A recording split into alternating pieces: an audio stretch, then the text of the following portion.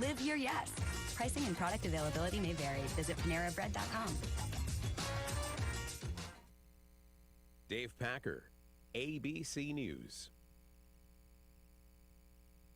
From ABC Sports, I'm Joey Weiler. College football, how about number 12 Notre Dame exploding for 31 fourth-quarter points, pulling away at 18th-ranked Wisconsin. From the shotgun, drops back against the four-man rush. Now throws to the near sideline.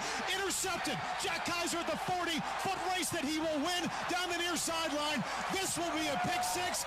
There's your ball game. 66 yards. Irish radio to their 41-13 win. Graham Mertz picked 4 times, twice by Cam Hart. Second quarter, Colorado State at Iowa tied at 7. Clemson at NC State even at 7. Arkansas 17-0 over Texas A&M. Michigan 17. Rutgers 3. Baylor leads Iowa State 21-10.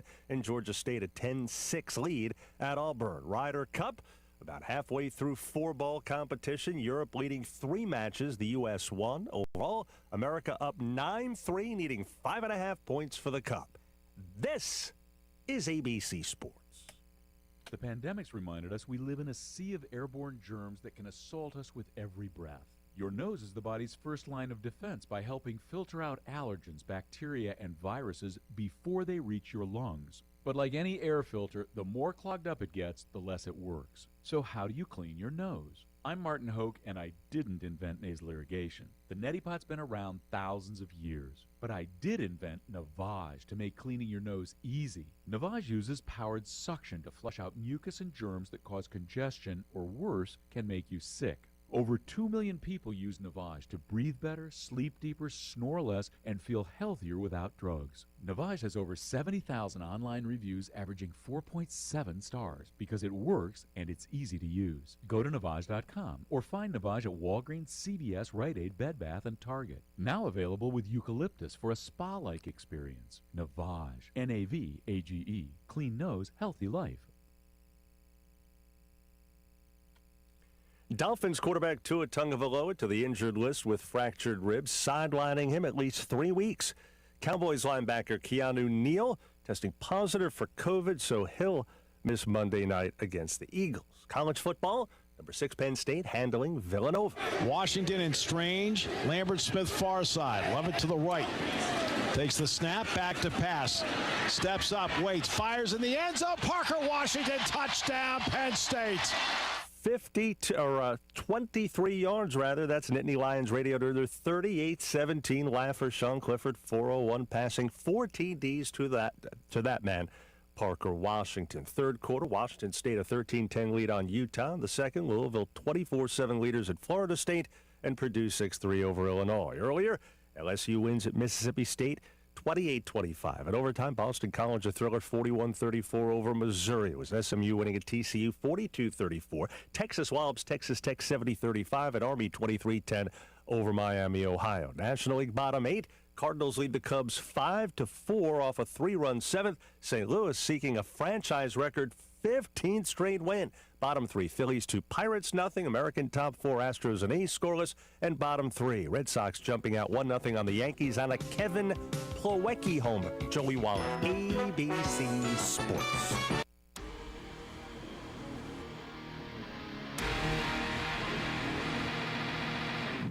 It's time for Yankton Soccer on KYNC and KYNTV. Yankton Soccer is brought to you by 1919 Root Beer, American Foods Group, Culver's, Checkers, Gerstner Oil, JJ Benji's, Mount Marty University, MT&RC Smith Insurance, Olson Pest Technicians, Overland Rehab, Shop Easy, Sherco, Trexido, USD Athletics, Yankton Computer and Network Services, Yankton Medical Clinic, Yankton Rexall, Vision Real Estate, Roy Wilcox State Farm Insurance, South Dakota Attorney General, Mason Schramm, Vision Real Estate, Hy-Vee, Rhonda Westland State Farm, Buell's Cleaners, Core Trust Bank, First Chiropractic Centers, Thrivent Financial, First Dakota National Bank, Avera, Vision Care Associates. Now let's go to the field with Josh Bolzer and KYNC Sports Director and voice of Yankton High School Athletics, Bryce Ladwig.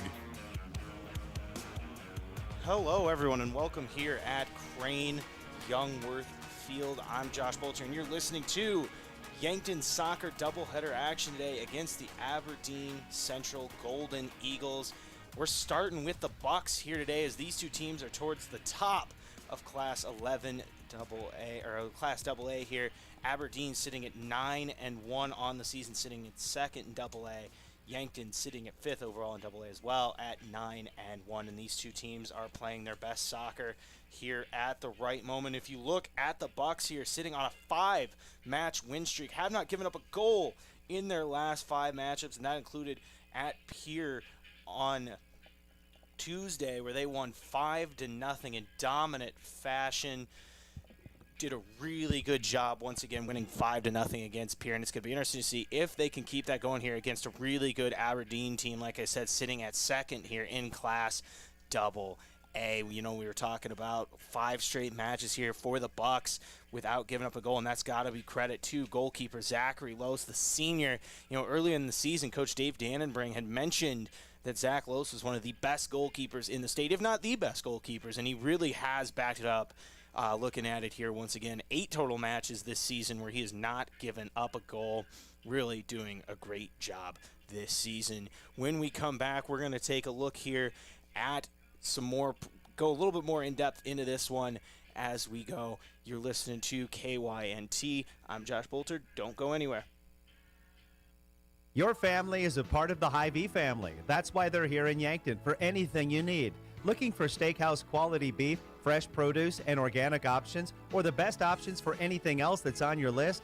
Hy-Vee has the products you're looking for. Convenient aisles online shopping for pickup and delivery, and Hy-Vee deals with coupons and sales to make your shopping budget go further. Shop Hy-Vee, where there's a helpful smile in every aisle. You've received a call or text message indicating there's a problem with your cell phone, your taxes, your Medicare benefits, or your utilities, and the only way to get it cleared up is to either put funds on a gift card or send cash. All of these are scams designed to obtain your hard-earned funds. Contact the Attorney General's Consumer Protection Division at 1-800-300-1986. Another red flag is the call or text comes in after work hours or on the weekend. Don't become a victim. Let Consumer Protection do some checking for you before you send any funds. Showtime!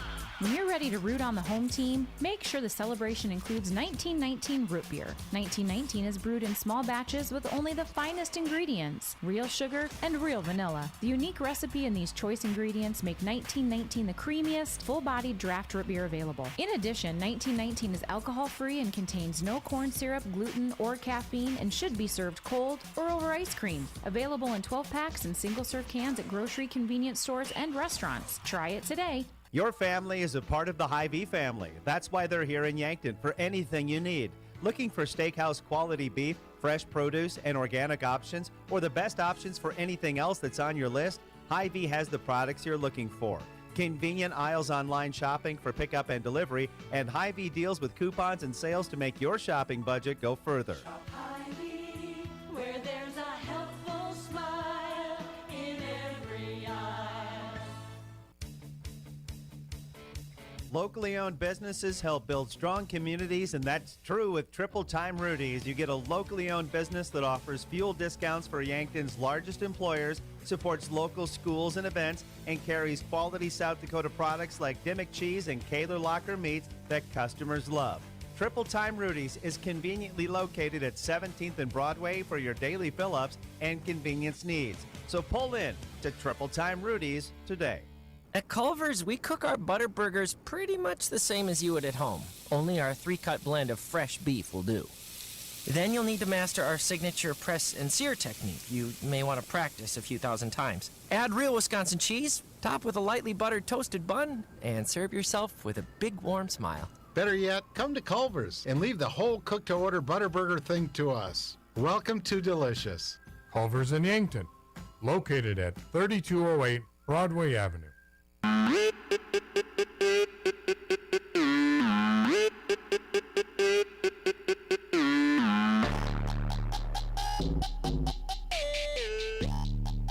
Welcome back here on KYNT as well as KYNTV. This is your Yankton Soccer KYNT pregame show brought to you by Hy-Vee. Once again, I'm Josh Bolter, and this is pregame show here for your Yankton Bucks soccer team as they are 9-1-1 on the season. Winners of 5 straight. Last game they lost was on September 7th against Brandon Valley here 1-0. And since then, 5 straight matches, not a single goal given up by the goalkeeper. Zach Lose doing a really good job as the senior goalkeeper.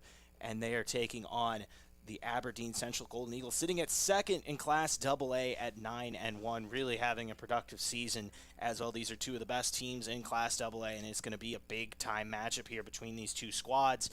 You know, now looking at it here, vision of the game, brought to you by Vision Real Estate. I think the key for the Bucks is really going to be keeping pressure over on the other side, because, you know, you look at it here, the offense has been efficient, but we know Zach Lose is going to be able to do his thing and do a really good job. I think the key is going to be get something going on offense, whether that's through Gage Becker or anybody, Will Pavlish, Gavin Fortner, Ethan Yassett.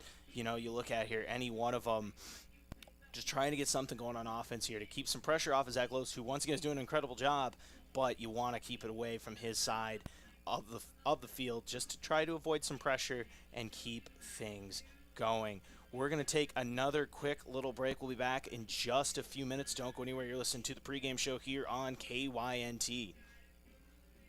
Oh, Sheboygan, I just can't get you off my mind. A quick family meal doesn't always mean a stop at the drive-thru window. After a busy day of running, just light up the grill and put on some Sheboygans. Sheboygan brats, natural casing wieners, or all-beef stadium or quarterback hot dogs make a quick, easy, and delicious meal. The way it tastes is simply divine. I got Sheboygan on my mind. Sheboygan. What does your phone and an auto show have in common? When you go to BillionAuto.com, everything. Start searching over 7,000 vehicles instantly. Chevys, Kias, GMCs, Toyotas, Fords, Hondas, Rams, and much more. Plus, negotiate your best deal on all pre-owned vehicles and apply for credit pre-approval all within a matter of minutes. 17 new car brands and thousands of used cars all in the palm of your hand. It's like an auto show every day at BillionAuto.com. All applications accepted. Not all will be approved. This fall, sip on a warm, soothing apple cider and bathe in the radiance of the changing colors before you smash that hot mug on the driveway and join First Dakota to bank some noise for fall sports. Stop for goal line stands, holler for a game-winning ace, and go berserk for a chip in from the rough.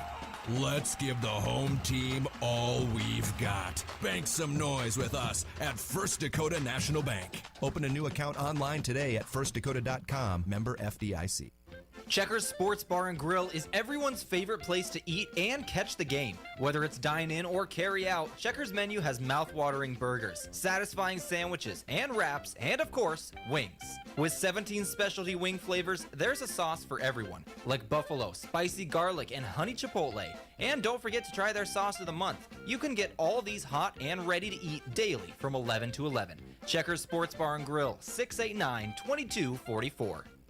Looking for a new look for your business? JJ Benji's is a great source for new company clothing for you and your employees. Now, if you don't know what to get or what's new, JJ Benji's can help. JJ Benji's has lots of ideas on what the hottest apparel items are, the most popular styles or material. There's always something new to get, and JJ Benji's is on top of it. For screen printing, embroidery, and promotional products for your business, JJ Benji's, 201 Pine Street, downtown Yankton. Look up. See that steeple on the hill? That's Mount Marty University, the region's premier Catholic university focused on academic excellence and student success.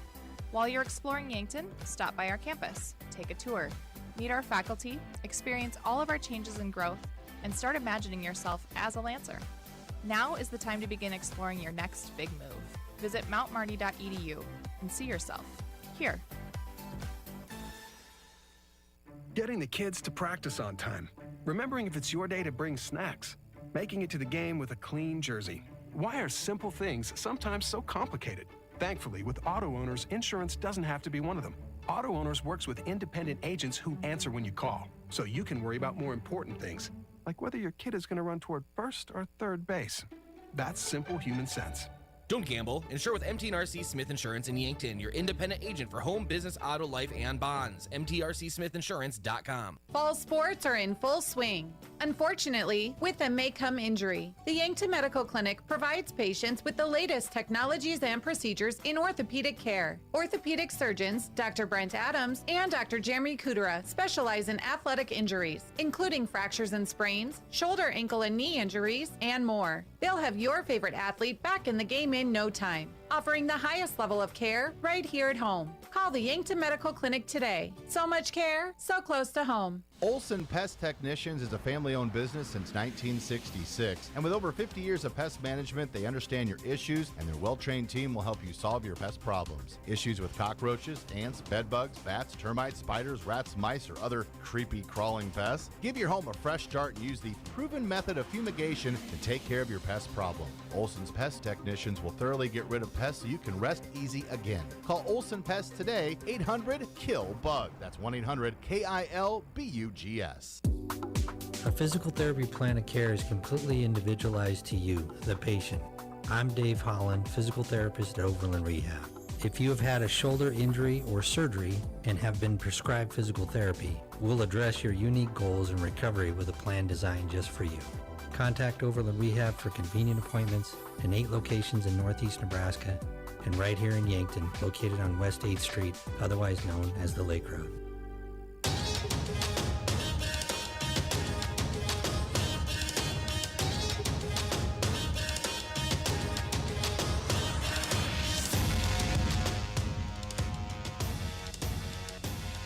Welcome back here on KYNT as well as KYNTV. I'm Josh Bolter. You're listening to Yankton soccer action here on KYNT. We are sitting here in your Bucks pregame show brought to you by Hy-Vee. This is a doubleheader here against Aberdeen Central, starting with the Bucks. We'll have the Gazelles afterwards.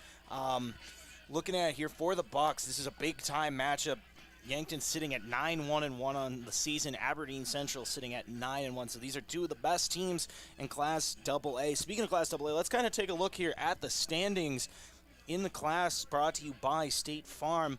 Looking at here, sitting at number 1 is Sioux Falls Jefferson, sitting at 8-1 on the season. You know, they're undefeated at home, and they are very good. They're 4-1 against teams above 500, and really just doing a good job, not only just getting wins, but getting wins against good teams. Aberdeen Central, you know, going to see them here in just a couple minutes, sitting at 9-1 on the season. You look at it here, they are 2-1 against teams above 500, but where they are really feasting is against teams below 500, sitting at 7-0 on the season and doing a really good job of beating who they're supposed to so far on this year. Sitting right behind them is Rapid City Stevens at 9-2, 4-1 at home, 4-1 on the road. It's really impressive how they've done this season. Their team record against teams above 500 is at 2-2. Following them up is Sioux Falls Washington at 6-1-3. You look at it here, they're really good at home, 3-0-1 on the season. Then you have the Yankton Bucks sitting at 9-1-1 on the season. Their only loss coming at home against Brandon Valley. And you look at it here, if you're looking at it in total, very good on the road, sitting at 6-0 on the road, getting it done away here from Crane Youngworth Field. And you look at it 2-2 as well, or excuse me, 2-1 against teams above 500. So, you know, they're going to have an interesting test today with only 3 games against teams above 500. It's going to be interesting to see how they respond against a team like Aberdeen Central, who's sitting at 2nd in Class 11AA. And once again, these are 2 of the best teams in the state. And rounding out the top 10, you have Spearfish, Sioux Falls Lincoln, Pierre, O'Gorman, and Rapid City Central. But, you know, Yankton coming off of a big win this week against Pierre, where they won 5-0. And, you know, it's part of a 5-match win streak where they have not given up a single goal. And once again, that can be credited to the goalkeeper, Zach Lose, who's done just a phenomenal job here for the Bucks on this season. And it's going to be interesting to see if he can keep it going here today against a really good Aberdeen Central team. We're going to take another quick little break, and when we come back, we're going to take a look here at your colors of the game, your officials, and so many more. But don't forget, this is part of your KYN TV Watch Party brought to you by Bro Burger Bar. Once again, that's KYN TV Watch Party brought to you by Bro Burger Bar. We'll be right back in just a few minutes where we'll bring you your colors of the game, official starting lineups, and the opening whistle here between Aberdeen and Yankton. Don't go anywhere. We'll be right back on KYNT and KYN TV. When it's time for school, it's time to stop at Cenex. You can fill up your car with high-quality gas and fill up your stomach with a quick breakfast. Maybe most important of all, you can fill up your mug with hot coffee. So all you students and teachers, skip the snooze button and head into Cenex on your way to school. Shop Easy, owned and operated by the Santee Sioux Nation, is open 24 hours for your convenience and wishes all area students and faculty a thriving, successful school year. With grain carts getting bigger and better every year, don't you think it's time to outfit them accordingly? Sherco's 4500 Series HD electric tarp works seamlessly with existing Sherlock tarps. The heavy-duty extruded arms are the strongest on the market and come with a lifetime warranty. Operating is easy and convenient with one of our smart remote options that let you open and close your tarp with the push of a button. Call to order yours today at 1-800-474-8756. Make it Sherco. What do you want to do when you retire? Whatever your dreams, you have the power to help make them a reality. Meet with a Thrivent financial professional and explore options that can help you prepare for retirement. Options you may not even be aware of. For more than 100 years, Thrivent Financial has been helping Christians be wise with money. Contact me, Gavin Zimmerman, at 605-260-4964, and I can help you retire with confidence. At Avera, our orthopedic care and services are designed for every body and every age, which means Avera Sacred Heart Hospital in Yankton offers innovative treatment options customized to your bone, muscle, and joint needs. So whether you suffer from aches, breaks, tears, or dislocations, turn to the orthopedic team experienced in treating every body. Learn more by visiting the Avera Sacred Heart page on avera.org.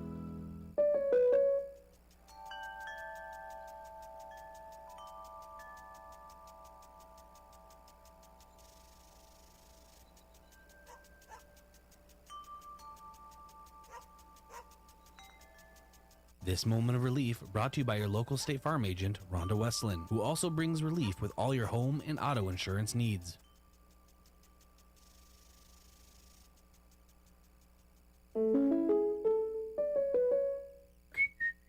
Do you whistle while you work?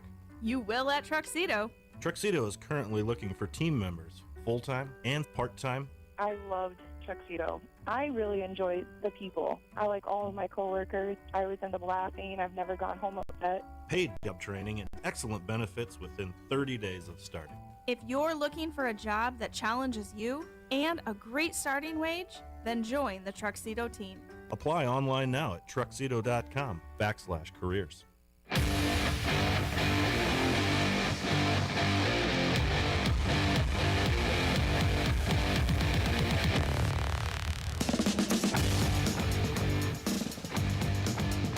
What's going on, everybody? You're listening to the KYNT as well as KYN TV pregame show brought to you by Hy-Vee. I'm Josh Bolter, and you're listening to Yankton Soccer doubleheader action. We're starting with the Bucks here today in just about 9 minutes.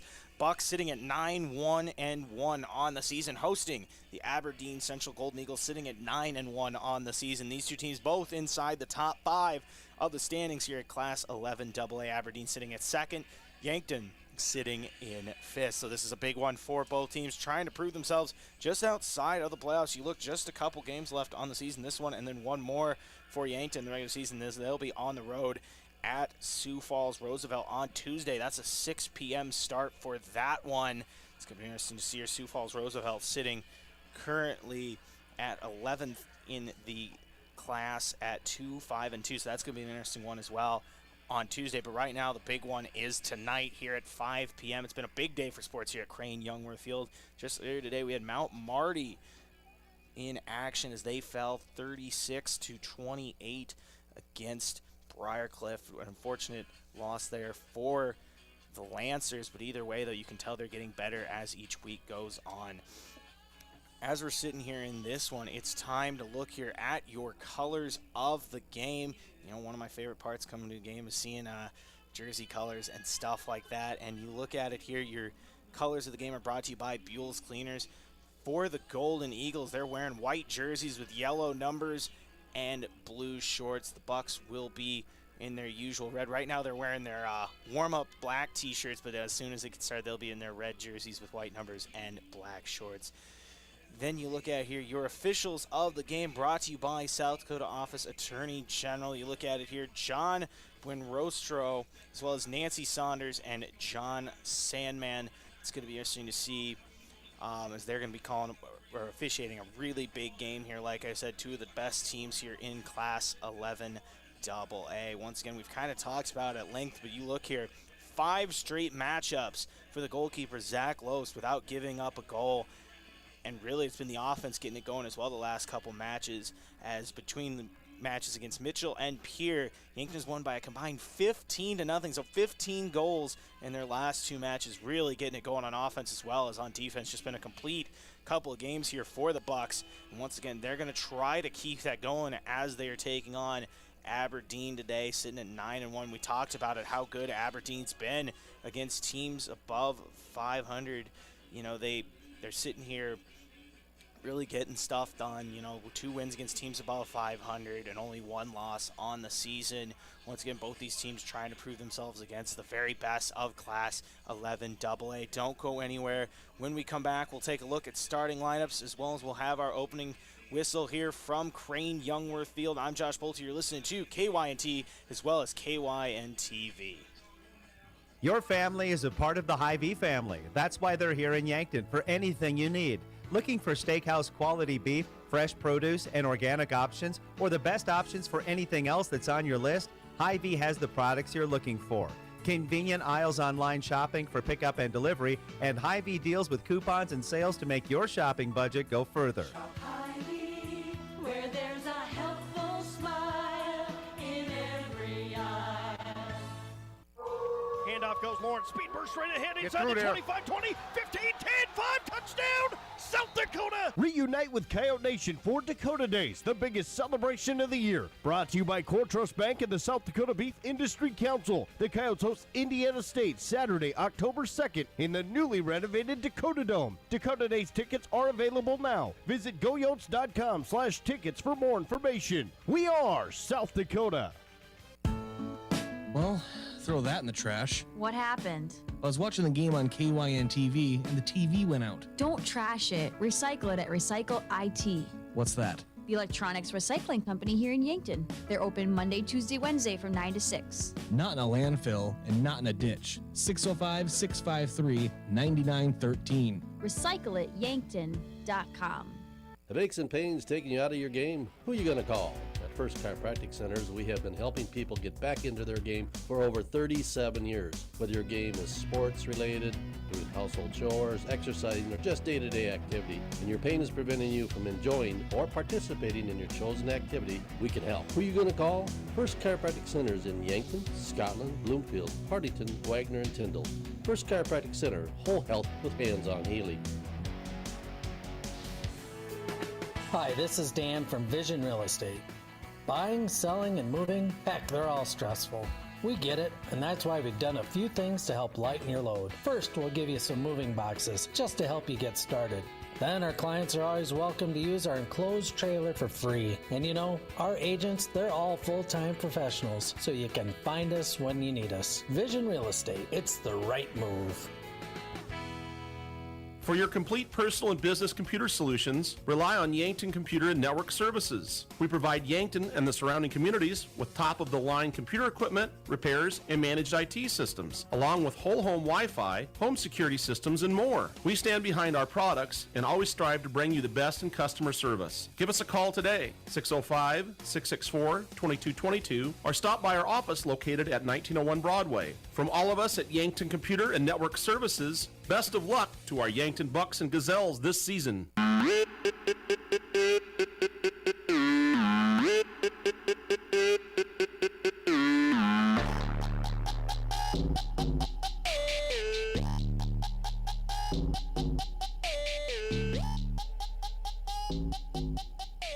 Welcome back here on KYNT as well as KYNTV. I'm Josh Bolter. You're listening to soccer action here for the Yankton Bucks. This is the first game of a doubleheader. We'll have the Gazelles later on tonight. That's supposed to start at 7 o'clock. But right now, the Bucks taking on Aberdeen Central. If the Bucks win tonight, they clinch a share of the ESD title. So, this is a big one, important match here for the Bucks as they're getting ready to get on the field here. Once again, the Bucks, winners of 5 straight. It's going to be interesting to see if they can get a victory here today and really continue a season that has been very successful. Like I said, 9-1-1 on the season, trying to move to 10-1-1. The Bucks are led by Coach Dave Dannenbring, and he last time out, so this is going to, we talked to him in their last home match against Mitchell. He was talking about how they got to be ready for games like this, a really big matchup here for the Bucks today. Getting ready here. Taking a look here now at your starting lineups here for the Bucks. The starting lineups are brought to you by First Chiropractic Center. Starting for the Bucks, we have Trace Jensen, Ty Bendy, Will Pavlish, Gavin Fortner, Ethan Yassip, Braylon Beats, Zach Hebda, Jacob Kirschner, Gage Becker, Milo Johnson, and Zachary Loest. As I say that, we're going to take a quick break for the national anthem. We'll be back here in 2 minutes.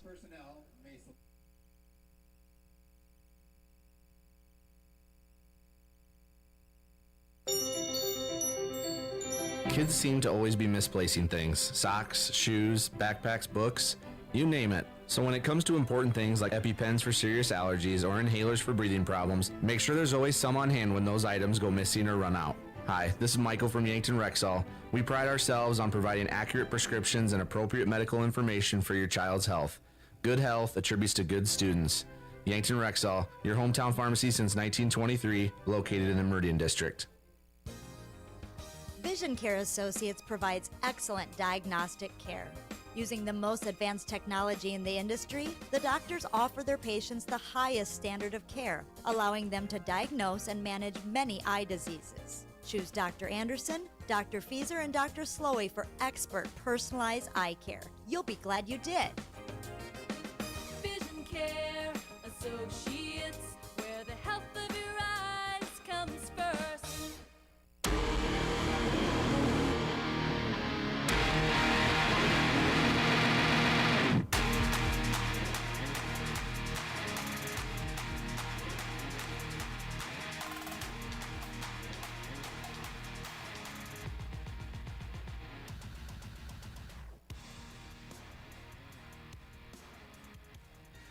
Welcome back here on KYNT as we are wrapping up the national anthem and KYNTV, of course. I'm Josh Bolter. This is Yankton Bucks soccer action taking on Aberdeen Central as we're getting ready to go here between two of the best teams here in Class AA. Yankton, with a win, can clinch a share of the ESD title, but of course, they have to get that done here with a win against Aberdeen.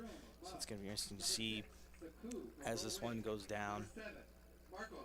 Here's where we're announcing starting lineups. Once again, your starters for the Bucks include Trace Jensen, Ty Bendy, Will Pavlish, Gavin Fortner, Ethan Yassip, Braylon Beats, Zach Hebda, Jacob Kirschner, Gage Becker, Milo Johnson, and Zachary Loest. Once again, the Bucks are led by Coach Dave Dannenbring. Talked to him last week after the win against Mitchell, and he was looking forward to this one, trying to get a big win on the resume. Keep in mind, the Bucks only have 2 wins against teams above 500, sitting at 2-1 on the season against teams above 500, really trying to prove themselves against some of the best teams in the state here.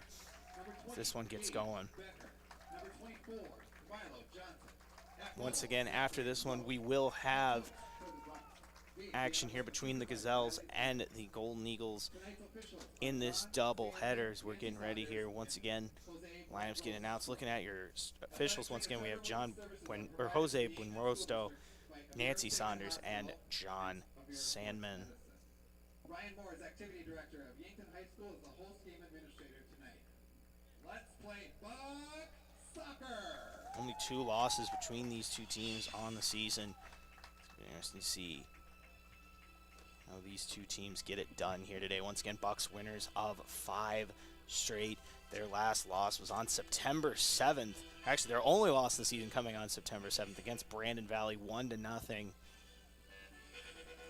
And that was a match where Coach Dave Dannenbring really felt like there was just a lot of missed opportunities, especially on the offensive end, to take advantage of that and get it done. But, you look at it, they've kind of fixed some of those issues. Their last 2 matches, they've scored 15 goals combined, really getting it done on the offensive end. Ball is placed at the half line here. It looks like it's going to be the Bucks starting with possession as Gage Becker's lining up here to get this one started for the Bucks. It's getting kind of a big fight feel here between these two teams as we're getting ready to go here.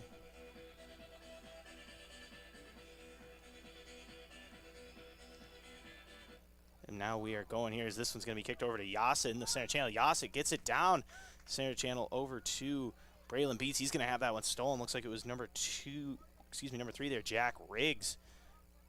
And on that one, getting it right down the right flank now is Aberdeen, taking it back up to halfway line, kicking it to number 13, Isaac Stockert. Stockert now passing down the center channel, blocked there by Pavlish. Yasa back over to Pavlish. That one's going to be stolen there.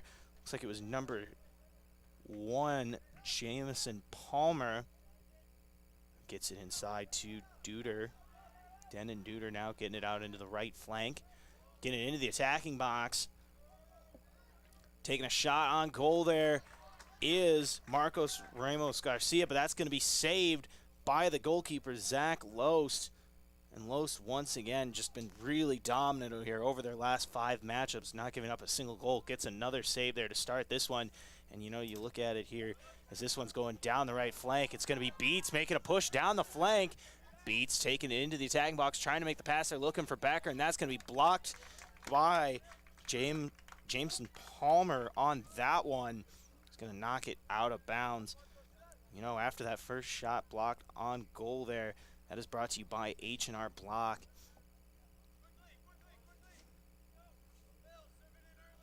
Looks like there's going to be a free kick here for the Bucks. It's going to be Will Pavlish over on the right flank. Pavlish now kicking this one into the attacking box, trying to set the header to Yasa. Yasa takes the shot and misses off to the right side of the goal. Goalkeeper in there for the Golden Eagles is Camden Fouth. He saves that one. Is just going to get ready to put it back into play here. Boots this one deep down the center channel. It's going to be Trace Jensen who has that one fall off his foot, and it's going to be picked up by Zach Loest. Excuse me. That one's going to go up the left flank. Header there from Hebda. Hebda with it now, has it blocked. Yasset trying to get in on this one. Over to Hebda. Pavlish now back over to Trace Jensen near their own attacking box for the Bucks. Kicking it down the right flank, and that's going to go out of bounds on Trace Jensen. Throwing it in now is number 37, Tyler Bain for Aberdeen.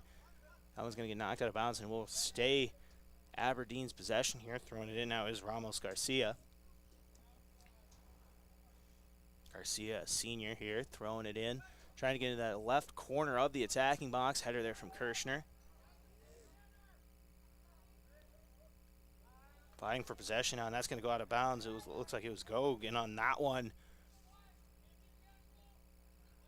Looks like we're going to get a corner kick early on here for Aberdeen.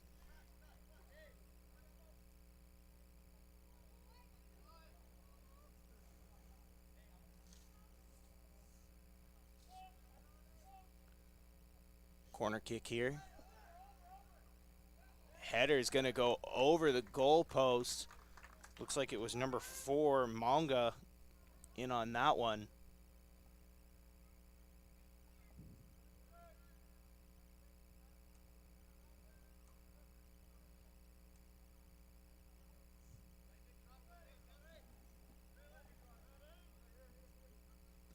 Los now boots this one up the center channel. Becker with the header, just misses that one. Yassett going after now. Yassett kicking it down the right flank.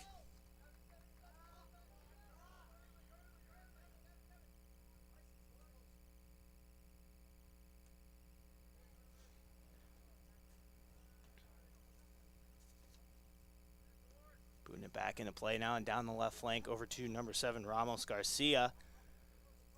Garcia almost stolen by Yassett. Tough defense there from Hebda.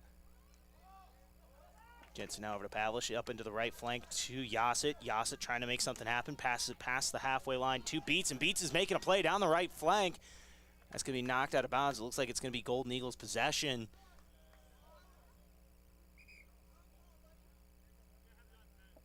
And it is throwing it in once again will be Tyler Bain.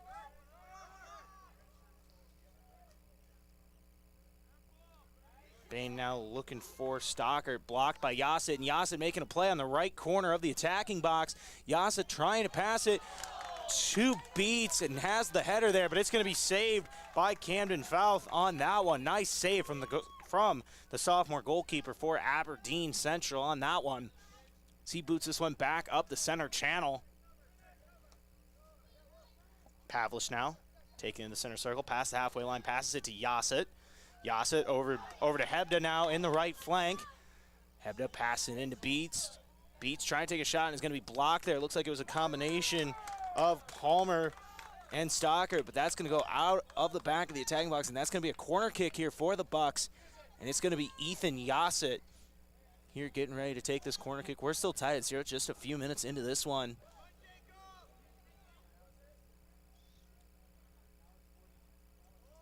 Yassett now gets one in the attacking box. Header there.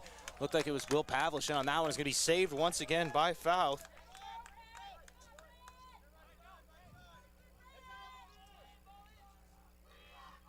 Booting that one up.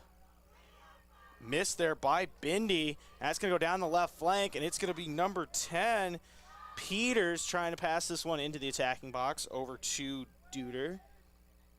Header there from Kirschner.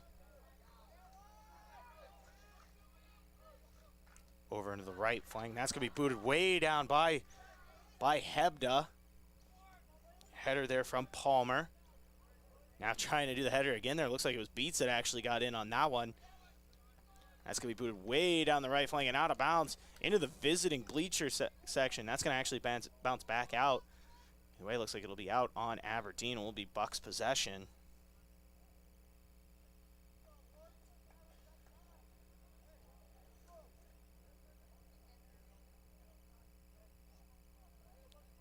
Throwing it now is Kirschner over to Pavlich. Pavlich up the left flank, and that's going to go back out of bounds. It'll be possession Aberdeen.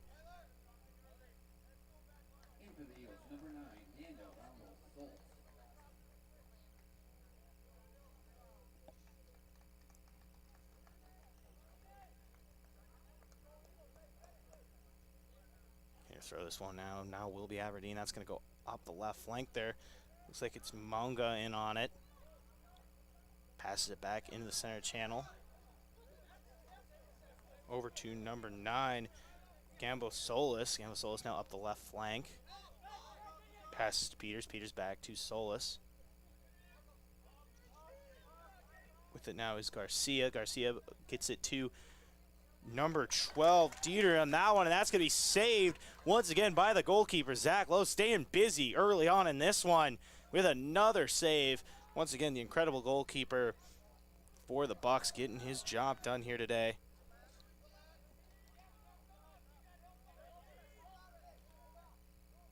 Aberdeen with it now at the halfway line up the right flank.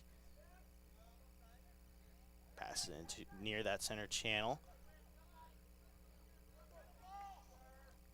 Garcia trying to pass this one out.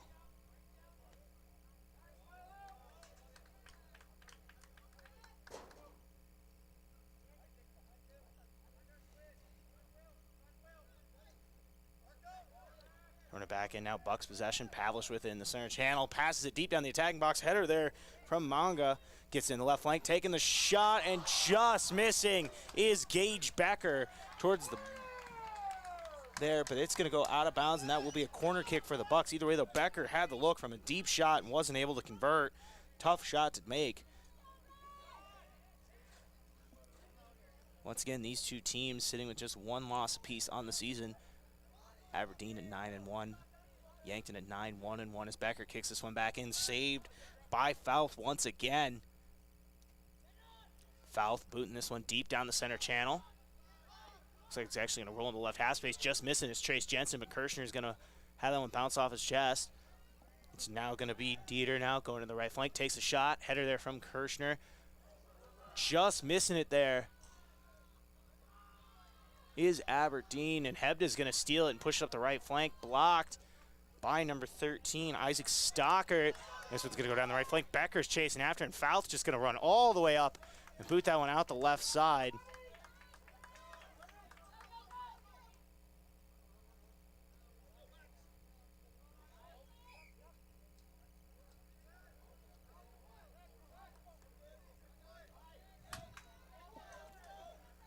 Aberdeen pushing this past the halfway line. That's going to be number 12, Denon Dieter.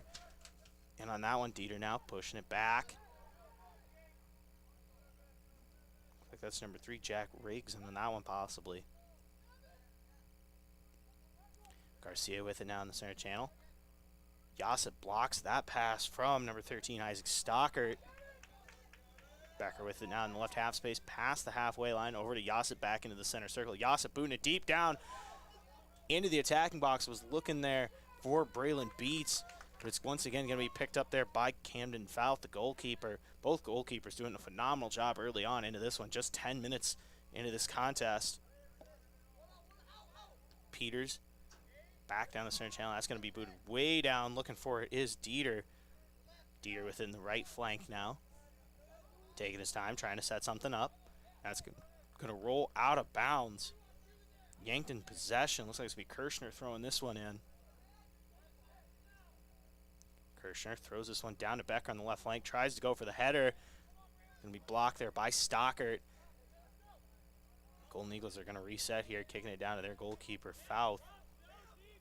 Fouth now with the pass down the left flank there. Header from Peters.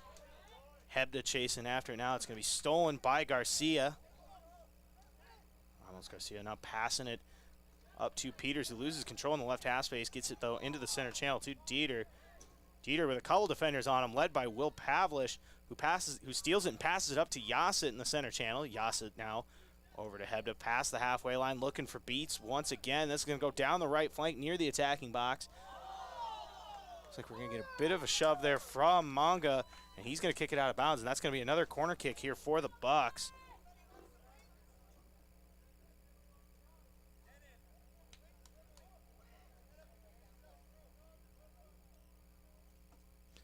This kick in, header there from Aberdeen. Shot there, no good by Milo Johnson. Foul throwing this one up past the halfway line. Trace Jensen has that one boot off his right foot into the flank, and that's going to go out of bounds.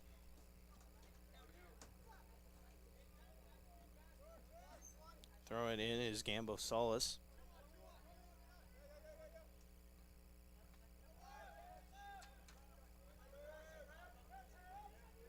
Aberdeen with on the right flank, booting this one down in the center channel, blocked by Pavlish. Pavlish chasing, but it's going to be picked up by Ramos Garcia. Hits a spin and takes a shot here on the goal. Save there from Zach Lose with the one hand, getting his left hand up when he needed to and getting the block. One heck of a save there by the senior goalkeeper. Deep kick there from Ramos Garcia, who took a shot. No good. Once again, score remains at 0. 27 minutes remaining here in the first half. Aberdeen is going to have a corner kick on this one. Save once again by Los, who just runs up and snatches it out of the air, so nothing could be done on that. No header opportunities or anything like that for Aberdeen, as he just throws this one down the right flank, past the halfway line and out of bounds. It's going to be Aberdeen possession. Throwing it in is Daniel Gambo Solis. Looks like he's going to lose control, and that's going to go out of bounds. Looks like maybe went off of Jelani Peters there. Number 2, Sam Hurley. Number 28, Samuel Huber. Getting ready to throw it in now is Zach Hebda.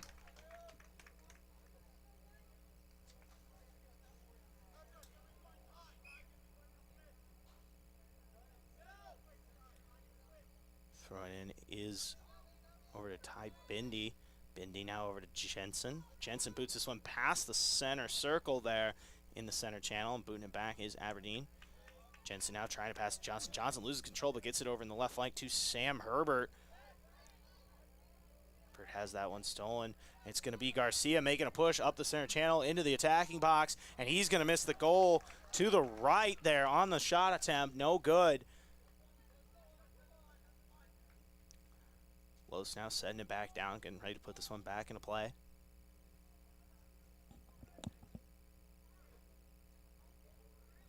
Los now boots this one. It's going to be blocked by Aberdeen. Making a push into the top of the center channel there, but blocked by Kirschner. Hebner with it now up the right flank, trying to find number 28, Samuel Huber on that one. But it's going to be picked up by Fouth. Fouth throwing into the left flank. Over to Salas. Salas now passing it back to Manga. Manga back up to Salas. Blocked by Hebda. Salas is going to pick it up, though, and he's going to kick it deep. All past the halfway line, down the left flank. But meeting him there will be Ty Bindi, who's just going to let that one go out of bounds. It'll be Bucks possession. Tries to get into Pavlich, who loses a bit of control there. They're able to get it out and pass it to Milo Johnson, who just misses. It's going to be picked up by Jelani Peters, who takes it at the halfway line. Stolen there by Pavlich, and Becker's making a push down the left half space. Becker movement into the attacking box now, that top left corner there. Tries to kick this one back towards the goalkeeper, passing it to Heber, and that's going to be knocked out of bounds by Aberdeen. Looks like it was number 4, Zizra Manga on that one, and it's going to be a corner kick here for the Bucks. Ethan Yassett passes this one into Becker. Becker trying to get in the attacking box, blocked by Aberdeen. Kirschner with it now, passing it in to Pavlich. There's going to be a whistle on that one. Looks like potentially an offside on that one, maybe. Either way, the whistle on that. Pavlich had the look he wanted. Aberdeen possession now. Malga passing it up to number 9, Daniel Gambo Solis. Kicks this one down the left flank, and it's going to go out of bounds. It'll be Bucks possession.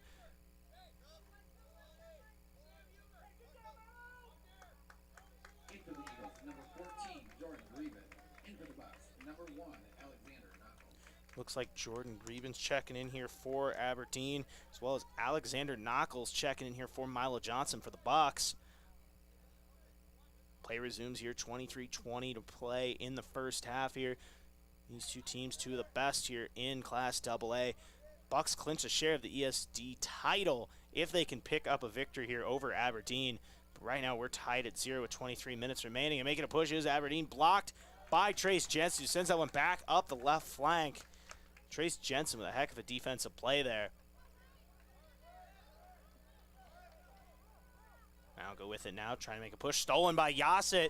Got his right foot in there and breaks some ankles on that one. Is Ethan Yassett. Looks like he tripped or shook up Manga on that one and passes it way down the right flank, but it's going to be picked up by Camden Fouth.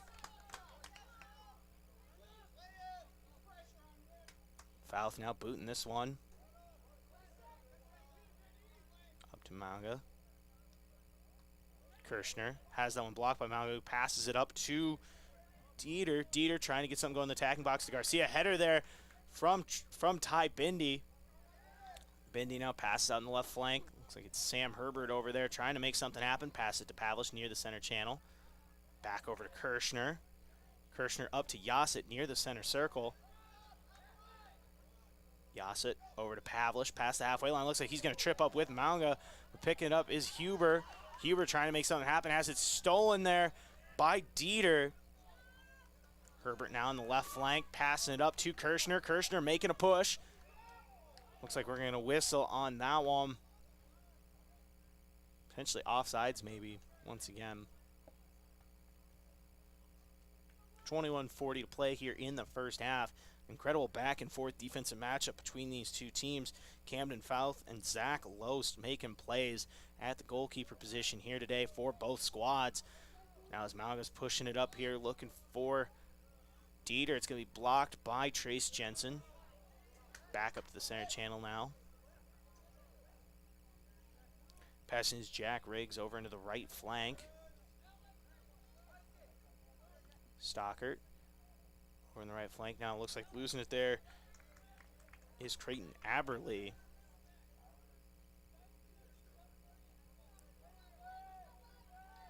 Jensen Trying to get into that right half space to Hebda and finds Hebda over to Huber now. Huber trying to pass up the right flank. He's got Yassett. Yassett making a run into the attacking box, taking a shot, and saved there by Camden Fouth once again.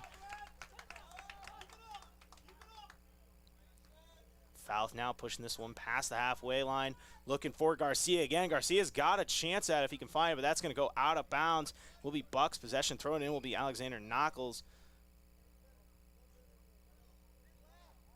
Just over 20 minutes to play here in the first half. Once again, exciting action here between the Bucks and the Golden Eagles. Once again, Bucks can clinch a share of the ESD title with a win today, trying to move to 10-1. They're currently sitting at 5th in Class 11 AA right now. Aberdeen sitting at 2nd in Class AA. Braylon Beach checking back into this one, as well as Gavin Fortner. Looks like it's going to be Hebda and Becker checking out here.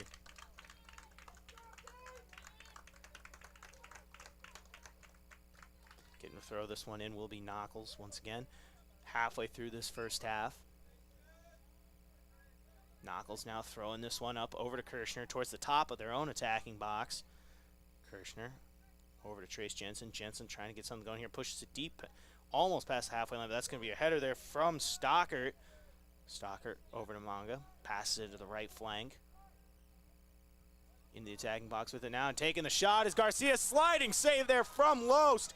Once again, getting it done. Zach Loest blocking what would have been an easy goal there for Denon Dieter on that one. Heck of a save there by Loest. Play resumes now as Garcia's trying to get this one into the attacking box here for Aberdeen. Trying to pass it in there to Dieter. Once again, blocked by Kirshner and passes it up the center channel over to Braylon Beats. Now with it past the halfway line is Beats. Beats has got Huber down on the left flank, but he's going to pass it to the right, and it's just going to be blocked there by Manga.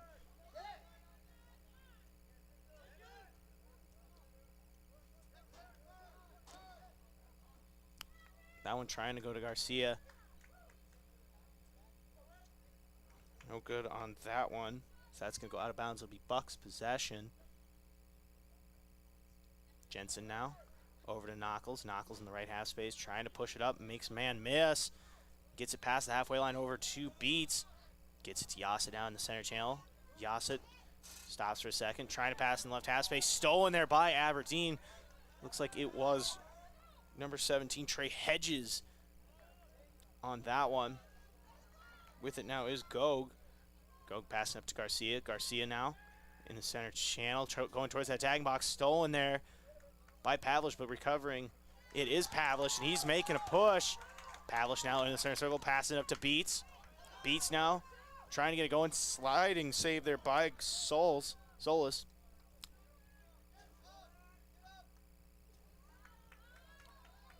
Jensen with it now, passing it back up near the halfway line to up to Fortner.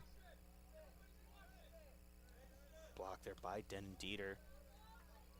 Header there by Manga. Greba now passing this one up to Dieter. Dieter trying to take it into the attacking box. And once again, another save there by Zach Loest. That one looks like it might have still went right, but Loest, why not? Go get another save while you're at it. Score remains 0-0 here with 17 to play in the first half. It is going to be a corner kick here for Aberdeen.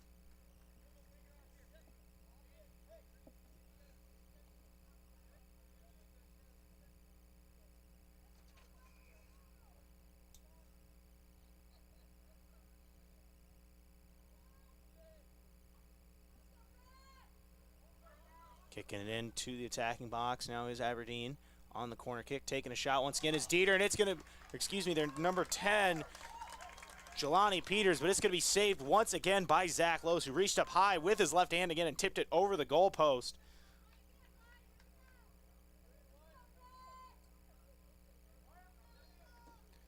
Could be another corner kick here for the Golden Eagles. Header there by Yassett. It's going to roll out of the attacking box. Passing it back in is Aberdeen. Taking the shot there was number 14, Greben. But it's going to be Yankton making the save, and it's going to be Sam Herbert making the push up to Huber. Some block, losing it is Greben. Pavlish over to Knuckles. Up into the left flank and chasing after it is Chase Jensen. This is going to go near that attacking box. It's going to be possession, Aberdeen.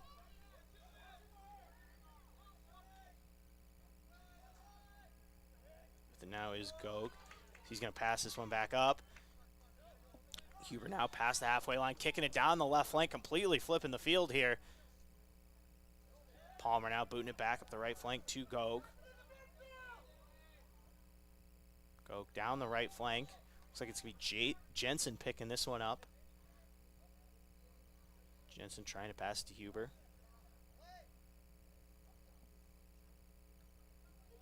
This one's stolen by Kirshner. Kirshner over to Yassett. Yassett up the left half space. Has got some room. Taken into center channel here. Yassett taking a shot on goal, and that's going to be blocked once again by Camden Fouth. We're going to get a corner kick here for the Bucks with 14:45 to play here in the first half.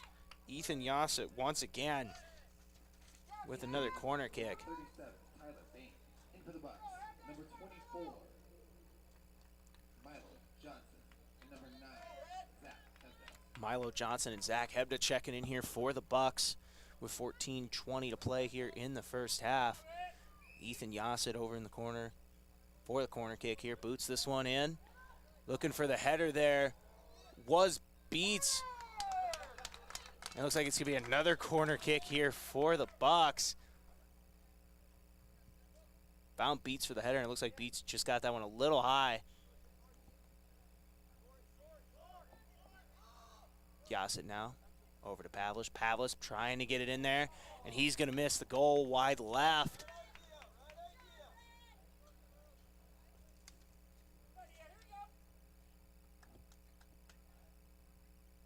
Pavlish now setting this one up.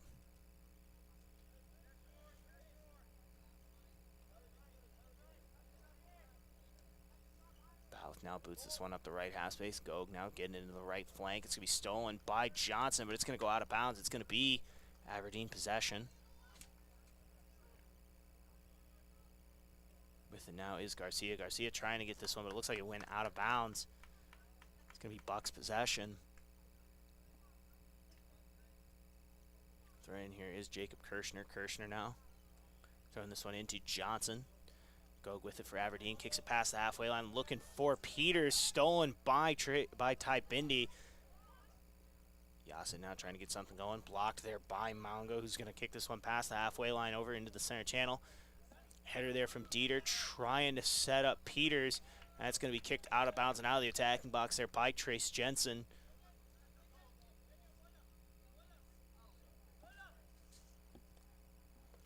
Campbell Solis now kicking this one, header there from Gavin Fortner on that one. That's going to go out of bounds. Looks like we're going to get a corner kick here for Aberdeen. Under 12:30 to play here in the first half.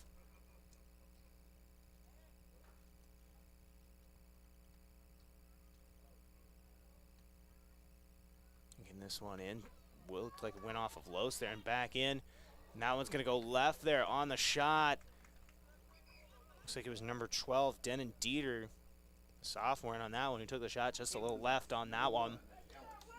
Once again, we're still tied at 0 here at Crane Youngworth Field. Under 12 minutes to play here in the first half.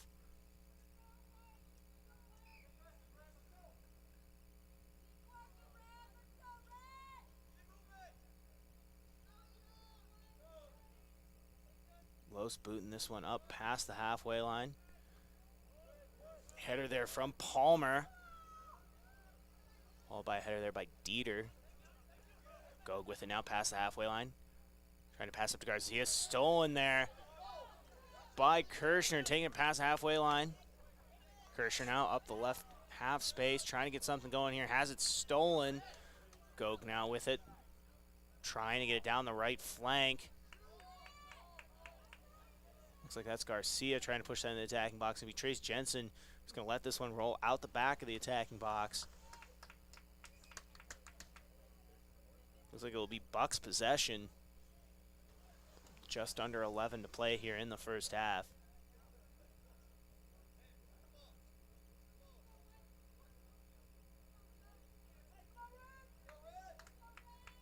Los, once again, 5 straight matches, has not given up a goal. Doing a really good job here. Senior goalkeeper for the Bucks passes this one up. Yasa just misses the header, but it's going to be Beats. Gets the header, and it's going to be Manga picking this one up and kicking it past the halfway line. Gog now with the header. Followed by a header there from Peters, and that's going to go over in the left flank and roll out of bounds. Looks like it'll be Aberdeen possession. Throwing it in will be Daniel Gambo Salas. Who's looking for number 37, Tyler Bain, as that's going to roll out the back of the attacking box there with 10 to play here in the first half.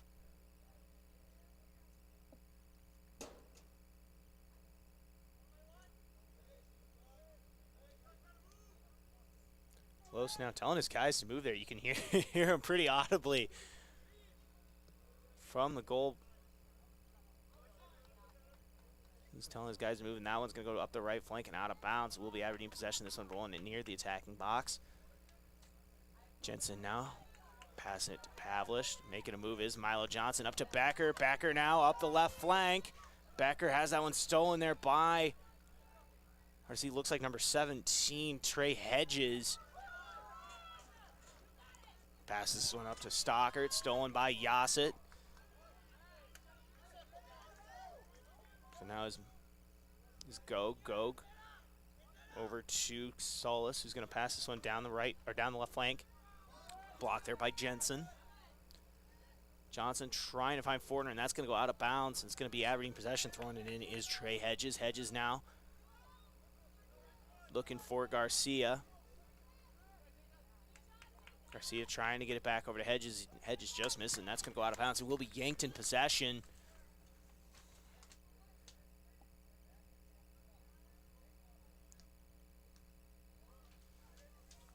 Throwing it in now, it will be Aberdeen in the attacking box with it. With a shot is Peters, misses it on the pass, has to recover. Gets it back in the attacking box. Header there from Kirshner. It's going to go right over to Garcia, who takes a shot. No good. Looks like it was on the outside there on the right side of the goal. Really kind of a tough shot to make there. Into the box, number 5, Will Pavlish checking in now. Looks like it's going to be Sam Huber on that one checking out.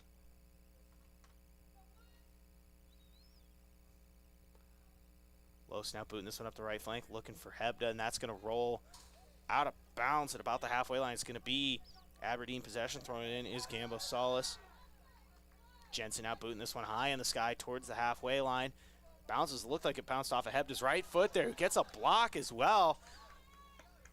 Covering though is Mauga. He's passing it to Salas. Salas at the halfway line now passes it up to Peters. Peters on the left flank, stolen by Knuckles. Off the chest of Beats there, and making a play is Yassett up the right flank. He's got to look, and he's going to get the goal. Ethan Yassett with the goal, and that breaks the tie as the Bucks now lead 1-0. As Camden Fouth had kind of chased out of the goalkeeper area there to try to get that ball, and Yassett took advantage in the top right of the attacking box, and the Bucks now lead 1-0 here off of the goal from a senior, Ethan Yassett. Crowd here at Crane Youngworth Field absolutely exploded on that one. Bucks now lead 1-0 with 6:50 to play. Once again, goal there by Ethan Yassett. Bucks now lead 1-0. I was writing down the time on my stats here so I can keep track of that, and I about said they're leading 7-0. It is 1-0 Bucks. Here's that one's going down the right flank. Aberdeen with it. Dieter taking a shot, saved by Loest once again, and Zach Loest keeping up his phenomenal play once again.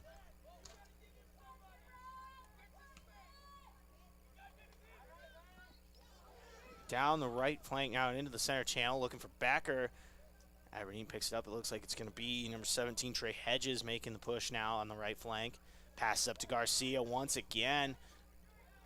deep in Bucks territory as this is going to be booted back into the attacking box. Header there by Hebda. And that shot's going to go way out of bounds.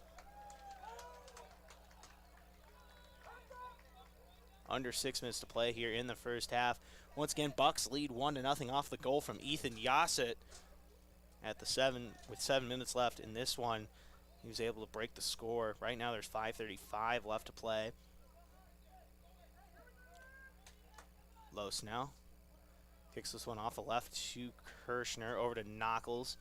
Knuckles taking into the left flank, taking his time, has one blocked. Looked like it was Gogan on that one. Now stolen by Kirschner. Kirschner trying to pass it up to Hebda. Down the left flank to Becker, but that's going to be blocked. Now with it in the center channel at the halfway line is Pavlich. Pavlich trying to get over to Hebda, blocked by Daniel Gambo Solis on that one. That's going to roll down the left flank.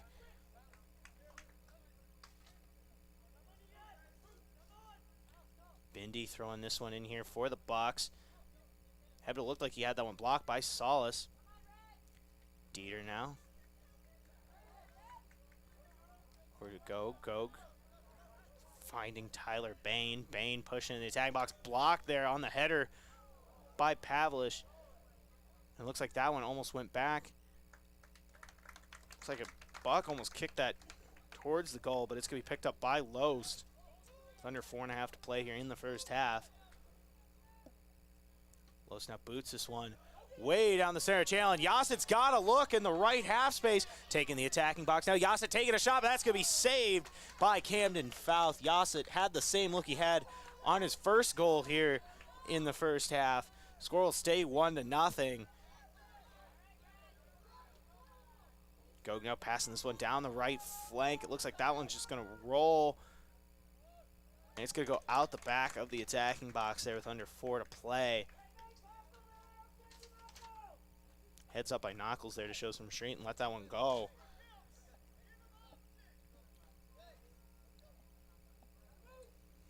Bucks lead 1-0 here with 3:35 left to play in the first half.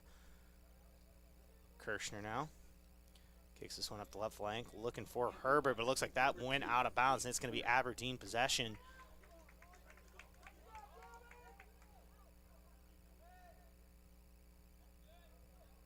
Throwing this one into Garcia. Garcia now trying to get something going. He's deep in Buck territory. Looks like it's stolen by Kirschner, but Garcia gets control again and takes a shot, no good. Went around the back of the goal there. Once again with 3 to play, Bucks lead 1-0. Keep in mind 3 to play in the first half. After this one, don't go anywhere. We will have Gazelle action here as they take on Aberdeen tonight. It's supposed to start at 7, but that'll obviously take place whenever this one gets done. This exciting matchup here between the Bucks and the Golden Eagles. In just a couple minutes, we'll also have your Rivera halftime show, so don't go anywhere. We'll kind of recap here of the first half. Tyler Bain now taking up the center channel. Passing it to Dieter. Dieter in the right half space near that corner of the attacking box. Pushing it back on the right flank. And trying to pass it in there to Peters, who misses that one. Might have been by a quarter mile. That one goes wide right on that shot. Tried to curve the shot and wasn't able to get it. Went way out of bounds now. Bindi passing this one up to Hebda. Hebda up the right flank, trying to make a push. He's got Peters chasing after him. As Yassett now passes it up to Hebda once again. Hebda trying to pass it into Kirschner. There is blocked, but he recovers, gets the header. With it now is Yassett. Yassett taking it to the center channel. Pass it down to Becker, who just misses it. Herbert's going to pick it up on the left flank and try to pass it into Becker. That's going to be knocked out of bounds there by Gog on the left side. Knuckles throwing it in here for the Bucks. 1:40 to play here in the first half. Knuckles with it now. Passing it back over to Pavlich. Pavlich trying to get it in there to Beats, who just misses Beats, and that's going to roll. It's picked up by Camden Fouth with 1:30 to play in the first half. Bucks lead 1-0. Fouth now up the left flank. Looking for Peters. Peters trying to make something happen. Stolen there by Hebda. Bindi now over to Yassett. Yassett tripped up there. It looks like it was number 9 on that one. Solis was able to steal it from Yassett. Under a minute to play here in the first half. Aberdeen trails 1-0. Looks like it's going to be a free kick here for Aberdeen. Passing it over to Stockert. Blocked by Herbert. Aberdeen with it now on the right flank. Looks like it's number 17, Trey Hedges. Stolen there by Kirshner. Up to Becker in the left flank. 35 seconds remaining here in the first half. Becker has that one stolen by Hedges. Hedges now over to Bain. Bain up the center channel, passing it to Solis. Solis on the left half space, trying to get into the attacking box there. Looking for Garcia. 15 to play here in the first half. Garcia trying to make something happen, tries to pass it back out. Kirshner now boots this one over. It's going to be Bain at the top of the attacking box, who just misses on the swing there. 5 remaining. Solis trying to get something going here. Bain passes it over to Stocker, who takes the shot, but it looks like timing expired. Lowe saves it anyway, and that's going to do it here for the first half. Bucks lead 1-0 off a goal from Ethan Yassett with 7 seconds remaining in the first half. That's going to do it for the first half. Don't go anywhere. We will come back here in just a couple minutes with your Avera halftime show. I'm Josh Bolter. You're listening to KYNT as well as KYN TV. Your family is a part of the Hy-Vee family. That's why they're here in Yankton for anything you need. Looking for steakhouse quality beef, fresh produce, and organic options, or the best options for anything else that's on your list? Hy-Vee has the products you're looking for. Convenient aisles online shopping for pickup and delivery, and Hy-Vee deals with coupons and sales to make your shopping budget go further. Hy-Vee, where there's a helpful smile in every aisle. This fall, sip on a warm, soothing apple cider and bathe in the radiance of the changing colors before you smash that hot mug on the driveway and join First Dakota to bank some noise for fall sports. Stop for goal line stands, holler for a game-winning ace, and go berserk for a chip-in from the rough. Let's give the home team all we've got. Bank some noise with us at First Dakota National Bank. Open a new account online today at firstdakota.com, member FDIC. Fall sports are in full swing. Unfortunately, with them may come injury. The Yankton Medical Clinic provides patients with the latest technologies and procedures in orthopedic care. Orthopedic surgeons, Dr. Brent Adams and Dr. Jeremy Kudera, specialize in athletic injuries, including fractures and sprains, shoulder, ankle, and knee injuries, and more. They'll have your favorite athlete back in the game in no time, offering the highest level of care right here at home. Call the Yankton Medical Clinic today. So much care, so close to home. At Avera, our orthopedic care and services are designed for every body and every age, which means Avera Sacred Heart Hospital in Yankton offers innovative treatment options customized to your bone, muscle, and joint needs. So whether you suffer from aches, breaks, tears, or dislocations, turn to the orthopedic team experienced in treating every body. Learn more by visiting the Avera Sacred Heart page on avera.org.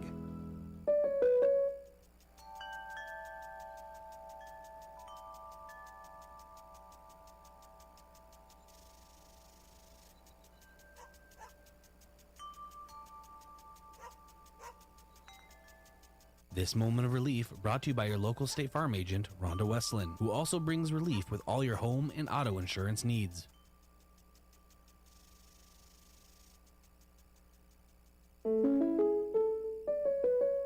If aches and pains taking you out of your game, who are you going to call? At First Chiropractic Centers, we have been helping people get back into their game for over 37 years. Whether your game is sports related, doing household chores, exercising, or just day-to-day activity, and your pain is preventing you from enjoying or participating in your chosen activity, we can help. Who are you going to call? First Chiropractic Centers in Yankton, Scotland, Bloomfield, Hartington, Wagner, and Tyndall. First Chiropractic Center, whole health with hands-on healing. Vision Care Associates provides excellent diagnostic care. Using the most advanced technology in the industry, the doctors offer their patients the highest standard of care, allowing them to diagnose and manage many eye diseases. Choose Dr. Anderson, Dr. Fieser, and Dr. Slowey for expert personalized eye care. You'll be glad you did. Vision Care Associates, where the health of your eyes comes first. Fall Fall sports are in full swing.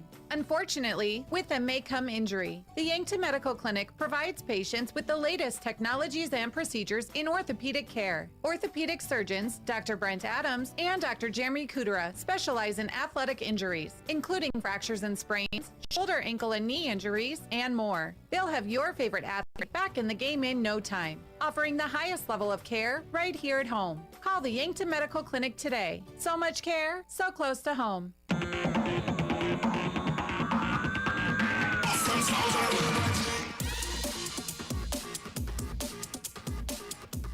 Welcome back here on KYNT as well as KYN-TV. This is your Yankton Bucks halftime show brought to you by Avera. And you look at here an exciting first half of soccer action between the Bucks and the Golden Eagles. These two teams with only one loss apiece in the regular season so far. Bucks sitting at 9-1-1, Aberdeen sitting at 9-1. Yankton with a win today can clinch a share of the ESD title with a win, and right now they're sitting in a good position as they're up 1-0 here over Aberdeen after one half. It was Ethan Yassett with 7 minutes remaining in the first half who got a goal in the top right of the attacking box, getting it done, and doing a little, he was pounding his chest a little bit after that one, but you know what, when you score a goal in a big game, I understand it. He was getting hyped, and crowd here at Crane Youngworth Field has been just as hyped as well. Other than that, major standouts include Zach Lose, the goalkeeper. Once again, has not allowed a goal in 5 straight matches. Might as well make it 5.5 because another half here where he did not give up a goal with plenty of saves there in the first half. It was incredible first half of action between these two teams as they're trying to get it going here in the second half. We're going to take another quick little break here, and when we come back, we will have your preview here for the second half. Don't go anywhere. I'm Josh Bolter. This is KYNT as well as KYN-TV. Your family is a part of the Hy-Vee family. That's why they're here in Yankton for anything you need. Looking for steakhouse quality beef, fresh produce, and organic options, or the best options for anything else that's on your list? Hy-Vee has the products you're looking for. Convenient aisles online shopping for pickup and delivery, and Hy-Vee deals with coupons and sales to make your shopping budget go further. Where there's a helpful smile in every aisle. This fall, sip on a warm, soothing apple cider and bathe in the radiance of the changing colors before you smash that hot mug on the driveway and join First Dakota to bank some noise for fall sports. Stop for goal line stands, holler for a game-winning ace, and go berserk for a chip in from the rough. Let's give the home team all we've got. Bank some noise with us at First Dakota National Bank. Open a new account online today at firstdakota.com, member FDIC. Fall sports are in full swing. Unfortunately, with them may come injury. The Yankton Medical Clinic provides patients with the latest technologies and procedures in orthopedic care. Orthopedic surgeons, Dr. Brent Adams and Dr. Jeremy Kudera, specialize in athletic injuries, including fractures and sprains, shoulder, ankle, and knee injuries, and more. They'll have your favorite athlete back in the game in no time, offering the highest level of care right here at home. Call the Yankton Medical Clinic today. So much care, so close to home. At Avera, our orthopedic care and services are designed for every body and every age, which means Avera Sacred Heart Hospital in Yankton offers innovative treatment options customized to your bone, muscle, and joint needs. So whether you suffer from aches, breaks, tears, or dislocations, turn to the orthopedic team experienced in treating every body. Learn more by visiting the Avera Sacred Heart page on avera.org.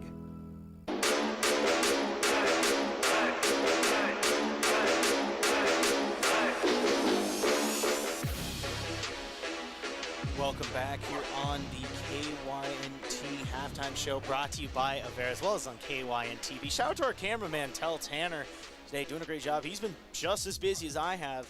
You know, we were here for the Mount Marty game earlier when Mount Marty fell to Briarcliff. You know, he was doing color for that along with Steve Toom. I was here on camera. Now we've reversed roles, so he's doing a great job there. I'm Josh Bolter. You're listening to Yankton Bucks soccer action. We are sitting at a 1-0 lead here for the Bucks going into the second half off a goal from Ethan Yassett at the with 7 minutes remaining in the first half. He was able to get it in the right corner of the attacking box and knock it in. And that's how the Bucks are leading 1-0. Bunch of saves from Zach Lose as well. He did a really good job here. 5 straight matches where he has not given up a goal. He's trying to make sure that continues here today. Nothing in the first half for Aberdeen. Once again, Yankton with a win can clinch a share of the ESD title. But, you know, this isn't the only action we have today. After this, we got the Gazelles in action taking on Aberdeen in our second part of a doubleheader here at Crane Youngworth Field. Bucks once again trying to move to 10-1-1 on the season. After this, don't forget, we'll have an interview with Coach Dave Dannenring as soon as he's done talking to his squad. He'll come up here, and, you know, he's insightful as always, so we'll get to hear from him in the post-game show. Looking to the second half, I think it's pretty simple. If you're the Bucks, keep the pressure off of Lowe's. As good as he is, you know, sometimes things can happen. The less chances that Aberdeen has on goal, I think the Bucks will be better off. So I think the key is just keep it down on the offensive end and avoid having to play as much defense as possible. If you can keep on the offensive end, I think that's a good recipe for success here if you're the Bucks going into the second half. 1 minute until we resume play here as these two teams are getting ready to go. Once again, Bucks lead 1-0 here going into the second half. This is your Avera halftime show. I'm Josh Bolter. Both teams have taken the field now. It will be Aberdeen possession here to start the second half. As we get ready to go here.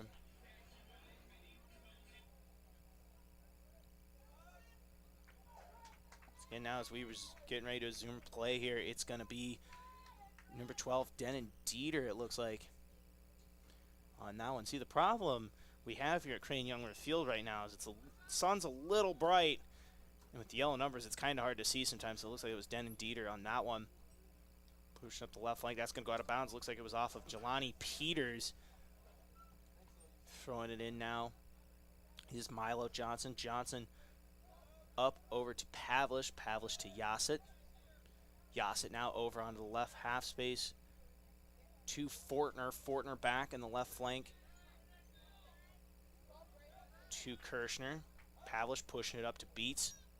Beats back over to Pavlish. Pavlish in the center channel, loses control, has to step back and go get it. Passes it to Fortner. Fortner over to Yassett.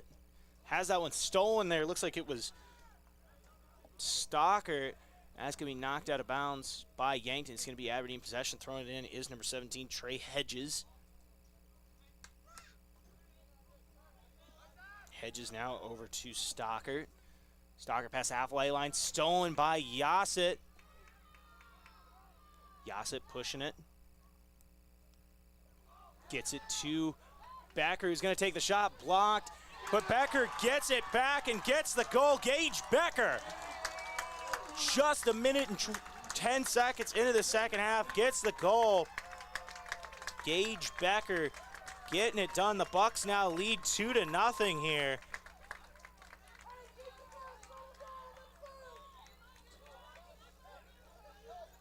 Once again, now Bucks lead 2-0 off the goal there from Gage Becker. Passing it back in will be Denon Dieter. Header from Pavlish. With it now is Johnson. Johnson passes it to Hebda. Hebda past the halfway line, trying to set up Beats, but that's going to be blocked by number 4, Manga.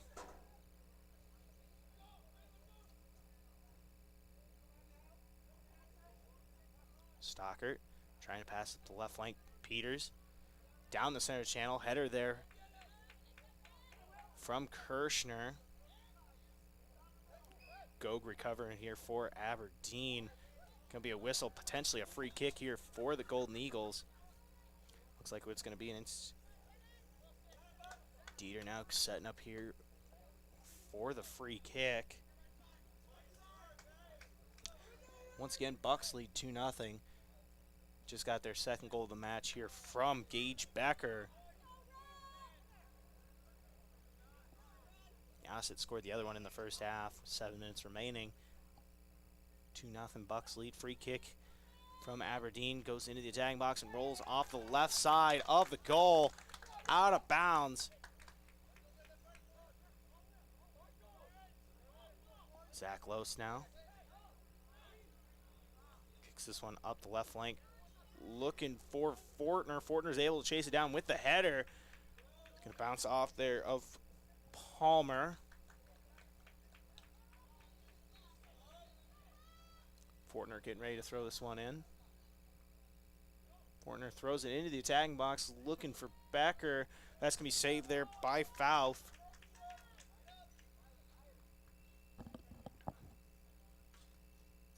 Fouth up the center channel now. Looks like went off the knee of Hebda. Yasa gets in trying to pass to Johnson. Johnson has one blocked. Pavlich gets it into the center channel, passes it to Fortner. Looks like you're going to whistle there on Aberdeen, potentially a free kick.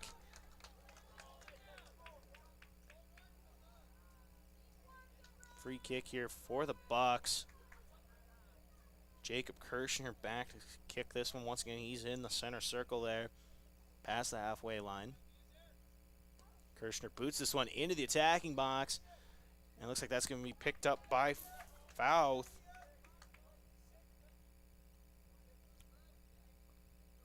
Fouth boots this one past the halfway line.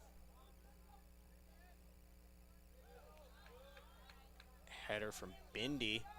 Stolen there by Hebda. Looks like it was blocked by number 9, Gambo Salas. Once again, this one going over to Pavlich.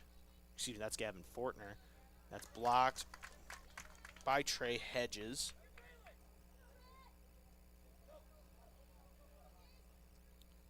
This one going down the left flank. With it now is Backer. Backer fighting with Palmer for the ball. Rolling back up the left flank. Kirschner tries to get it, but there's going to be a whistle, and it looks like it's going to be possession going for Aberdeen. Free kick here. Sekou Gog kicking this one over onto the left half space. Booting it is Manga. Manga now.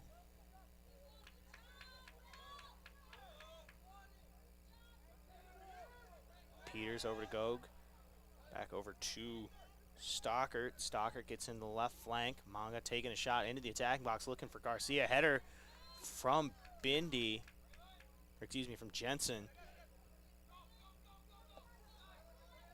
With it now at the halfway line is Stockert. Stockert into the flank to Manga. Manga passing up to Peters. Peters over to Gog in the center channel. Gog trying to set up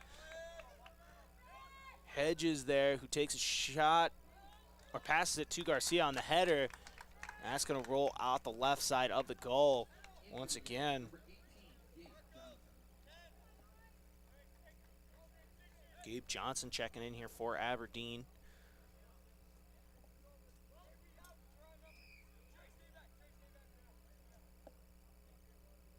Loest boots this one off the right foot there of Gog.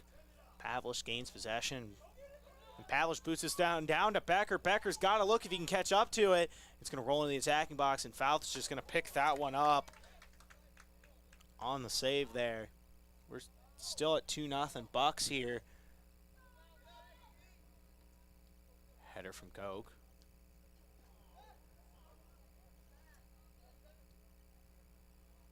Dieter now moving it into the left corner of the attacking box over to Manga. Manga taking a shot, and that's going to go clear over the goal and out of bounds on that one.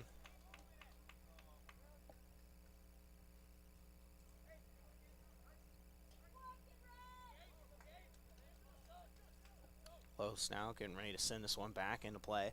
We're just 7 minutes here into the second half.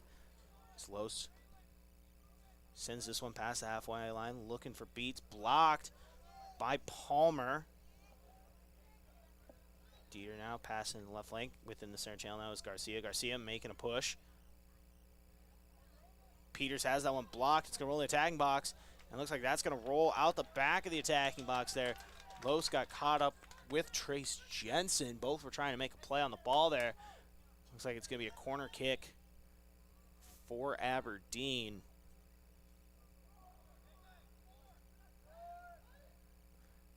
See it pass this one, taking the shot is Dieter. It's going to hit off the post there of the goal on the right side or on the left side.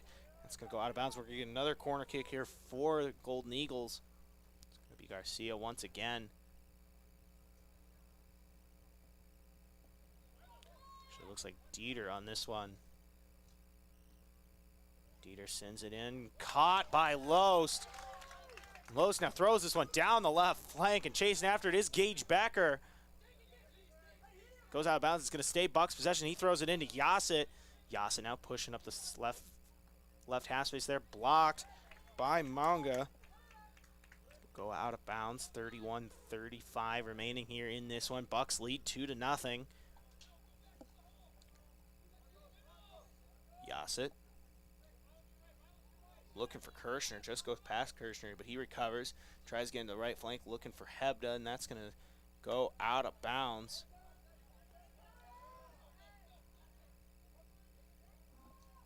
Peters with the header there, looking for Dieter. Dieter blocked by Trace Jensen. Had some fire on that shot, but Jensen makes the play, and Garcia takes a shot, and that's going to go clear over the goalpost once again.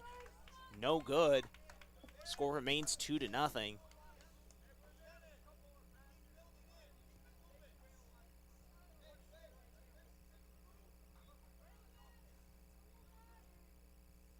Los now sends this one flying past the center channel, and it's going to roll into the left half space, and picking up is going to be the goalkeeper here for Aberdeen, Camden Fouth. So there was this one over to Manga. Manga now up the left flank. Garcia past the halfway line, passes it up to Peters. Peters making a charge. Blocked there by Ty Bendy. It's going to be Gog. Gog now trying to pass this one out. Stolen by Yassett. Looks like we're going to get a whistle, potentially a free kick here. Free kick into Stockert. Stockert passes it to Dieter. Dieter over on the right flank to Hedges. Hedges taking a shot. Saved once again by Los. Zach Los getting it done when he needs to.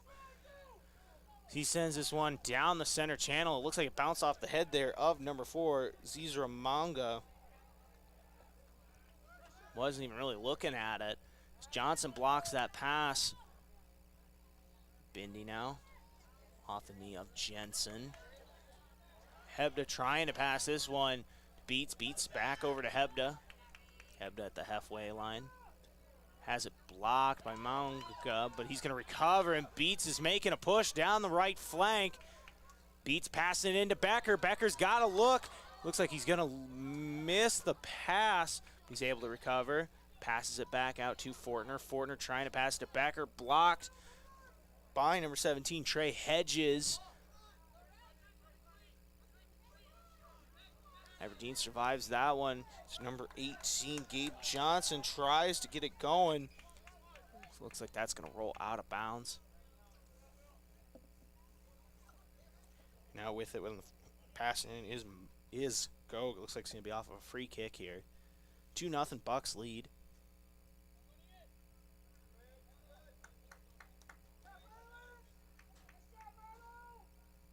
Looks like there is an injury over on the sideline. Someone for Aberdeen's getting stretched out. It's hard to see over here from where I'm at. It's on the opposite side.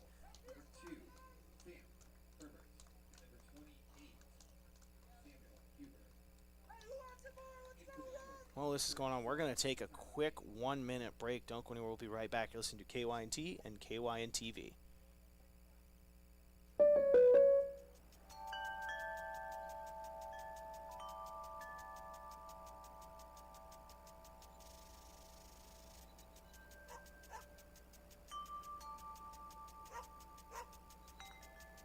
This moment of relief brought to you by your local State Farm agent, Rhonda Westland, who also brings relief with all your home and auto insurance needs.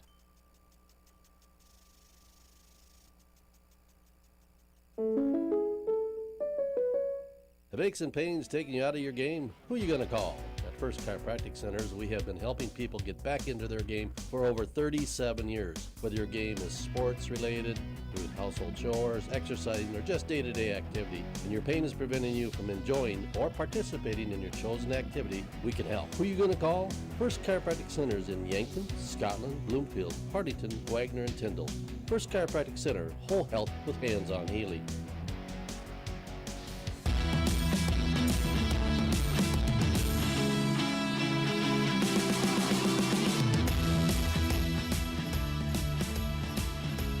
Welcome back here on KYNT as well as KYNTV. I'm Josh Bolter. Yankton leads 2-0 here in soccer action. The Bucks over Aberdeen right now with 28:10 to play here in the second half. Aberdeen had a push into the attacking box, but that was rejected there by the Bucks. Now Aberdeen's with it at the halfway line. Stockert now has one almost blocked. Looks like it was number 28, Samuel Huber, in on that one. This is going to roll into the tag box and picked up by the goalkeeper, Zach Loest, once again. 5 straight matches where he's not giving up a goal, trying to make it 6. 8 total this year where Zach Loest has not given up a goal. Either way, an impressive season from Zach Loest. Dieter passes in the right flank to number 17, Trey Hedges.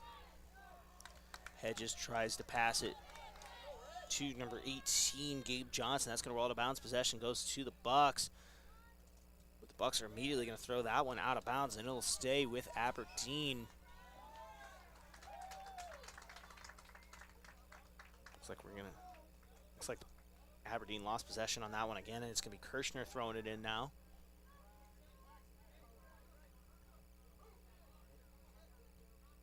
Kirshner over to Knuckles. Knuckles passes it to Pavlich. That's going to be blocked by Gog, out of bounds.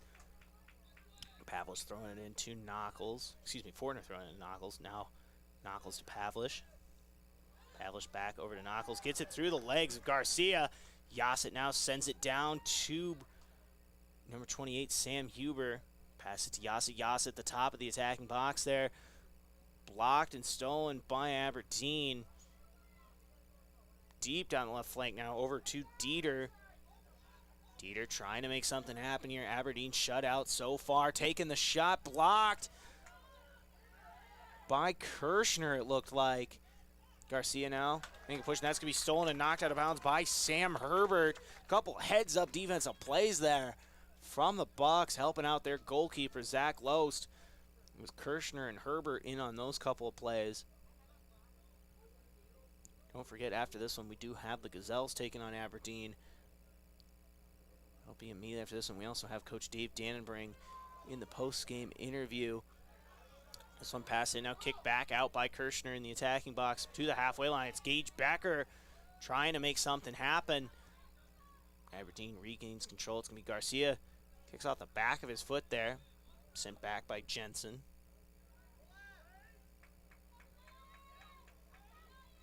Dieter trying to pass it to number 17, Hedges. Hedges over to Gog. Gog pass it towards the top of that attacking box there, looking for Johnson.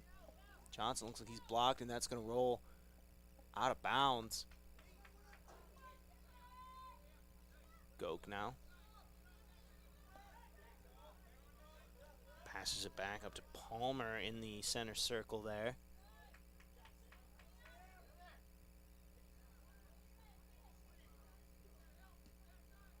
Peters trying to make a play. That's going to be blocked by Yankton once again.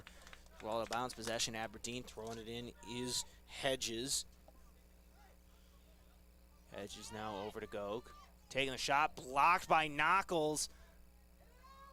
Peters blocked there by Huber, and that's going to go way out of bounds.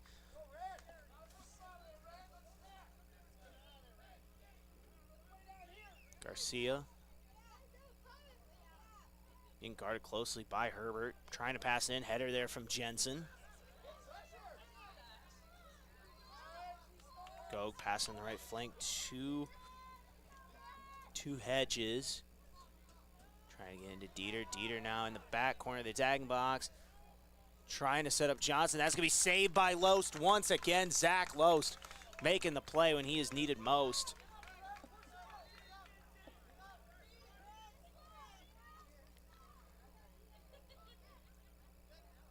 Close now up to Huber.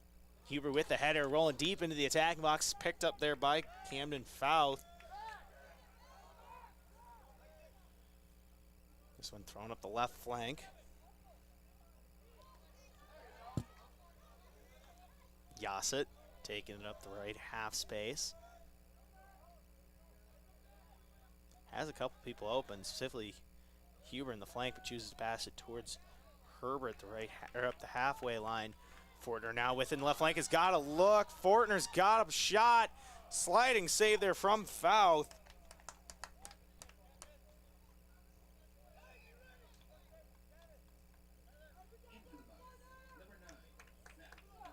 Zach Hebda checking in now here for Yankton. 23 minutes to play in this one. Bucks lead 2-0 here. Couple of goals, one coming from Ethan Yassett with 7 minutes remaining in the first half. In just a minute and 10 seconds into the second half, Gage Becker getting it done as well. And that's how we're at 2-0 here with 22:45 to play here in this one. Header from Hebda. Hebda up the left flank, trying to pass to Becker. Just misses Becker, a little behind him. Blocked there by Yassett. Off the kick from Palmer.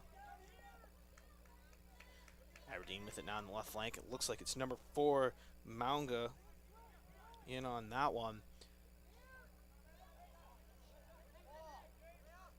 So he tries passing it up and over to number 17, Hedges. Hedges with it now on the right flank. Over to Gog in the half space. Gog back passes on halfway line in the center circle there. Getting it to Maunga. Now go over to the left half space. Back in towards that center channel to Palmer. Palmer over to Hedges.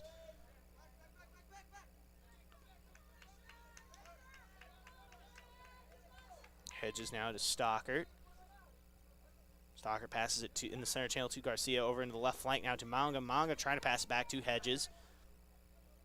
Hedges trying to make a push. Passes to Dieter. Dieter spins, has it stolen there by Ethan Yassett. And this defense has been incredible all day. Yassett making another play.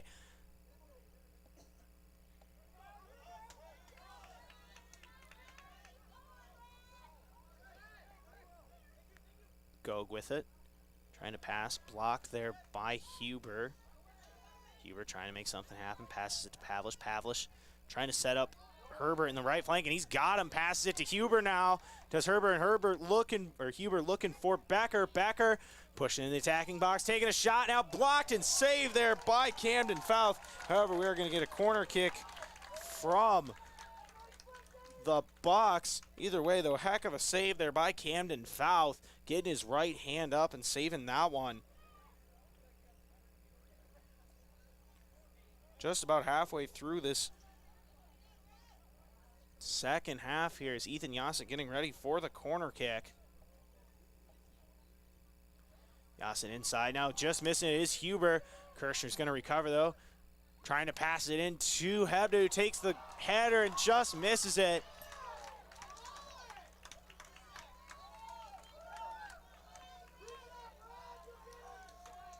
Picking up is Fouth, and he's going to pass this one past the halfway line. Is the goalkeeper. It's going to be off the foot there of of number 10, Jelani Peters on that one. Going after it and taking a tumble is Pavs. Looks like it's going to be a free kick here. 20 minutes to play in this one. These two teams going back and forth. Yankton, however, leading 2-0. It's going to be a free kick here for the Bucks. Right about the halfway line with it is Ethan Yassett. Correction, now he's going to walk past, and it looks like it's actually going to be Will Pavlish here on the free kick.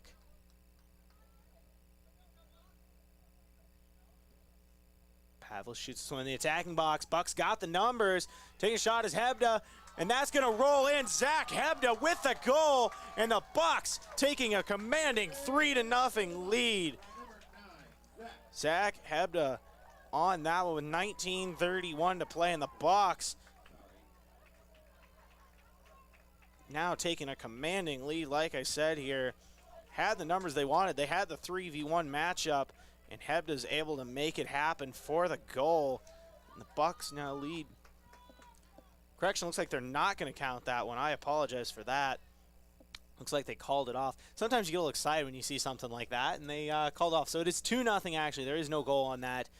with 19:15 to play in this one. My apologies on that. Aberdeen making a push into the attacking box now. Header there from Kirschner. Stockert with it. Passes it over to Dieter. Dieter now on the left flank to Gambo Salas, who was down earlier. He's back now. Actually, it looks like that's Manga. Blocked by Jensen. Gog trying to take a shot here. Blocked by Kirschner. Header from Fortner. Excuse me, Pavlish actually. Reset is Aberdeen up at the halfway line with it is Manga. Manga to the right, into the left flank. To Peters. Peters carrying it itself over to the left half space. Go with it, trying to set up Dieter there. Dieter's able to get past Herbert. Tight defense there from Sam Herbert. Taking the shot is Dieter, blocked by Kirschner again. Looks like we're going to get a whistle on that one. It's going to be a free kick here for the Bucks. 18 minutes remaining in this one. Don't forget, during your post-game show, we will have an interview with Coach Dave Dannenbring as soon as he's done talking to his guys, no matter what happens in this one, as well as we will have your second game of your doubleheader. There's plenty of games here on KYNT. We had Mount Marty football here. They fell to Briarcliff, as well as now we have, or if they fell in that game 36-28, now we have the Bucks leading 2-0 here over Aberdeen, followed once again by Gazelles soccer action against Aberdeen as part of the doubleheader here. So sports all day here on KYNT. Now the Bucks making a play into their own attack, or into the attacking box here. That being said, they lose possession, and it will be Aberdeen ball. Throwing it in here. In for the Eagles, number 37, Tyler Bain checking in here for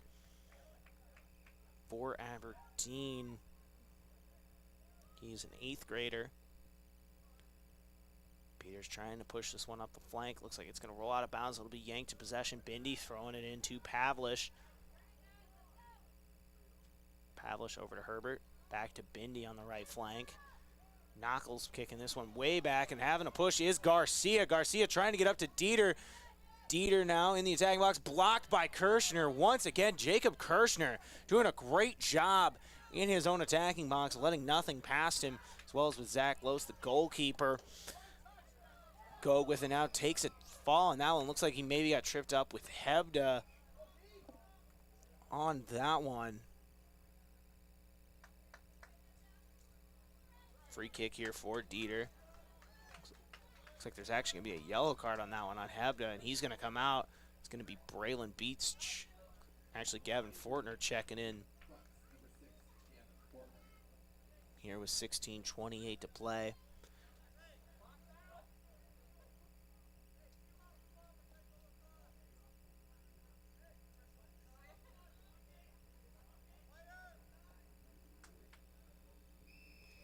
Dieter now setting up.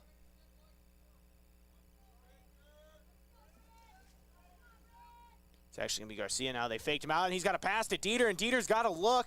Tries to get it into Peter. Saved by Lost once again. Zach Lost getting it done. Becker making a push now up the left flank. Becker has it stolen by Gog, and Gog's going to fall once again. It looks like it's going to go towards a possession for Aberdeen. And Becker was not happy on that one. Over in the left flank to Manga. Up to Peters. Peters over to Bain. Almost blocked by Herbert, but Peters recovers it on the left flank. I'll go with it now over to number 13, Isaac Stockert.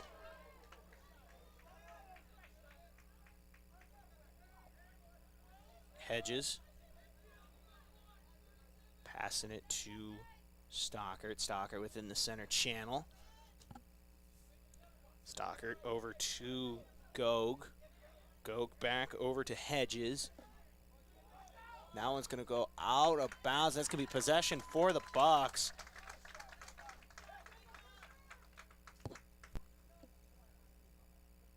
Throw it in now will be Jacob Kirschner with 15 to play. Bucks lead 2-0. Goals from Ethan Yassa and Gage Becker. on this one. Speaking of Gage Becker, he's going to get the pass in here on the left flank. And he's going to make a push, booting it deep down the center channel. Blocked, though, by Manga. Manga up, blocked by Pavlish. Pavlish over to Bindi. Bindi up to Fortner. That's going to be a whistle on that one. It's going to be possession Bucks. Braylon Beats checking in here.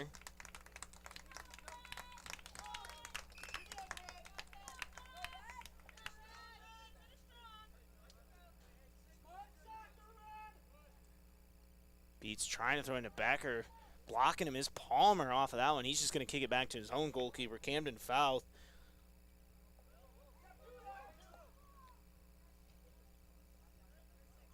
Gog past the halfway line. Trying to set up Bain. Bain over to Dieter. Dieter down the flank. Blocked by Hebda once again.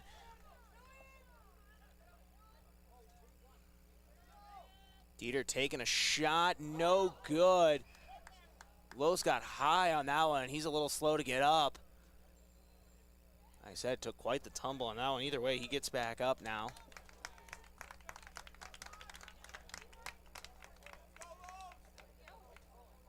Post is back up.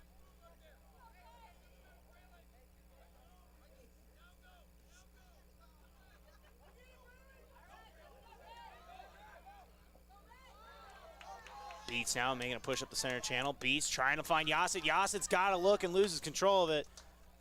That's going to roll out the back of the attacking box.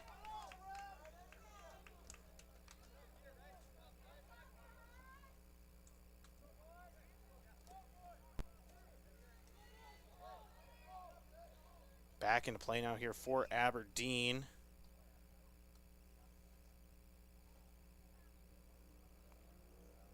Got a whistle on this one.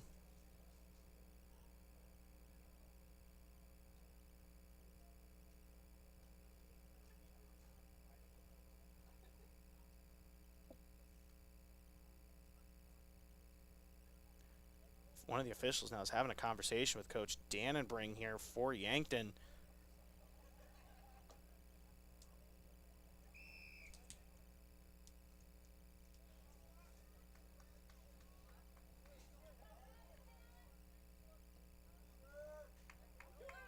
Manga now. Go over to Hedges. Garcia's got a shot now over in the attacking box. Garcia trying to make something happen here for Aberdeen. Taking the shot, and once again saved by Loest. And Zach Loest, just an incredible performance once again here for the Bucks. And Becker with it now just misses it on the header. Looks like Palmer got a hold of it on a header of his own. Palmer now just misses. Looks like it was Fortner who was trying to go after that one. Garcia once again going down the right flank. Tries to get into Dieter. Header from Jensen. And this defense for Yankton has just been incredible today as Ethan Yasset passes it over to Zach Hebda. Hebda now down the right flank, just kicking in the attacking box. And it's going to be picked up by Fouth. Fouth saving it with 12 minutes to play. Yankton leads 2-0 here. Once again, with a victory, they do clinch a share of the ESD title. You know, trying to move to 10-1. Up 2-0. 11:45 to play.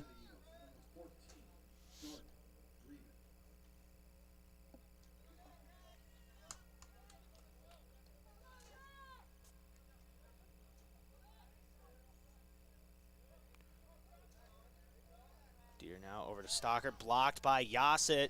Yasset with it on the left flank or right flank, trying to avoid it getting stolen. Passes it back to Bindi. Bindi blocked there by Stockert. Stockert pushes this one back down to Fouth. Fouth up into the center circle there. Yasset gets it. Passes it to Becker. Blocked by Aberdeen. Looks like it was Palmer. Nockels now passes it to Yasset in the center channel, trying to make something happen. Passes over to Hebda. Hebda down the right flank. Trying to pass it in, and that's going to be picked up by Fouth once again. Camden Fouth making the save. Bounces off Garcia there, and he's going to have a chance. He's got to look. Tries to pass it in there. And it's going to be saved by Zach Loest on the slide. Zach Loest once again getting it done. It's Gavin Fortner now getting it out of the attacking box. And this defense for Yankton deserves a standing ovation here today, and the crowd is giving it to them as they put on one heck of a performance with just about 10-15 to play. Zach Loest not in a favorable position there, makes the slide and gets the save. And once again, the Bucks, about 10 minutes to play, up 2-0 here as Ethan Yassett gets it going. Knuckles now in the left half space. Over to Fortner. Fortner trying to find Beats, isn't able to get the most accurate pass there. Beats is now covered by two defenders. It looks like it's Manga and Bain in on that. It looks like we're going to get a whistle.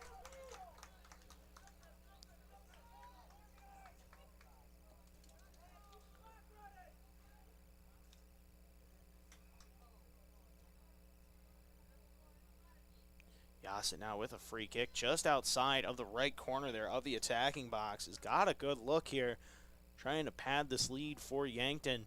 Going to make it even harder for Aberdeen as it's 2-0 with 9.5 minutes to play. And with how this defense is playing for Yankton, it's going to be hard for the Golden Eagles to get something going here. He passes it to Pavlich. He takes a shot. And I'll tell you, if that's on a Friday night, that one's good. However, we are playing playing a different type of football here tonight as that one goes over the field goal post. And it's going to stay 2-0 here with 9 minutes to play. Fouth now, header from Yassett on the boot in from Fouth.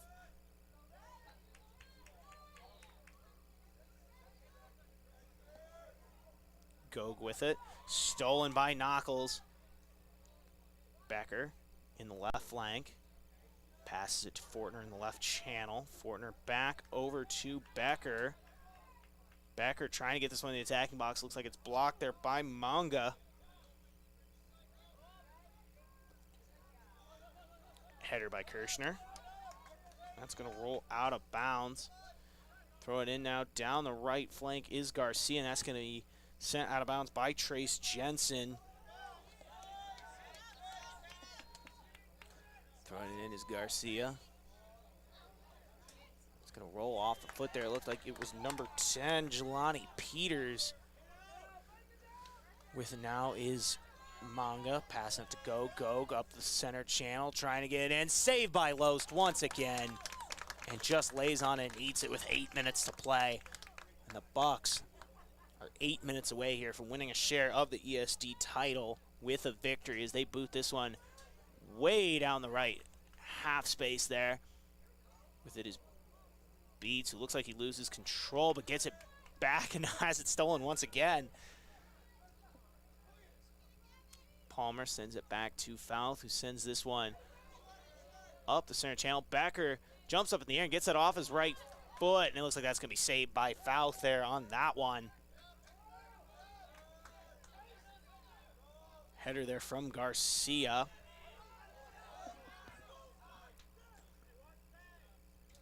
Kirshner boots this one up the left flank. Gog blocked by Knuckles. Looks like it went off of Knuckles' hand possibly there. Gog passes into Garcia. Garcia does not have favorable numbers, and he's blocked by Jensen. Dieter blocked by Kirshner, and that's going to go back up the left flank once again. And this defense for the Bucks has just been top-notch here today.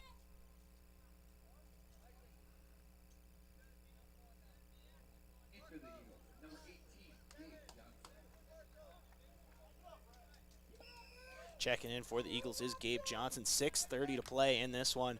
Bucks 6:30 away from clinching a share of the ESD title. Putting this one up the flank. Becker chasing after it. Blocked there by Palmer. And that's going to be possession for the Bucks.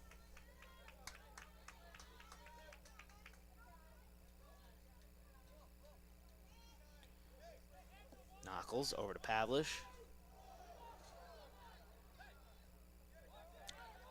Grievin boots this one up the center channel, looking for Garcia. Blocked by Bindi and sent back up the left channel. Looked like it was Trace Jensen in on that one.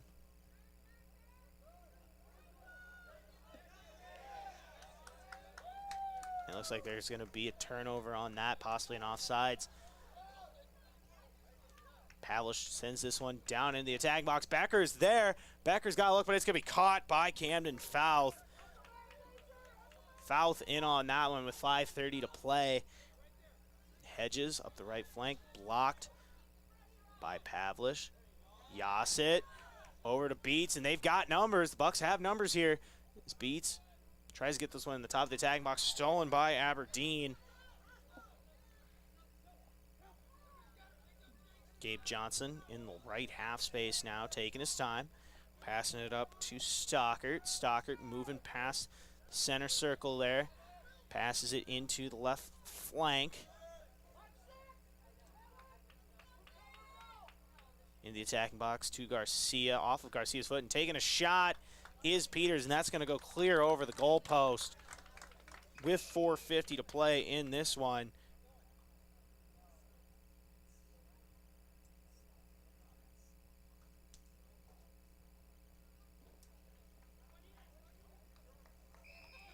Loskin ready to send this one back into play here. 4:45 to play.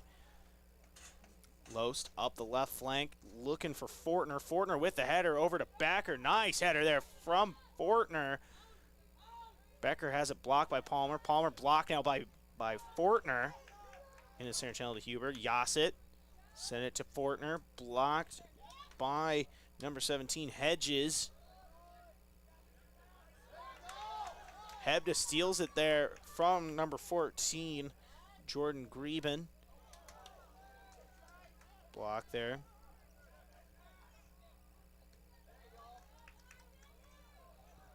Right flank now over to Huber. Hebda with it now, has it blocked. Pavlish trying to get something going, stolen there by Greben. Under 4 minutes to play now.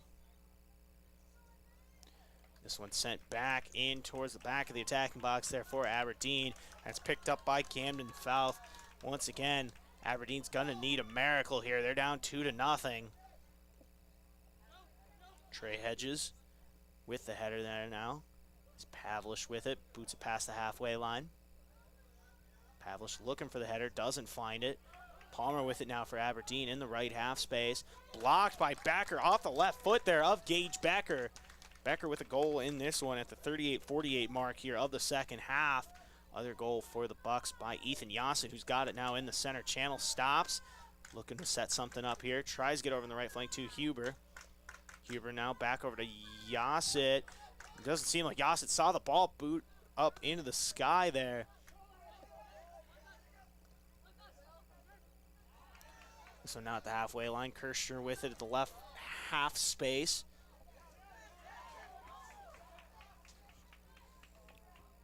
Gog now loses that one. That's going to go down the left flank.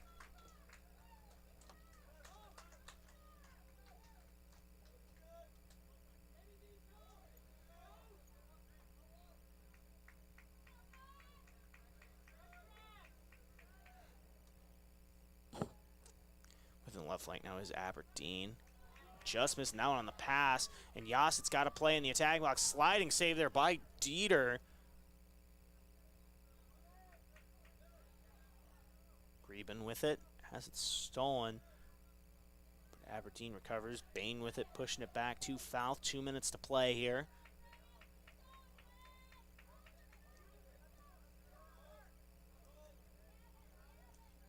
Pavlish over to Hebda on the right flank. That's going to go out of bounds with under 2 minutes to play.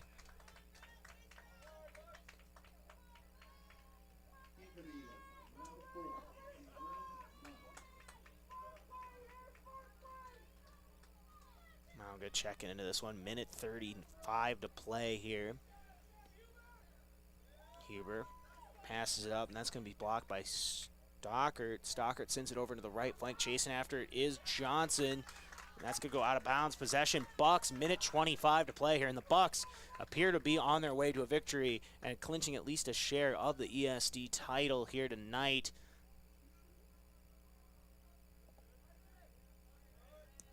Fortner, it within the center channel, stolen there by Stockert. Stockert up to Greben. Greben blocked by Hebda. Peters in the left flank, under a minute to play. Trying to make a move is Garcia. Garcia trying to take a shot. Kirshner blocks it and sends it out the right flank with 40 seconds left to play. And I'll tell you what, this defense has just been top tier here for the Bucks today as Kirshner once again blocks it in the tag box and sends it way down the left half space. And the Bucks appear to be on their way to victory with under 30 seconds to play. Fouls boots this one into the center channel. Header from Zach Hebda. Garcia with it now in the center channel, trying to make something happen. Passes it to Dieter. Dieter into the tag blocks. Header there from Jensen. Kirshner now, 8 seconds to play. 5. Yassett. Yassett, 4 seconds, sends this one to Becker, and Becker is just going to eat it, and that's going to do it. And the Bucks win 2-0 over Aberdeen, and they clinch a share of the ESD title. And now, once again, with that victory, the Bucks move to 10-1 with one more game on the season. That's going to do it for the first game of our doubleheader. When we come back, we'll look at some stats from this one, as well as we'll have an interview with Coach Dave Dannenbring in your post-game show. Don't go anywhere. I'm Josh Bolter. You're listening to KYNT as well as KYN-TV. Vision Care is the place to go for new glasses. Our opticians are trained to style you with a frame that fits your face, so they look great and are comfortable all day long. Based on the doctor's recommendation, we'll help you choose the lens features that will be best for how you do life. Plus, you might have fun, too. Vision Care Associates, where the health of your eyes comes first. Fall sports are in full swing. Unfortunately, with them may come injury. The Yankton Medical Clinic provides patients with the latest technologies and procedures in orthopedic care. Orthopedic surgeons, Dr. Brent Adams and Dr. Jeremy Kudera, specialize in athletic injuries, including fractures and sprains, shoulder, ankle, and knee injuries, and more. They'll have your favorite athlete back in the game in no time, offering the highest level of care right here at home. Call the Yankton Medical Clinic today. So much care, so close to home. Your family is a part of the Hy-Vee family. That's why they're here in Yankton for anything you need. Looking for steakhouse quality beef, fresh produce, and organic options, or the best options for anything else that's on your list? Hy-Vee has the products you're looking for. Convenient aisles online shopping for pickup and delivery, and Hy-Vee deals with coupons and sales to make your shopping budget go further. Hy-Vee, where there's a helpful smile in every aisle. You've received a call or text message indicating there's a problem with your cell phone, your taxes, your Medicare benefits, or your utilities. And the only way to get it cleared up is to either put funds on a gift card or send cash. All of these are scams designed to obtain your hard-earned funds. Contact the Attorney General's Consumer Protection Division at 1-800-300-1986. Another red flag is the call or text comes in after work hours or on the weekend. Don't become a victim. Let Consumer Protection do some checking for you before you send any funds. When you're ready to root on the home team, make sure the celebration includes 1919 root beer. 1919 is brewed in small batches with only the finest ingredients, real sugar and real vanilla. The unique recipe and these choice ingredients make 1919 the creamiest, full-bodied draft root beer available. In addition, 1919 is alcohol-free and contains no corn syrup, gluten, or caffeine and should be served cold or over ice cream. Available in 12-packs and single-serve cans at grocery, convenience stores, and restaurants. Try it today. Your family is a part of the Hy-Vee family. That's why they're here in Yankton for anything you need. Looking for steakhouse quality beef, fresh produce, and organic options, or the best options for anything else that's on your list? Hy-Vee has the products you're looking for.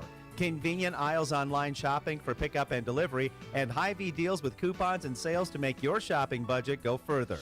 Hy-Vee, where there's a helpful smile in every aisle.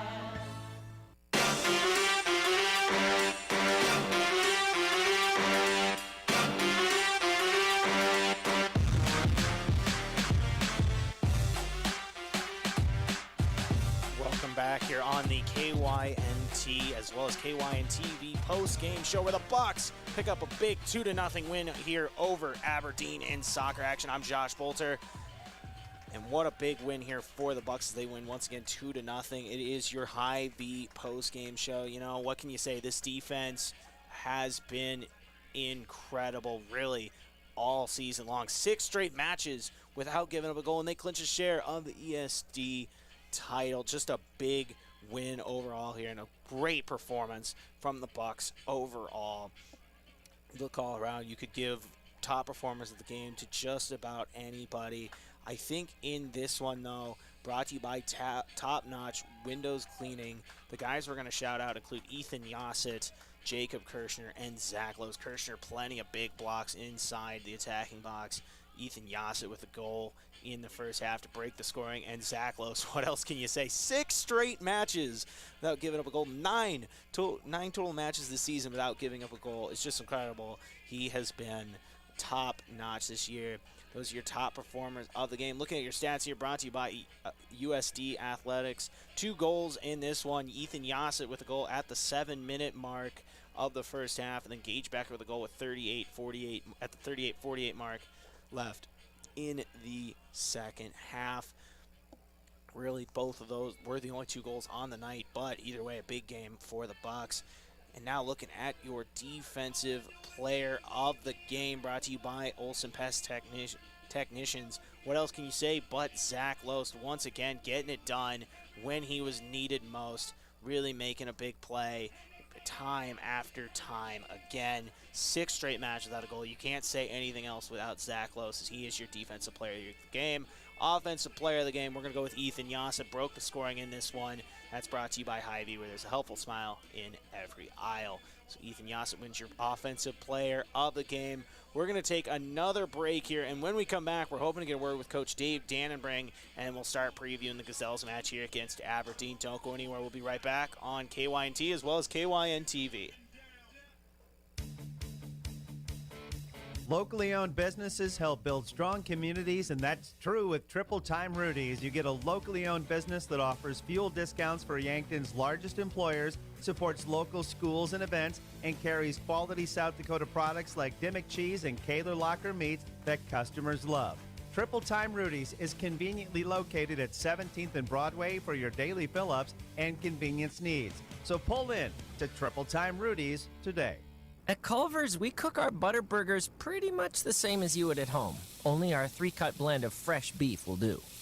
Then you'll need to master our signature press and sear technique. You may want to practice a few thousand times. Add real Wisconsin cheese, top with a lightly buttered toasted bun, and serve yourself with a big warm smile. Better yet, come to Culver's and leave the whole cook-to-order butter burger thing to us. Welcome to Delicious. Culver's in Yankton, located at 3208 Broadway Avenue. Oh, Sheboygan, I just can't get you off my mind. A quick family meal doesn't always mean a stop at the drive-thru window. After a busy day of running, just light up the grill and put on some Sheboygans. Sheboygan brats, natural casing wieners, or all-beef stadium or quarterback hot dogs make a quick, easy, and delicious meal. The way it tastes is simply divine. I got Sheboygan on my mind. Sheboygan. What does your phone and an auto show have in common? When you go to BillionAuto.com, everything. Start searching over 7,000 vehicles instantly. Chevys, Kias, GMCs, Toyotas, Fords, Hondas, Rams, and much more. Plus, negotiate your best deal on all pre-owned vehicles and apply for credit pre-approval all within a matter of minutes. 17 new car brands and thousands of used cars all in the palm of your hand. It's like an auto show every day at BillionAuto.com. All applications accepted. Not all will be approved. This fall, sip on a warm, soothing apple cider and bathe in the radiance of the changing colors before you smash that hot mug on the driveway and join First Dakota to bank some noise for fall sports. Stop for goal line stands, holler for a game-winning ace, and go berserk for a chip in from the rough.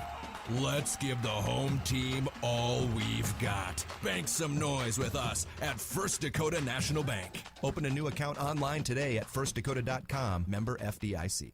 Checkers Sports Bar and Grill is everyone's favorite place to eat and catch the game. Whether it's dine in or carry out, Checkers menu has mouth-watering burgers, satisfying sandwiches and wraps, and of course, wings. With 17 specialty wing flavors, there's a sauce for everyone, like buffalo, spicy garlic, and honey chipotle. And don't forget to try their sauce of the month. You can get all these hot and ready to eat daily from 11 to 11. Checkers Sports Bar and Grill, 689-2244.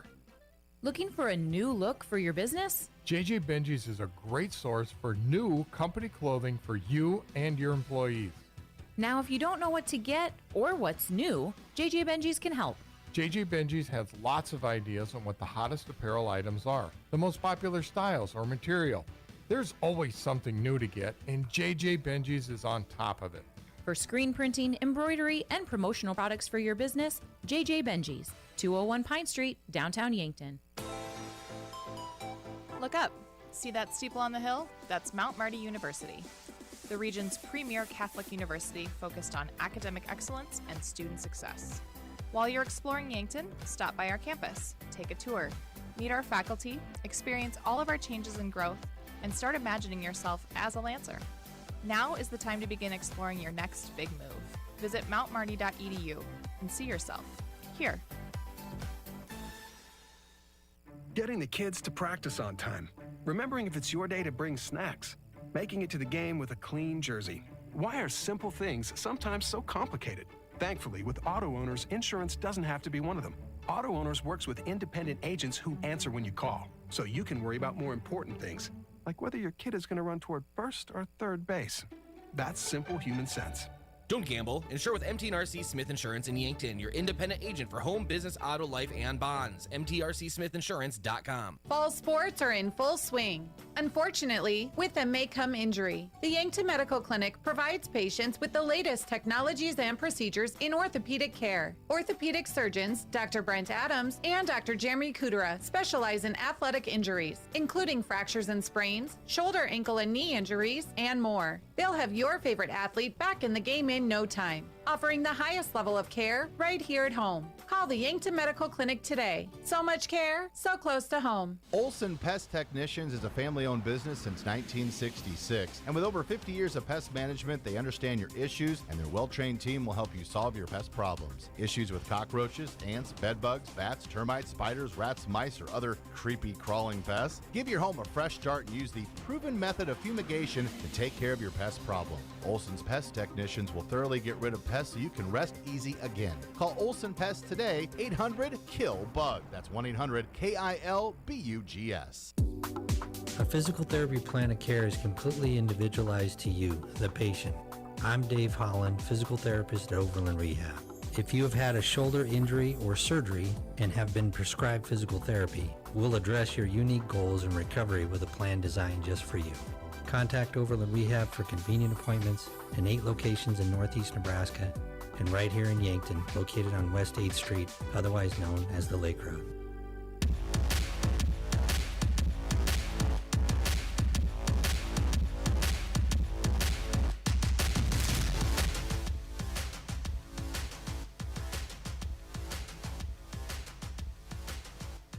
Welcome back here on KYNT as well as KYNT TV. I'm Josh Bolter.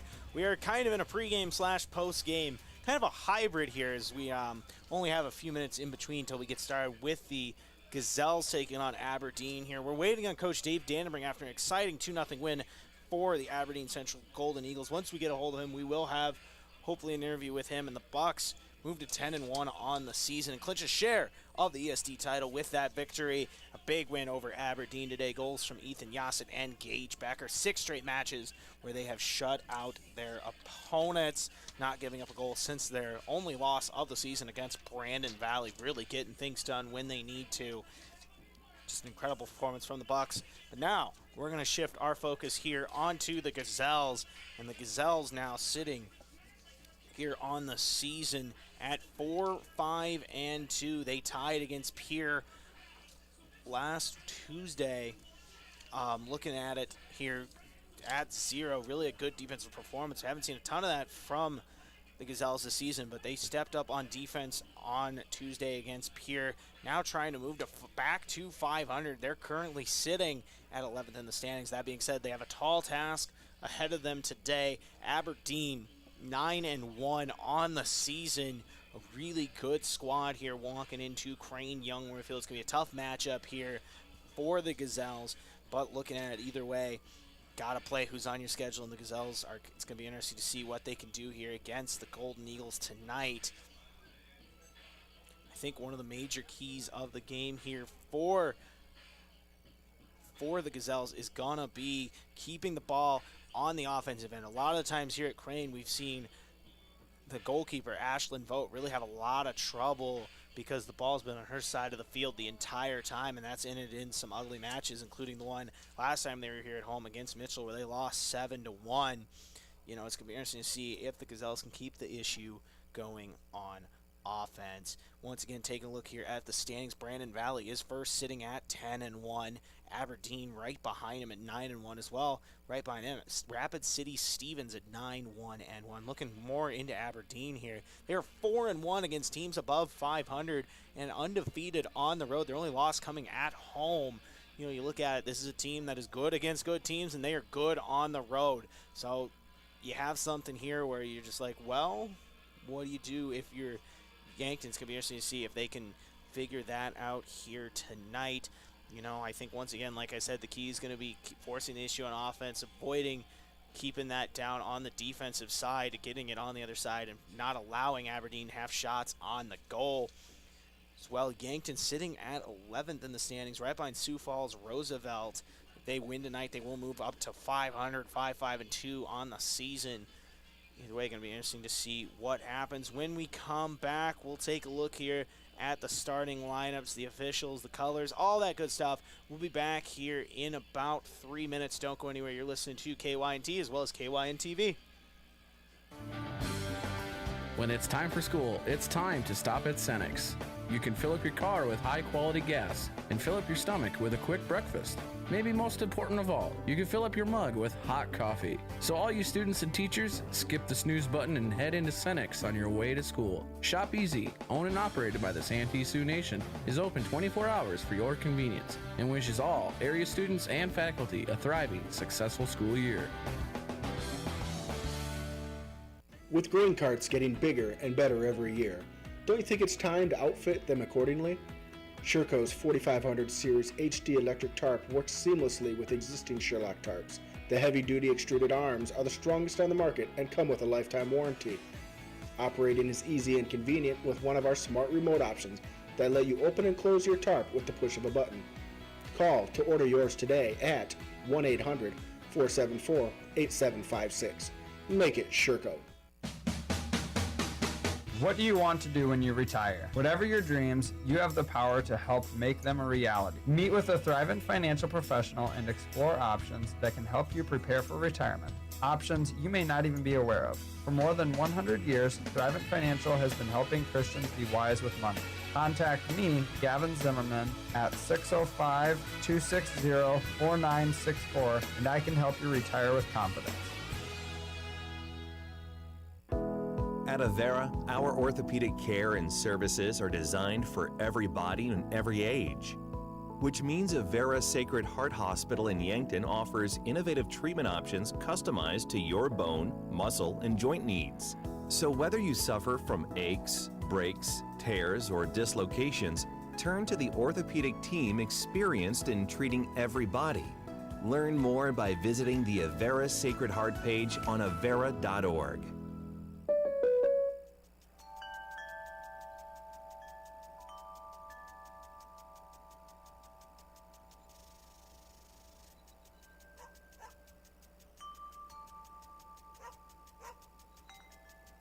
This moment of relief brought to you by your local State Farm agent, Rhonda Westland, who also brings relief with all your home and auto insurance needs.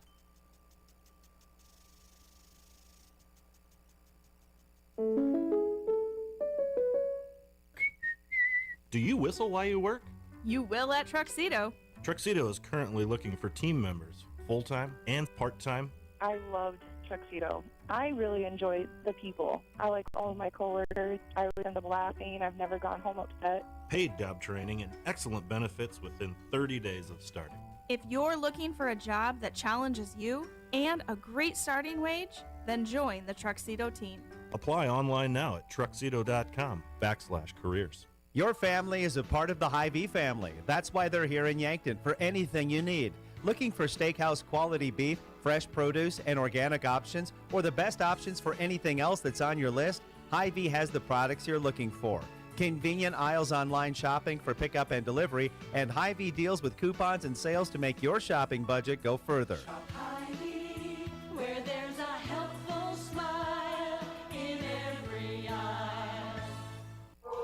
Handoff goes Lawrence. Speed burst right ahead. Get Inside through the there. 25, 20, 15, 10, 5. Touchdown, South Dakota. Reunite with Coyote Nation for Dakota Days, the biggest celebration of the year. Brought to you by Quartros Bank and the South Dakota Beef Industry Council. The Coyotes host Indiana State Saturday, October 2nd in the newly renovated Dakota Dome. Dakota Days tickets are available now. Visit goyotes.com/tickets for more information. We are South Dakota.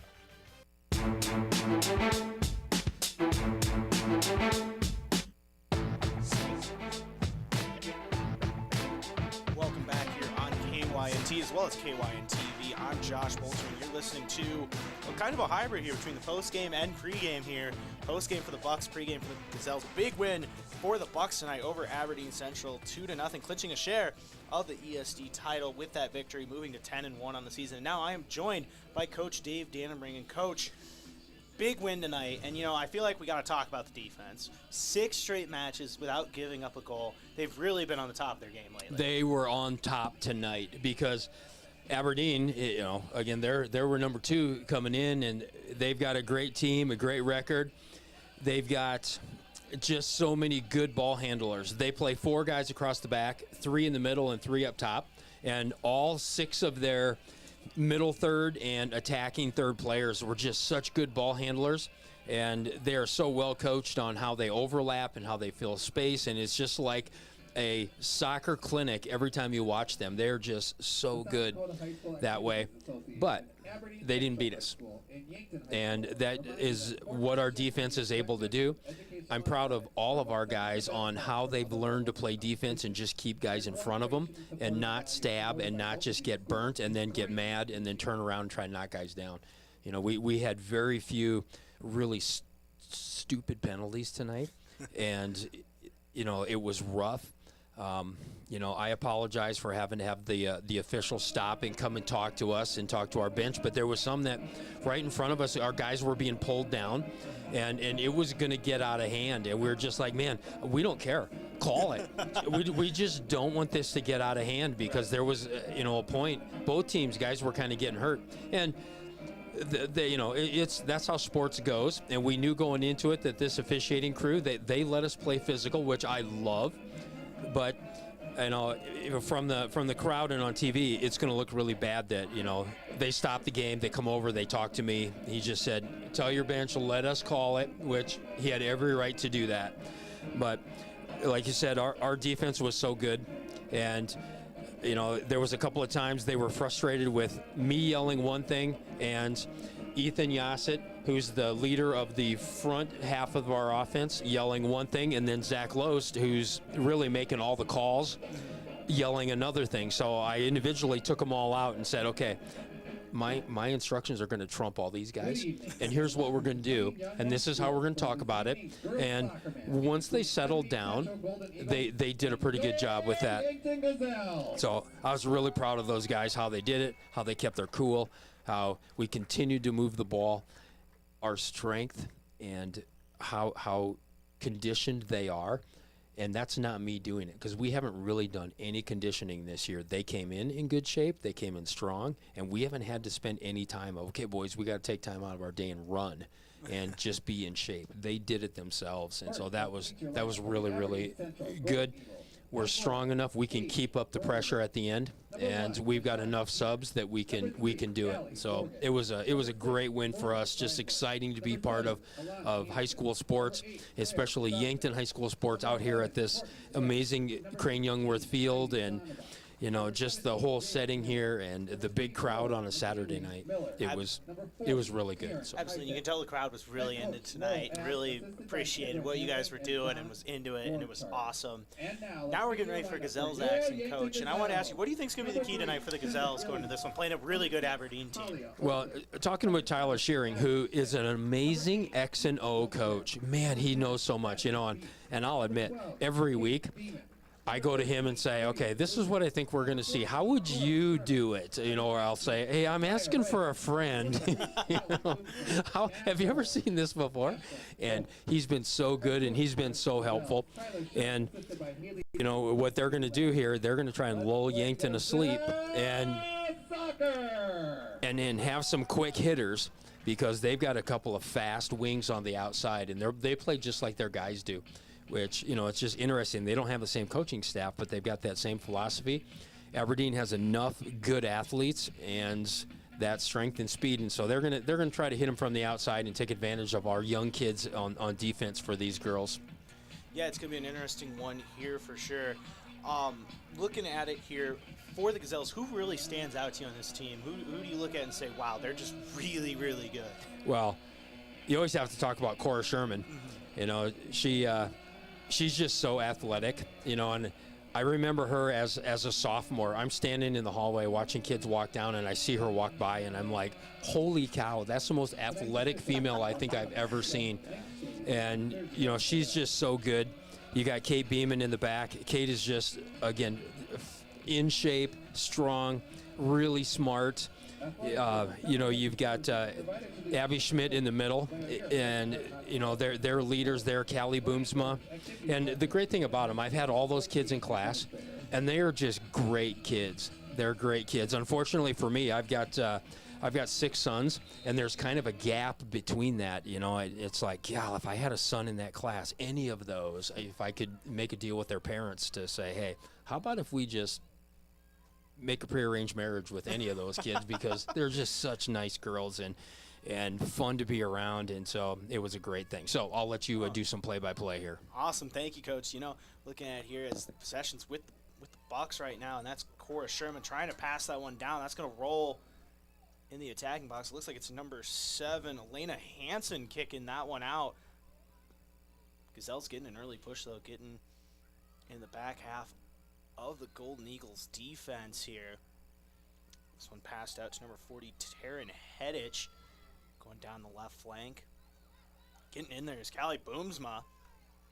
Boomsma now over to number 7, Abby Schmidt. On block, looks like it's number 16 on that one, Iva Scheisenbach. Booting that one is Boomsma down towards the halfway line. Missing is Sherman. Sherman now making a bit of a push. Looks like it's stolen by number 6, Morgan Felder. Taryn Hedich.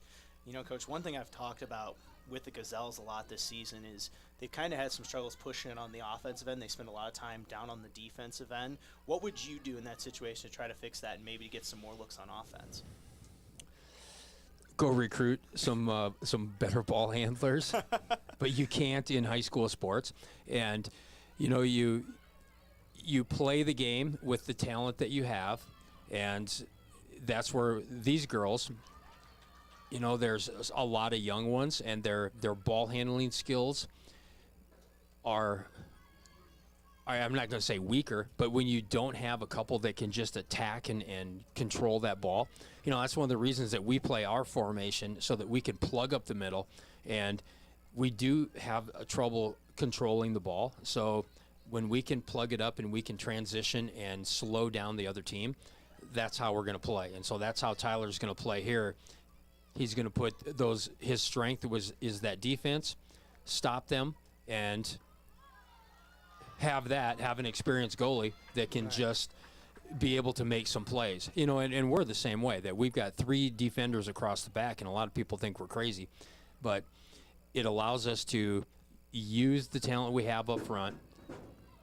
And again, that's what Tyler's trying to do here. Saved there by Ashlyn Vogt, like you said, really nice one on that one. Able to extend her right hand up. Now Sherman making a push down the flank. That one looks like it's going to roll out. Possession stays with the Gazelles here.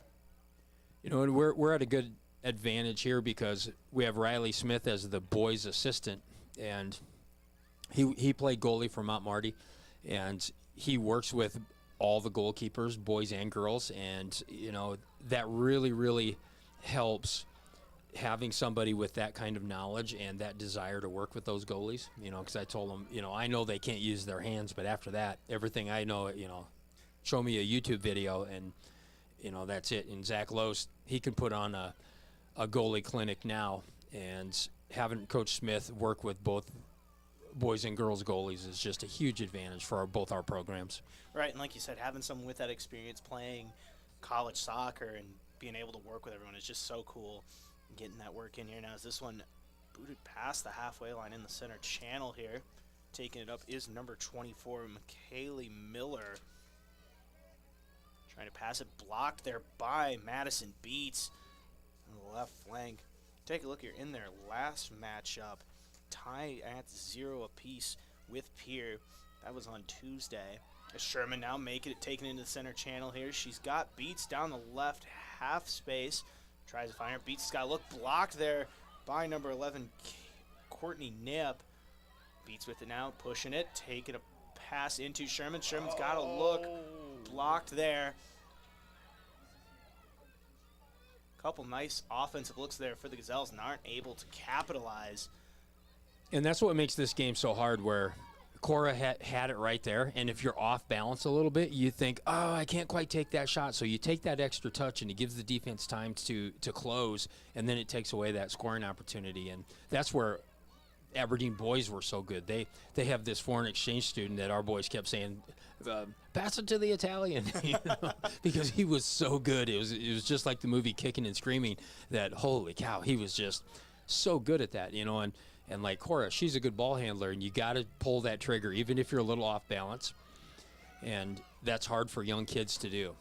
You know, that's a movie I haven't heard referenced in a long time. Mike Ditko, Robert Duvall, Will Ferrell. Oh, it's a classic, you know, and sometimes the boys give me a hard time about I'm kind of like that. All I need is the Blue Tiger one-piece jumpsuit, which if I could find one, I'm wearing it. Gotta get you one with the giant Bucks logo on it. Yep, that'd be awesome. All right, number 6, Morgan Fielder throwing this one back in here. Beats, blocks, and boots it up in the sky. Header there looked like Schmidt almost got her hand on it, but it was Jada Hammer for Aberdeen. It's gonna roll out. Vote now, getting ready to throw this one back in. Interesting for the Gazelles there. You know, Gazelles had 6 girls back on defense, and Aberdeen just kind of stood there and tried to have their 2 go after those 6, and that's a huge advantage for us if Aberdeen's going to think, well, we'll hang back a little bit and just let our 2 girls try to go through 6 defenders. Yeah, you know, and they're doing a really good job so far. As that one's going to roll out of bounds. Possession goes to Aberdeen. I tell you, I got to stand up sometimes over here to see her on this corner. It's number 11, Courtney Nip, throws it in here into the attacking box. Hammer trying to take a shot. That's going to roll out.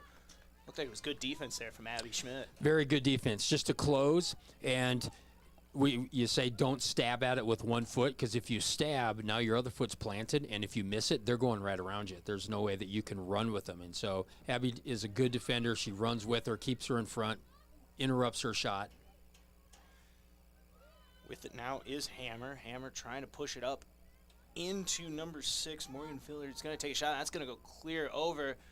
Bounced off the right hand there of Vogt. Taking the shot and saved by Vogt once again. Ashlyn Vogt, you talk about that experience at goalkeeper. Once again coming into play there, making a nice couple nice saves. That was a great save because she came out and cut the angle down just right, so that girl was going to have a spot on, just a bullet to get it in the corner, and Ashlyn did a great job of coming out there. With it, the halfway line now is Aberdeen. That's number 18, Bailey DeGroot. Groot with it now. Looks like number 11, Courtney Nith, was a little slow to get up there, but she's back up now. Aberdeen making the push here. It's number 10, Caitlin Poppin, passing it back out to Felder. Felder over to Deshawnee Peters, and that's going to roll out the back there. on that one. Aberdeen really kind of passing around there near that attacking box, trying to find the right look. Well, Yankton had 9 girls packed into that small area. It makes it really tough. And once again, Abby Schmidt did a great job of keeping the girl in front of her, running alongside of her, and just disrupting her ability to shoot. And here, now we get a goal kick. I tell you, we got to keep you around for color more often. The insight you're bringing here is just awesome. I love it. One, I just love sport. I just think it's so good. And soccer is such a great sport. You know, it just... So many people just don't know the rules. You know, it's like hockey. Hockey's a great sport once you learn all the rules, you know, and I have parents talk to me all the time about, I still don't understand this offsides rule in soccer. And it's really the whole premise of how you have to play the game. And once you learn those rules, it's such a great game. So yeah, I love it. This is really, honestly, the first year for me kind of learning soccer and getting into it, and I just absolutely enjoy it so far, sitting here.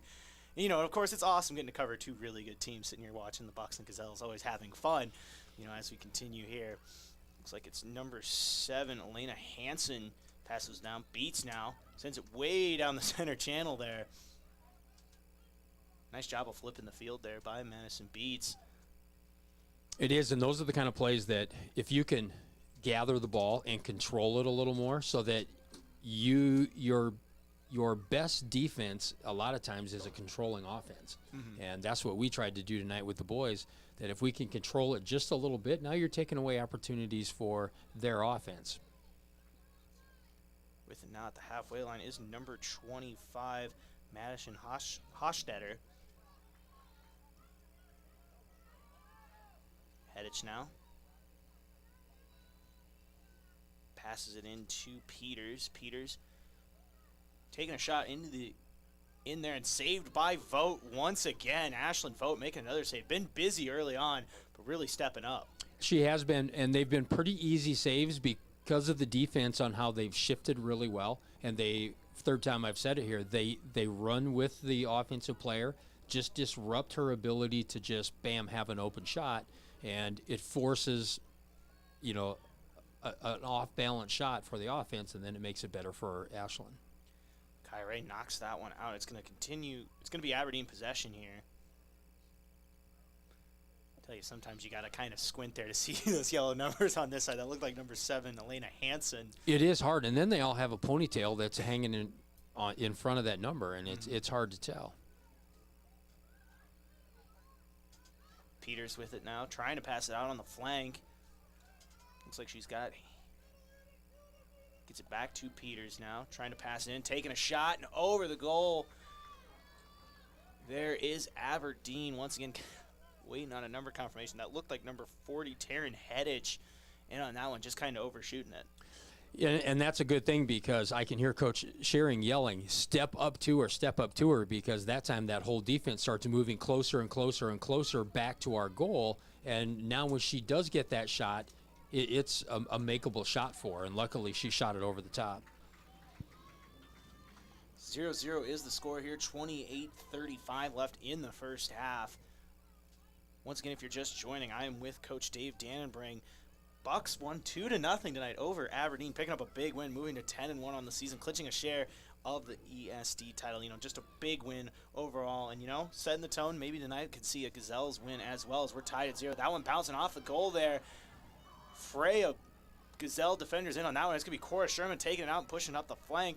And that's going to roll out of bounds. Possession is going to go for Aberdeen.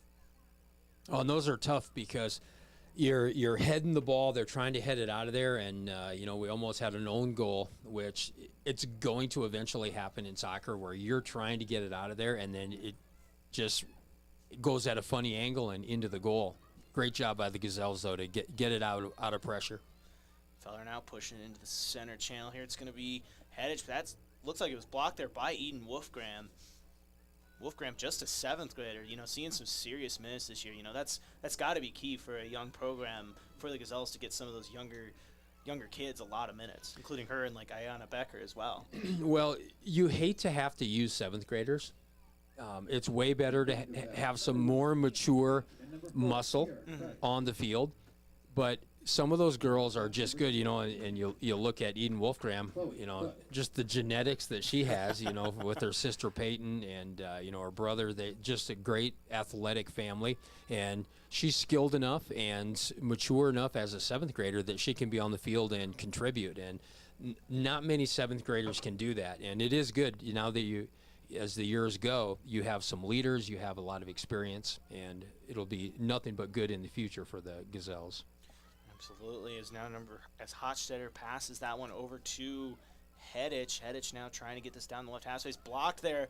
Chloe Foote in on that one, making a play. That's going to go out of bounds possession, Aberdeen, but nice play there by Foote. Yeah, Chloe stepped up nicely. Got her foot on the ball. No pun intended there. And, made it so they had a throw in and a stoppage of play and stopped the run. Boomsma now with it.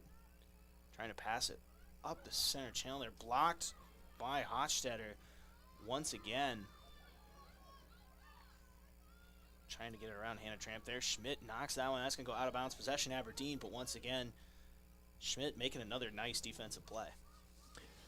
She did. She stepped in front of that, and I can hear Coach Shearing yelling, control that ball, control that ball. As soon as they can steal it, then we can try to pass it to an open girl. Shot there on goal, no good. Saved by Vogt once again. You kind of mentioned they've been easy saves, but Vogt once again making another save there early on in this one. Well, her just being alert, her having that confidence. Sherman making a push up the flank now, kicks this one into the attacking box, and that's going to be picked up by the goalkeeper there, Paige Bervelich. On that one, kind of an easy save, but really kind of the first look there for the Gazelles making a push on offense. It is a great push. The tough part for the Gazelles, Cora's so fast that once she gets ahead like that, the support isn't fast enough to get there at the timing that they need, because she's just so dang fast, and some of those balls are just so far out ahead of the next wave of attackers. With it now is Hedich.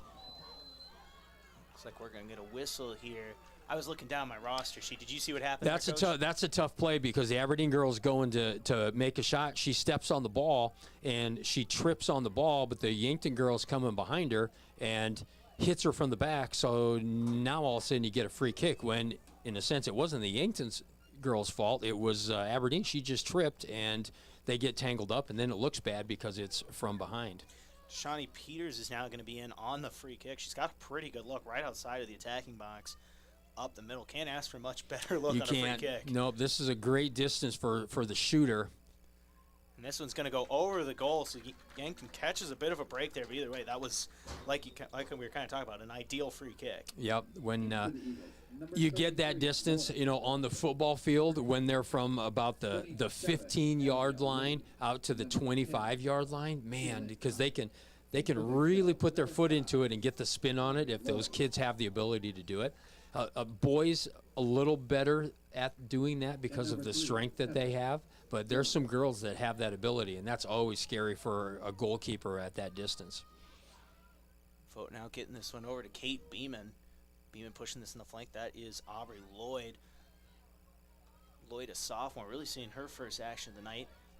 With now is Bree Lucan. Looks like that's going to go out of bounds. Possession goes to Aberdeen. Hedich putting this one in. Beeman off the foot there. Over to Schmidt. Schmidt trying to pass it up to Lucan there, but it's blocked.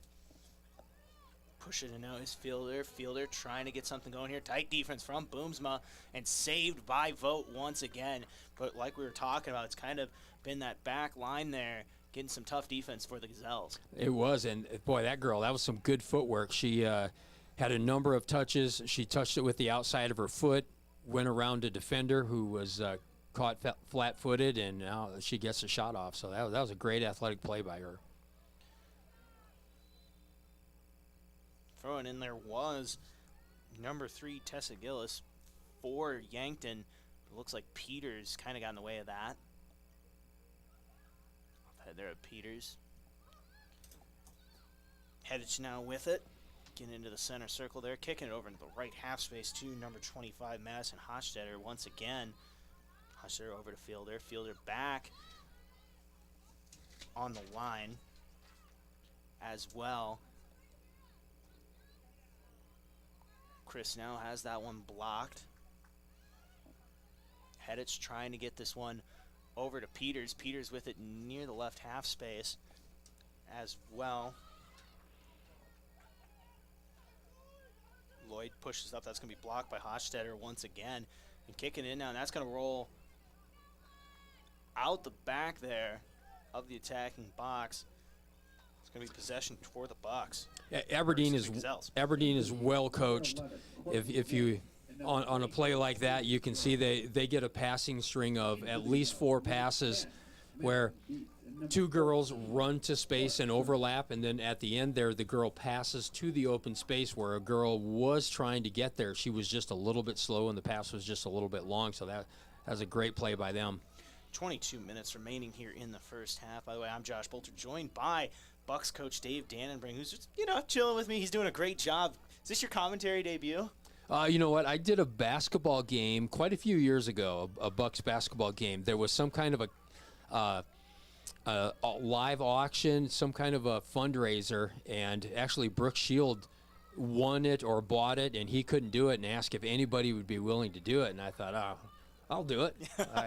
I like it, and it's such a hard thing to do, and I'm amazed at you guys that you have to keep coming up with things to say and coming up with things that are smart things to say, and so you guys do such a great job, and that's where having Bryce here all the time, it's so fun to listen to you. And I was talking to Carolyn and Doyle Becker here tonight that once again so many people from around the country are logging on, listening and watching, and it's such a great thing that you guys do.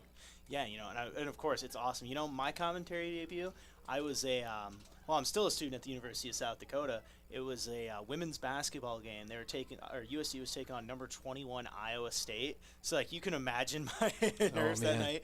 The guy who was actually doing play-by-play with me is our camera operator tonight, Tell Tanner. Tell's waving at us from the next booth over, but yeah, so it was really a lot of fun. Came up with the big upset, but it was nerve-wracking. So.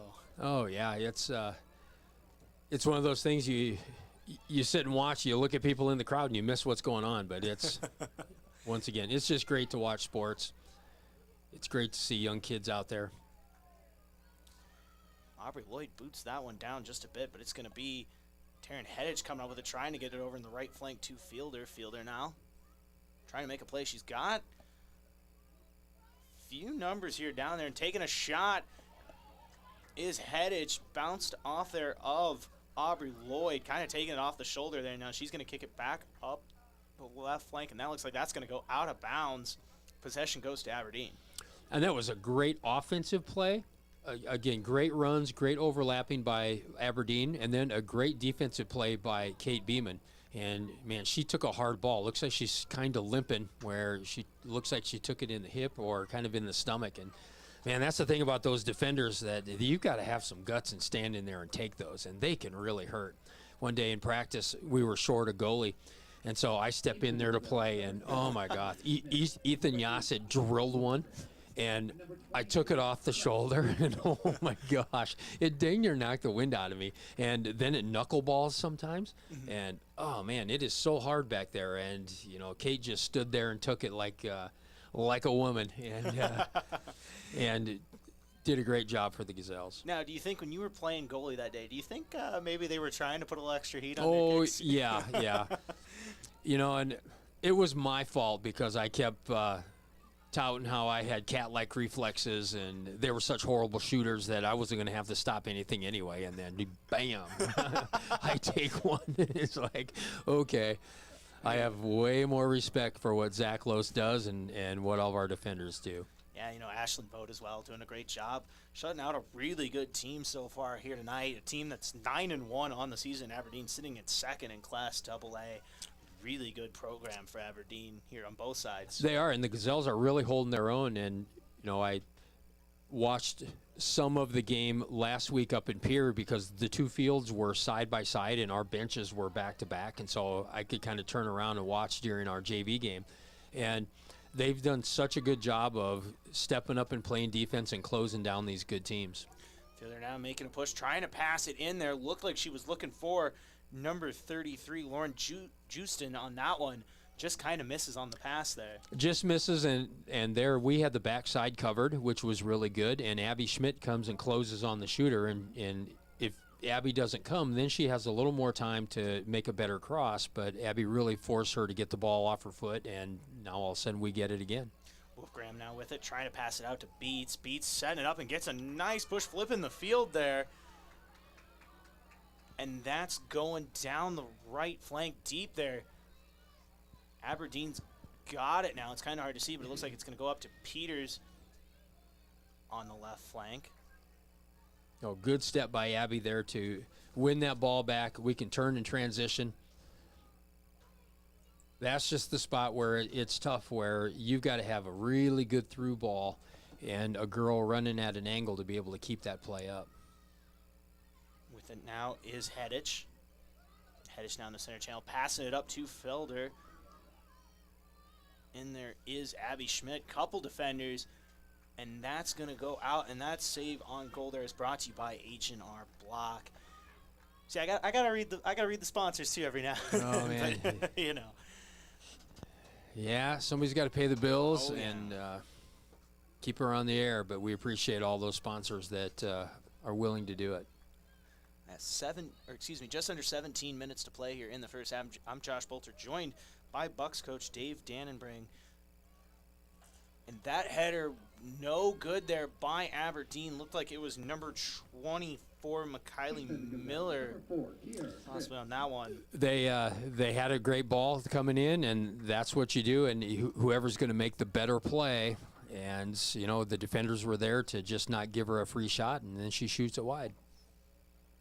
Vogt now trying to push it up the left flank, blocked there by Felder. She was looking for Beats over there on that one. Schmidt now tight defense on Hedich. Hedich trying to pass in. That's knocked out of bounds by Madison Beats. Possession goes to Aberdeen. Once again, our girls just stepping up, trying to disrupt their overlaps and their passing. Zantel tries throwing that one in. It's going to go off there of number 6, Morgan Felder, it looked like, and it's going to be possession Gazelles here. Allie Morgan, number 16, Ivy. Looks like Talia Olson number 17, and Chloe Foote checking in here for the Gazelles right now. A couple subs here with about 15:30 to play in the first half. When you have some of these girls on the outside that are doing a lot more running, it's just good to keep rotating them through. We do that with the boys on our positions that have to cover more ground. We try to go about every 10 minutes. Just bring a fresh body in, give somebody else a break, just so they don't get so tired. And that's what Tyler does with these girls on the outside. Thrown in now will be Madison Beats. This one down the left flank, and Sherman's got a bit of a look here. Getting inside the attacking box, trying to get something going. Stops. Tight defense here from Aberdeen. Trying to push in. That's going to roll out the back of the attacking box there. Sherman kind of once again, it's kind of the second time she's had a push down that left flank. Well, she gets out ahead, uses her speed. That was good ball control. And Aberdeen closes on her, and it's one of those that she's thinking, "God, I can get around them." The support came down the middle, but then Aberdeen cut that off, and then she kind of gets stuck in no man's land down there right by the goal. Corner kick here for the Gazelles. It's going to be Kate Beeman back on this one. This is the first corner kick for the Gazelles of the evening with 14:20 to play here in the first half. We're tied at 0 here between Aberdeen and Yankton. Beeman passes this one into, looked like it was out to Schmidt, and tried to get that one in for a header. Attempt no good there.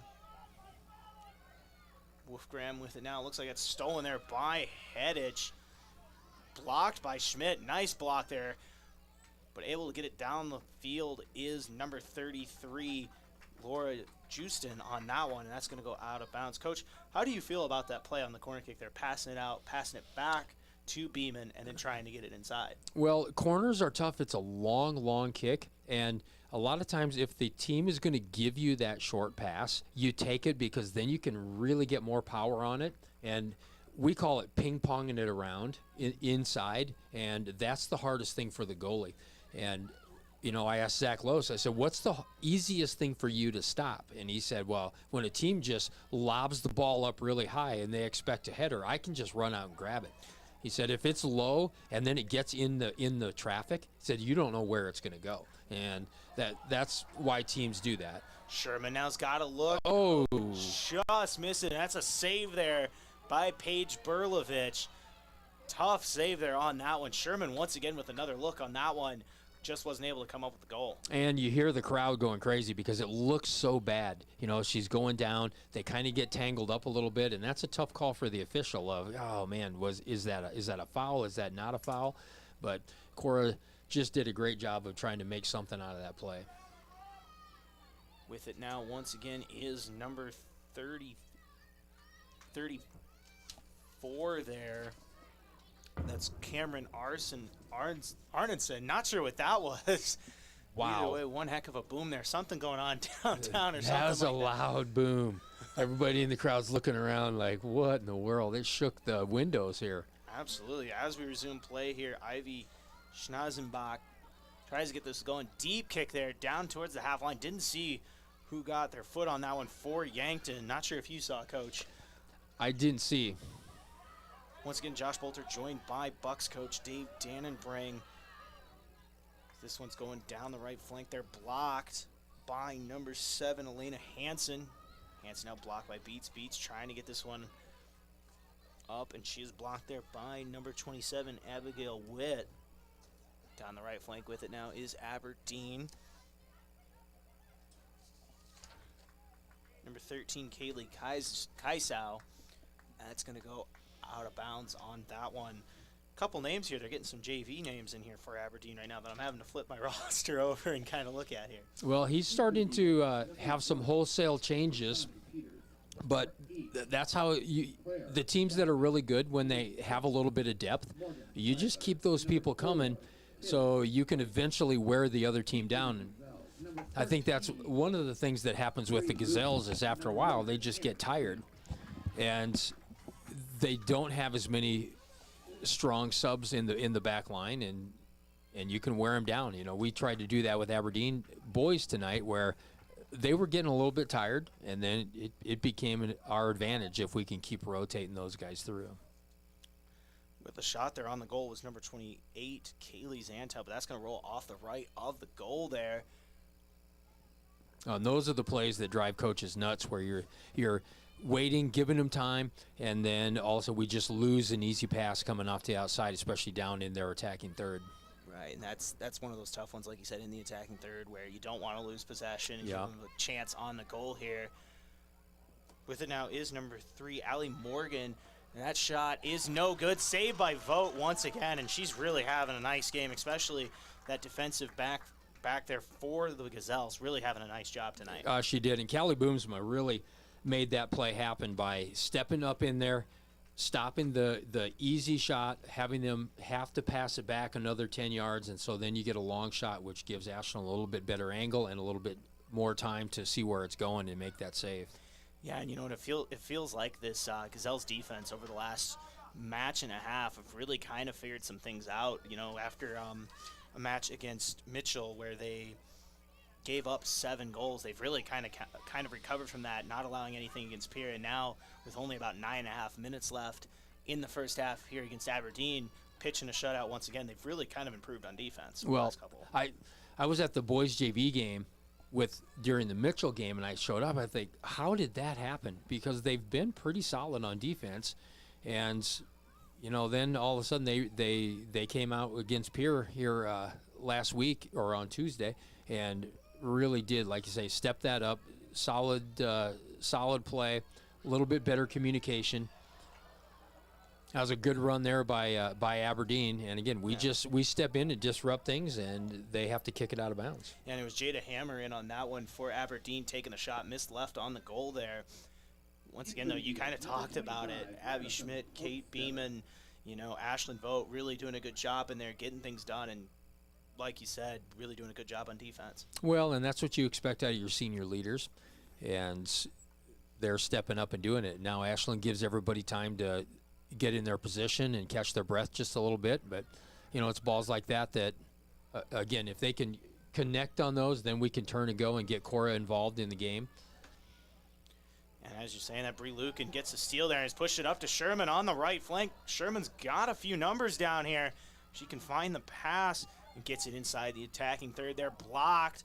Looked like it was Hedich in on that one. Aberdeen with it now. Sherman trying to find it. Loses it now. Pushing up the left flank to Peters. Peters moving it past the halfway line. Boomsma trying to get on their defense. Passes it way up there. Nice pass. Down there looking for number 17, Jada Hammer, and the save there on the shot from Hammer by Ashlyn Vogt. Once again, Vogt earning her stripes here tonight with another save. Their score stays tied at 0 with 7:40 left in the first half. Yeah, what a great play by Ashlyn to hold her ground. Aberdeen had the Gazelles on the run there, and they made a great string of passes, and the Gazelles really were in pretty good shape and pretty good position to try to stop it, and that's what's going to happen in sports. Some teams are going to make great plays, and offense got the shot off, and Ashlyn stops it. Yeah, and in the last couple minutes of a half, especially in the first half where you're tied, does urgency go up? Are you trying to push the issue more on offense more, or how do you usually like to play a situation like this? Well, you kind of want to have your best guys in and best girls in that last 10 minutes, that if you can get a score, it can really set the tone for the second half. Anytime a team gets scored on, it can take a little bit of wind out of their sails. And we do feel that hey, we should make a push here, go into the halftime with a lead, and make the other team have to adjust. Ball reset here. It's going to be Vogt kicking this one out of the attacking box down the center channel there. It's going to go past the halfway line. It's going to be Aberdeen picking this one up. It was number 24, McKiley Miller. That one knocked out of bounds by Beats. Looks like it's going to be possession Aberdeen on this one. Yeah, those are tough because Aberdeen is spread out enough and pressed up enough that it takes away the control ball from Ashlyn to the defender, so she has really no option but to kick it up there. And then if you can't control it, now you're playing transition again. And that happens in both boys and girls. And in the boys game, we had to do that same thing where Aberdeen presses so hard on our up front guys that we had to go the deep ball and then fight for it. Aberdeen pushing here. It's Felder, but Olsen knocks that one out of bounds. It's going to stay with Aberdeen, but Olsen making a heads-up play there on defense. It is a heads-up play, and unfortunately that just went to the left of the flag and gives them a corner kick, which set pieces are fun. We did some research here in the last week about how often should we be scoring on a corner kick, because we get a lot of them. We've had average of 9 in a game, and really the average in the pros is less than 10%. It's about 5% of the time you're going to score on a corner, and so we're happy with the boys because we're ahead of that. We think I'd have to see the real stats, but we're around 20% on corner kicks, and that's really good to score. And a really good advantage for us to be able to do that. Yeah, and I think part of that, you talk about Ethan Yassett usually setting those up, does a good job on those corner kicks and really gets them going. He does, and we had some competition early in the season of, all right, who's the most consistent? And Ethan really does a good job of keeping it low, once again, ping-ponging it around and giving our guys an opportunity and making it tough on the goalie. Nice kick there by Beats, flipping the field, pushing it down the left flank. Sherman's got to look if she can chase it down. Looks like that's going to go out there. It looks like it might. It's going to stay with the Gazelles. I thought maybe it went off of Sherman, but it did not. Pushing up the center channel now. Boomsman just misses that one. There is a whistle. Looks like a free kick here is going to go for the Gazelles.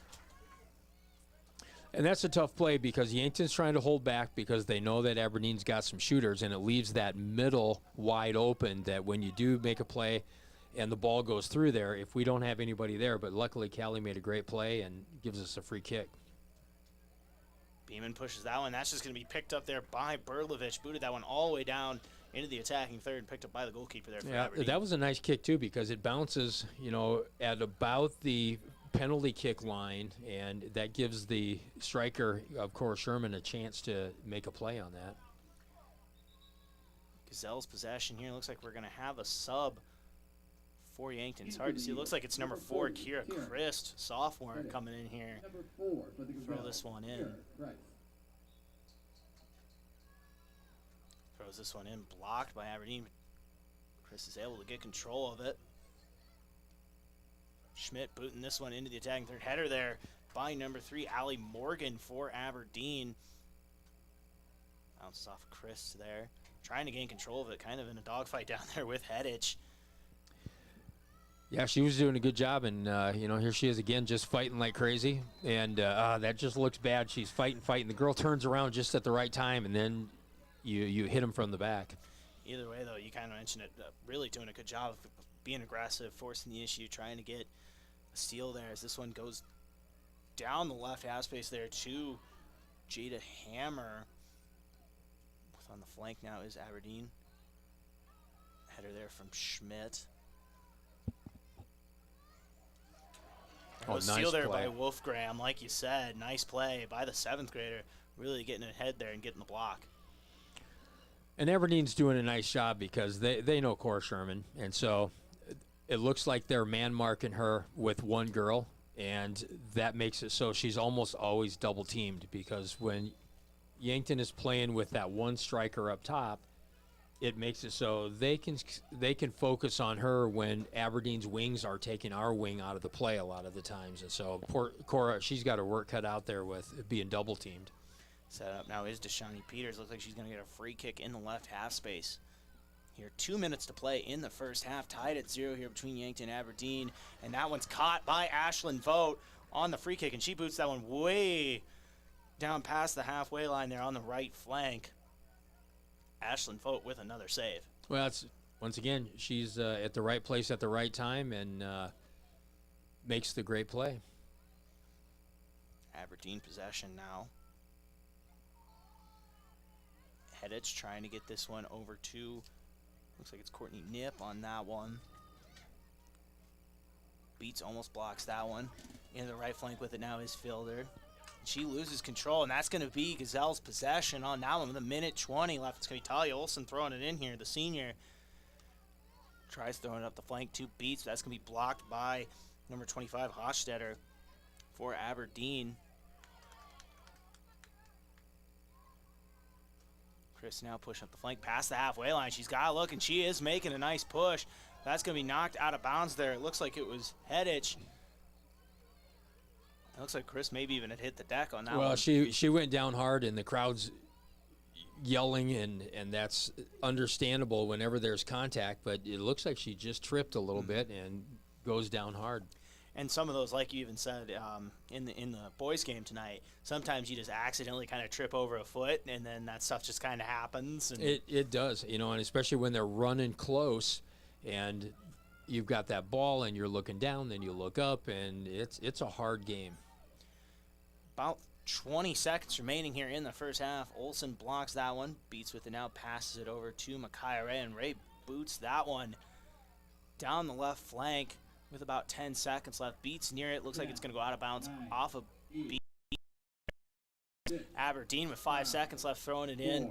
That's going to go out 3, 2, and that's going to do it for the first half. Tied at 0 here between the Gazelles and the Aberdeen Central Golden Eagles. We're going to take a quick break and we'll be back with our halftime show. I'm Josh Bolter, joined by Coach Dave Dannenbring. We'll be back here in just a couple minutes. You're listening to KYNT as well as KYN-TV. Tonight, roughly at 8 o'clock, there will be a fireworks. Well, throw that in the trash. What happened? I was watching the game on KYN-TV and the TV went out. Don't trash it. Recycle it at Recycle IT. What's that? The electronics recycling company here in Yankton. They're open Monday, Tuesday, Wednesday from 9 to 6. Not in a landfill and not in a ditch. 605-653-9913. Recycleityankton.com.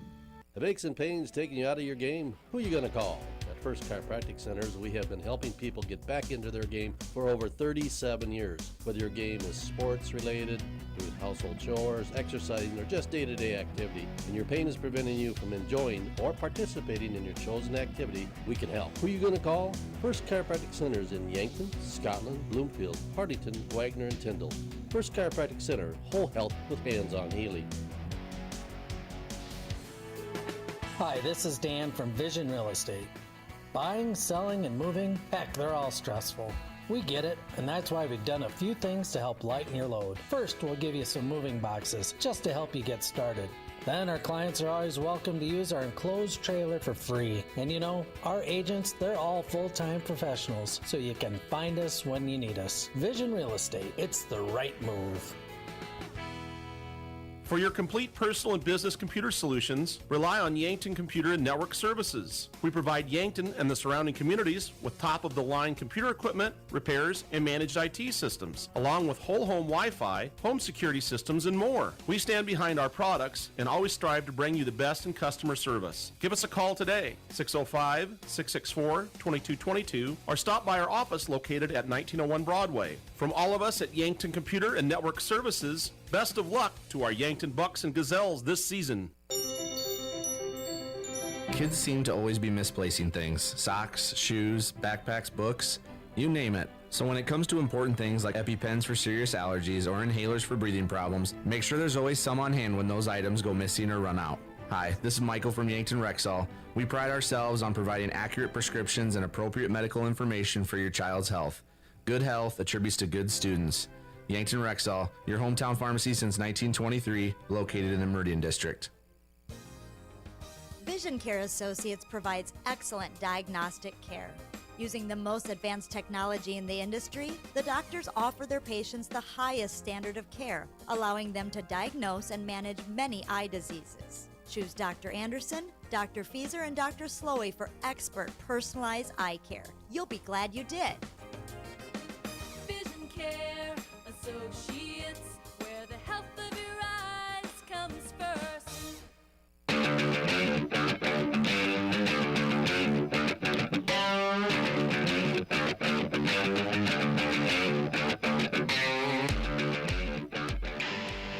Welcome back here on KYNT as well as KYNTV. This is your I got the wrong logo up. Look at me go. No, I got the right one. Let's go. I'm trying to mess with overlays and stuff on TV. It can be confusing sometimes. This is the first time I've really done that part of it.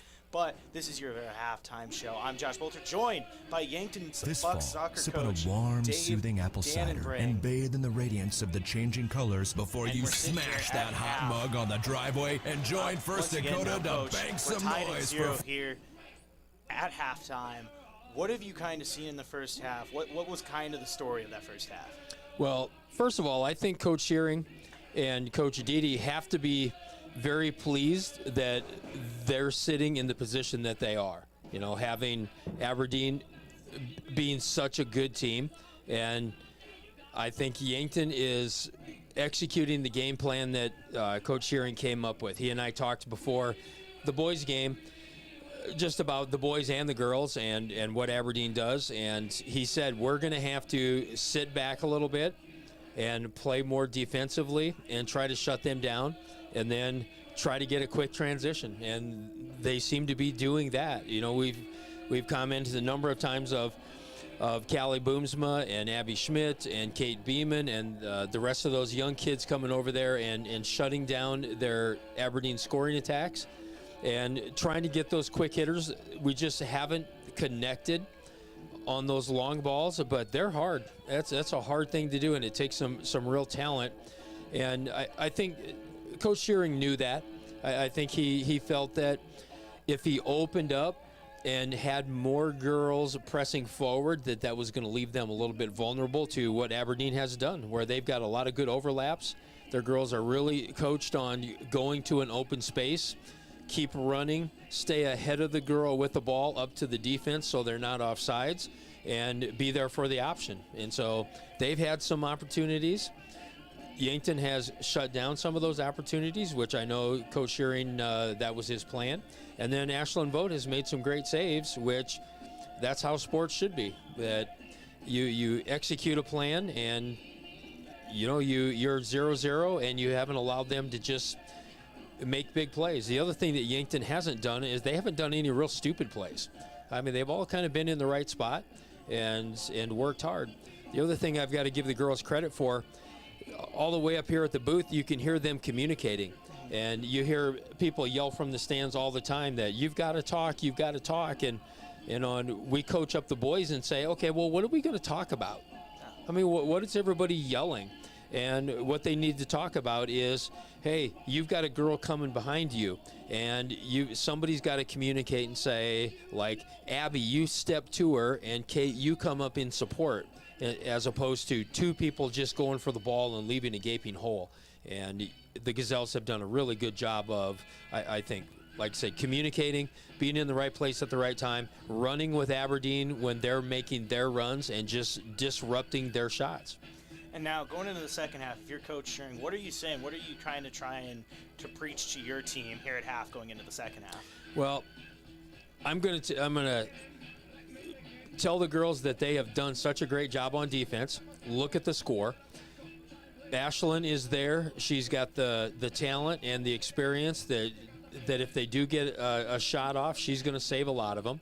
I think for me, because I'm a little more of an aggressive offensive coach, I'm gonna talk to my midfielders and say, hey, you've had opportunities to make a transition. We need to turn the ball a little bit and be able to give Cora a shot at it. Having these long balls that are way down there, it's just too hard to get those. And one girl out there by herself when there's not support behind her.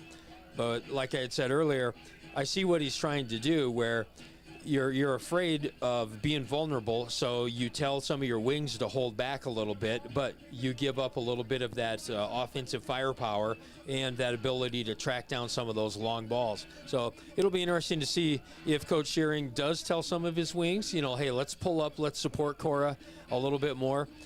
Let's control those balls in transition so that we can make a good run down the sideline and give Cora a shot in the middle.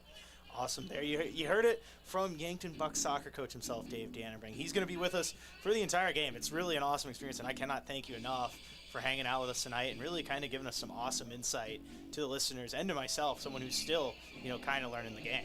Well, I'm still learning the game too, and that's why it's so great to coach with Riley Smith, who, on a side note, he's just such a fun guy.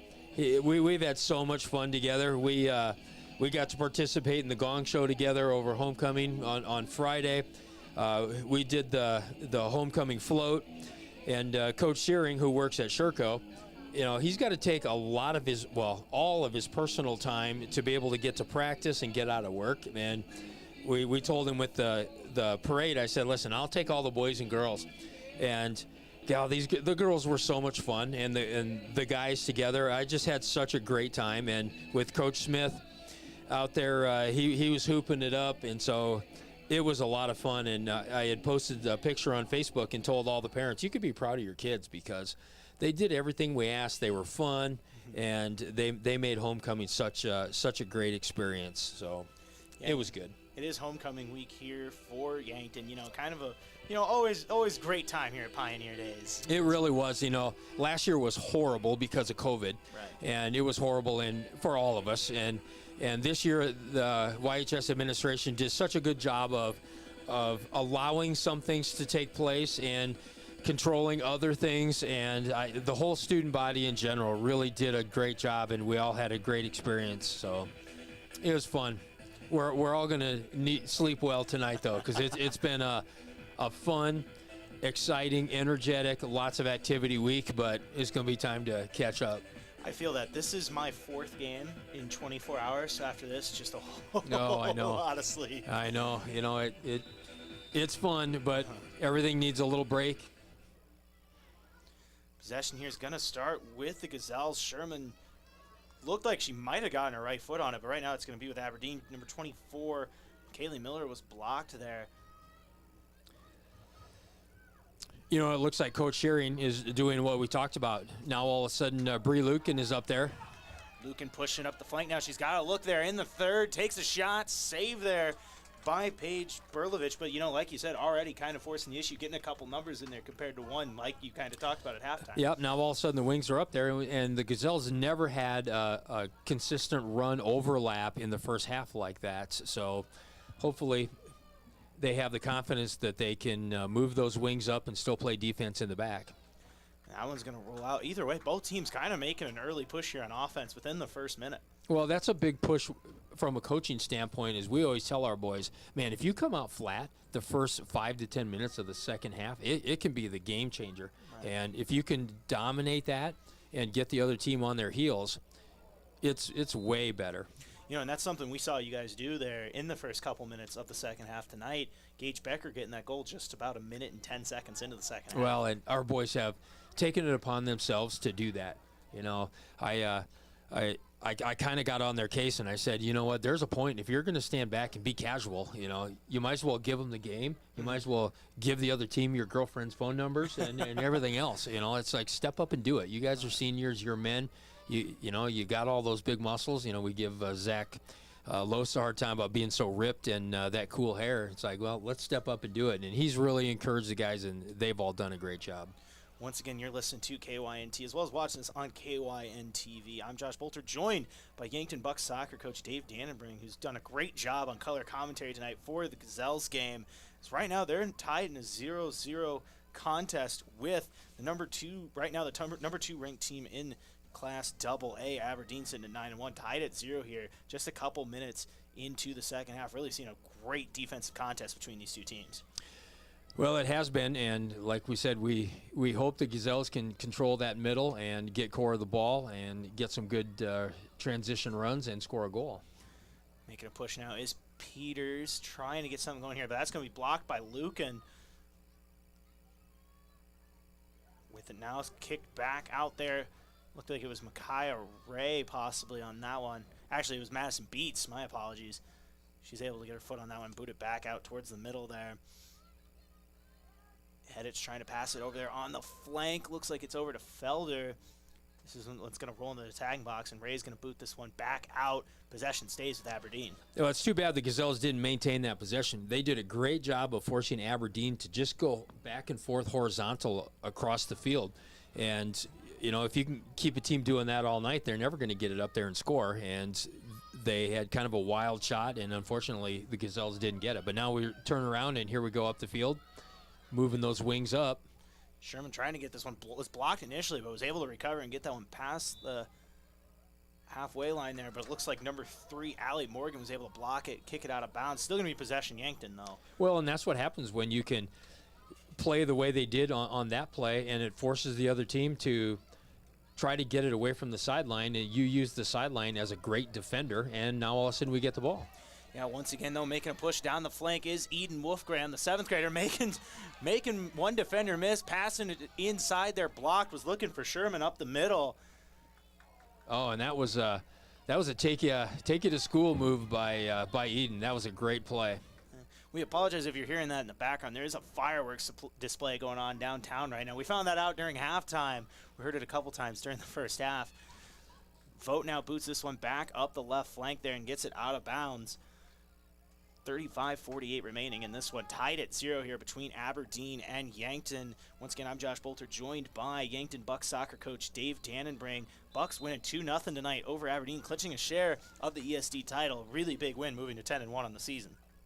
Well, thanks again. Yeah, it was a fun win, and I always tell the boys, for me, there's a 24-hour rule in sports. You got 24 hours just to enjoy it, just enjoy all the good things. And on a Saturday, this might be one of those 48-hour enjoyment that we'll spend tomorrow and Monday and just enjoy the fun of it and the great game that they played, and then get back at it on Monday at practice, and then go up and finish out the regular season at Sioux Falls Roosevelt at Howard Wood on Tuesday, and hopefully get our 11th win. And we were looking at some of the record books that would tie, or that would break the record on the most wins in any season. Yankton soccer had 10 wins back in 2014 when they were state champions, and that was including the playoffs. And so that's been one of the boys' goals, that hey, we can get in the record books here and have a regular season of 11 wins, and then go into the playoff and then win 4 more. Yeah, and you bring up Roosevelt. What do they kind of bring to the table, and what are you expecting from that matchup on Tuesday? Well, Roosevelt's kind of middle of the pack as far as their record goes, and that shot looks like it bounces in that deep. Went in. That was one heck of a shot there from Aberdeen. That's one of those, if you're Ashlyn Vogt, where it just was super high on that one. and it just happened to clip the top of the goal there for the goal. Now Aberdeen leads 1-0 at the 34-12 mark left here in the second half. Oh, and I'm going to say unlucky for the Gazelles. That was a great shot, but it was coming down. Ashland was backing up, and then it hits that crossbar and then spins in. And a lot of times they'll spin out, but unfortunate for Ashland back there. That's just one of those shoulder shrugs, shake your heads. What can you really do on it? Either way, heck of a shot there. It's now 1-0. Aberdeen with 33:57 left to play. This one now booted into the right half space. Aberdeen with possession here, trying to get it down into that attacking box. Pass in, looking for Peters, but Micaiah Ray's going to knock that one back out off of Hedich there. Well, the Gazelles now are doing a good job. They're stepping up into them. It's tough right after a goal because it's just that mental letdown, and then it's just like, bam, you got to go right away, and there's no timeouts in soccer, which that just makes it tough that you can't stop and regroup. You got to keep going. Shot there on goal once again, saved by Vogt. That was at the top of the attacking third there. Once again, if you're hearing fireworks, that is fireworks from the archery display, or archery tonight. They've had that going on all week, and really kind of a big deal for the town. Just like I said, if you're hearing that over our microphones, that is what that is. Well, it's been really neat around town and going to Walmart and Sherman out taking a shot. That's blocked there. Looks like it was number 34, Cameron Arneson on that one. Sherman had a good look. It was just a nice block there from Arneson. It was a great shot by her. It was out of ways, which gave the defense time to get in there. But very quickly, what I was saying is fun around town and go to Walmart, different places, and see all those people, the archers from all over the world, and know that they're coming to Yankton, and all the volunteers and all the people that put that on, and it's just a great thing for the Yankton community. That one just gets past Vogt and rolls out of bounds there. Oh, no, it looks like Vogt knocked it back into play. Thought it was maybe going to go out of bounds. Either way, though, kind of a lucky roll there if you're Ashland Vogt. I thought maybe that was going to catch the corner there and go in. Well, she did a great job of hustling, being on the ground, and I call it scratching and clawing to get to the ball or to get back up on your feet, and really did a nice job there. 31:57 to play. It is really kind of a big deal. A lot of cool things going on in the Yankton area, especially with sports. We talked about archery, Mount Marty football really getting started up this year. You look at it, what the Bucks are doing in soccer. There's a lot of cool stuff going on in Yankton sports right now. Well, it's fun to be here, and it just takes people in the community that are willing to step up and do those things, and the Yankton administration and Mount Marty administration to organize things and to organize the fan tailgate party at Memorial Park during these home games. And God, it looks like a lot of fun, and it brings people and families from out of town. Oh, what a play. Another diving save there by Ashland Vogt on the goal. Like you said, what a play. Really reached out with her left hand and got the block there to make the save. Score remains 1-0 Aberdeen here. Either way, though, once again, what a play by Ashland Vogt. This one now on the right flank. And that's going to go out of bounds, out of the attacking box there on that one. But like I said, what a play by Ashland Vogt. Man, Ashland did a nice job of stepping just right, keeping her feet and her strength on the ground, and then extending those arms and punching it out hard, because she could punch it out kind of wimpy, and now all of a sudden they're there and they can just bang a goal in there. But she did a great job. Header there by Sherman. Double header on that one, getting it going up the center channel, but it's going to be number 16, Ivy Scheisenbach, trying to get this one. She's blocked by Madison Beats there. Wolfgram with it now down the center channel. Gazelles got a couple numbers here out on the flank, trying to get to Sherman in the middle. Sherman's got a look and knocked out there by number 6, Morgan Felder. On that one, Sherman had a bit of a look, but Felder made a nice defensive play to get that one out of bounds. Great play, and what an opportunity there. And, that's where we had talked at halftime, where if Tyler's going to bring some of his wings up, and, again, that's the second big run, having backside coverage on offense and being able to move that ball around and give Cora that scoring chance. If we can keep doing that, she'll eventually beat that girl and knock one in. Yeah, and you can see the adjustments. The wings, like you said, are doing a lot better job of getting in there and then trying to feed in the middle to Sherman. It's one of those where, like, if they just get the right roll, they'll get a goal on that eventually. Yeah, and that's hard for those wings because they've really got to be active, and and especially if you have some young kids out there, they've got to be back and forth to get back and cover on defense, and then when the play is going up, they've got to be there for support and to be an option if Cora does get the ball in the middle.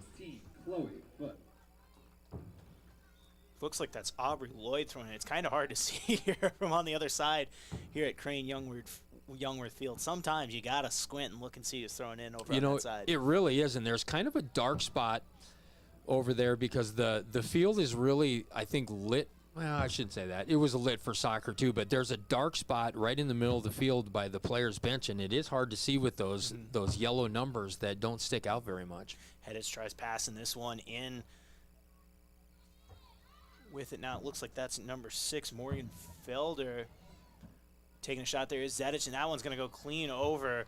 No good on that one. It's going to stay 1-0 Aberdeen here with 28:30 to play in this one. Yeah, once again, the Gazelles defense really stepped in. They forced the play back about 10 yards, and so she's going to have to take that long shot and make it a really good shot to be able to put it over the goal. Now, they did that once, but you can't keep doing that, and the more the Gazelles can keep pushing the Eagles back, the better opportunities they'll have to stop it. Peters with it now, out to Felder, taking a deep shot, and that one blocked by Ray with her left foot.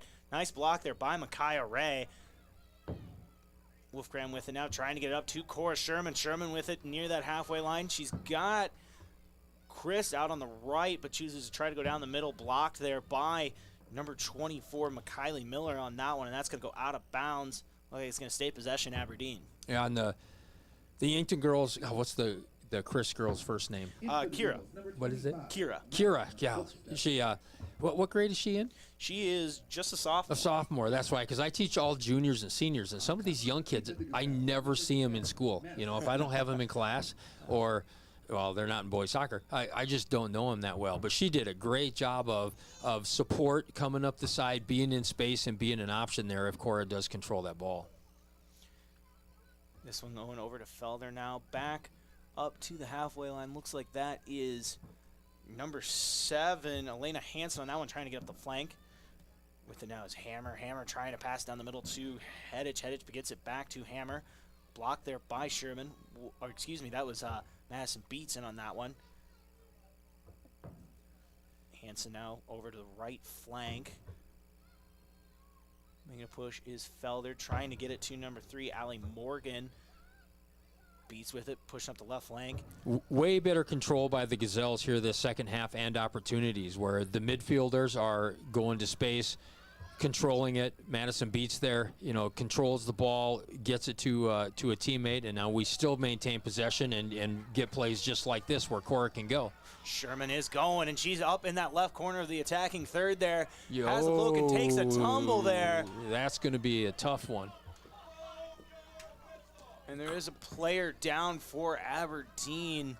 Looks like it's number 7, Elena Hansen. Either way, her and Sherman kind of tripped over each other there in that attacking third. Boy, and those again are tough because the official is trailing the play. Now, he had a pretty good angle on it that he was directly behind it, and we're at a side view, so you can't really tell who goes into who and who goes down. And, a lot of times our boys have said, oh, man, that kid just tripped. I didn't even touch him. And if the referee is at the wrong angle, it's really hard for him to make that call. But from the stands, they all look rough. They all look bad. And then when you get down there into the box, everybody wants a penalty shot. And, he just chose to make a no call, and he had the best angle, so we're going to assume that it's the best one. All right, I can live with that. So here's what we're going to take a quick minute timeout here for an injury, and when we come back, we'll kind of keep you going here with this one. 26:30 remaining in this one. Aberdeen leads 1-0 over the Gazelles here in soccer action. I'm Josh Bolter, joined by Yankton Bucks coach Dave Dannon. Bring Don't Go Anywhere. We'll be right back in just a minute. You're listening to KYNT as well as watching on KYN TV. Your family is a part of the Hy-Vee family. That's why they're here in Yankton for anything you need. Looking for steakhouse quality beef, fresh produce, and organic options, or the best options for anything else that's on your list? Hy-Vee has the products you're looking for. Convenient aisles online shopping for pickup and delivery, and Hy-Vee deals with coupons and sales to make your shopping budget go further. Where there's a helpful smile in every aisle. This fall, sip on a warm, soothing apple cider and bathe in the radiance of the changing colors before you smash that hot mug on the driveway and join First Dakota to bank some noise for fall sports. Stop for goal line stands, holler for a game-winning ace, and go berserk for a chip in from the rough. Let's give the home team all we've got. Bank some noise with us at First Dakota National Bank. Open a new account online today at firstdakota.com, member FDIC. Fall sports are in full swing. Unfortunately, with them may come injury. The Yankton Medical Clinic provides patients with the latest technologies and procedures in orthopedic care. Orthopedic surgeons, Dr. Brent Adams and Dr. Jeremy Kudera, specialize in athletic injuries, including fractures and sprains, shoulder, ankle, and knee injuries, and more. They'll have your favorite athlete back in the game in no time, offering the highest level of care right here at home. Call the Yankton Medical Clinic today. So much care, so close to home. At Avera, our orthopedic care and services are designed for every body and every age, which means Avera Sacred Heart Hospital in Yankton offers innovative treatment options customized to your bone, muscle, and joint needs. So whether you suffer from aches, breaks, tears, or dislocations, turn to the orthopedic team experienced in treating every body. Learn more by visiting the Avera Sacred Heart page on avera.org.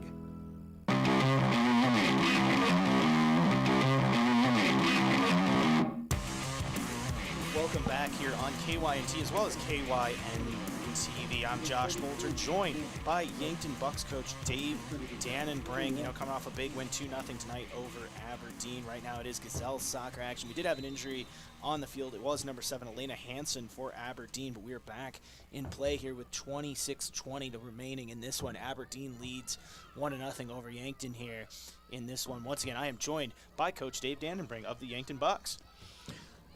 Well, you said it 3 times tonight. I don't think I'm ever going to get tired of you saying that big win tonight for the Bucks, 2-0 over Aberdeen, because we as a team have been talking about this for the last month, that the way it's turning out that we were going to have this game tonight, and it was fun, and our boys did a great job. So thanks again for being here and broadcasting it. Of course, I like this is, like I said, soccer is new to me, but I'm totally invested at this point where I come down here and I have a great time every time I get a call. Both Bucks and Gazelles action. And, the Gazelles tonight are hanging tough with a tough opponent. Aberdeen sitting at 9-1 on the season. It's only 1-0 here, and we're already about halfway through the second half. And really, that goal for Aberdeen was kind of a deep shot where it's just one of those where you look at it and you kind of have to just shake your head and go, well, kind of got lucky on that one. Well, you do, and that happens. It had happened to us earlier this season, and I told our boys, I said, you know what, that's why they have ESPN Top 10, because kids are going to make great plays. I mean, that's the beauty of sports, that somebody's going to make a great play, and they made a great shot there, and it just happened to go in. But I think the Gazelles, way better second half so far on how they're controlling the ball and keeping Aberdeen on the run and forcing them to go laterally. Yeah, and you kind of talk about now moving into the attacking box there. Looks like it's number 3 there, Allie Morgan, and that's going to roll out. But like you said, the Gazelles are really doing a good job, especially on offense, I think, as well, kind of getting better looks and getting more numbers down there when they're forcing in the attacking third. Yeah, and that's what they have to do, because it's tough if you have a girl running down. Oh, good play. That corner kick there, header, no good for Aberdeen. Once again, like Coach said, good play there. It's going to stay 1-0 here.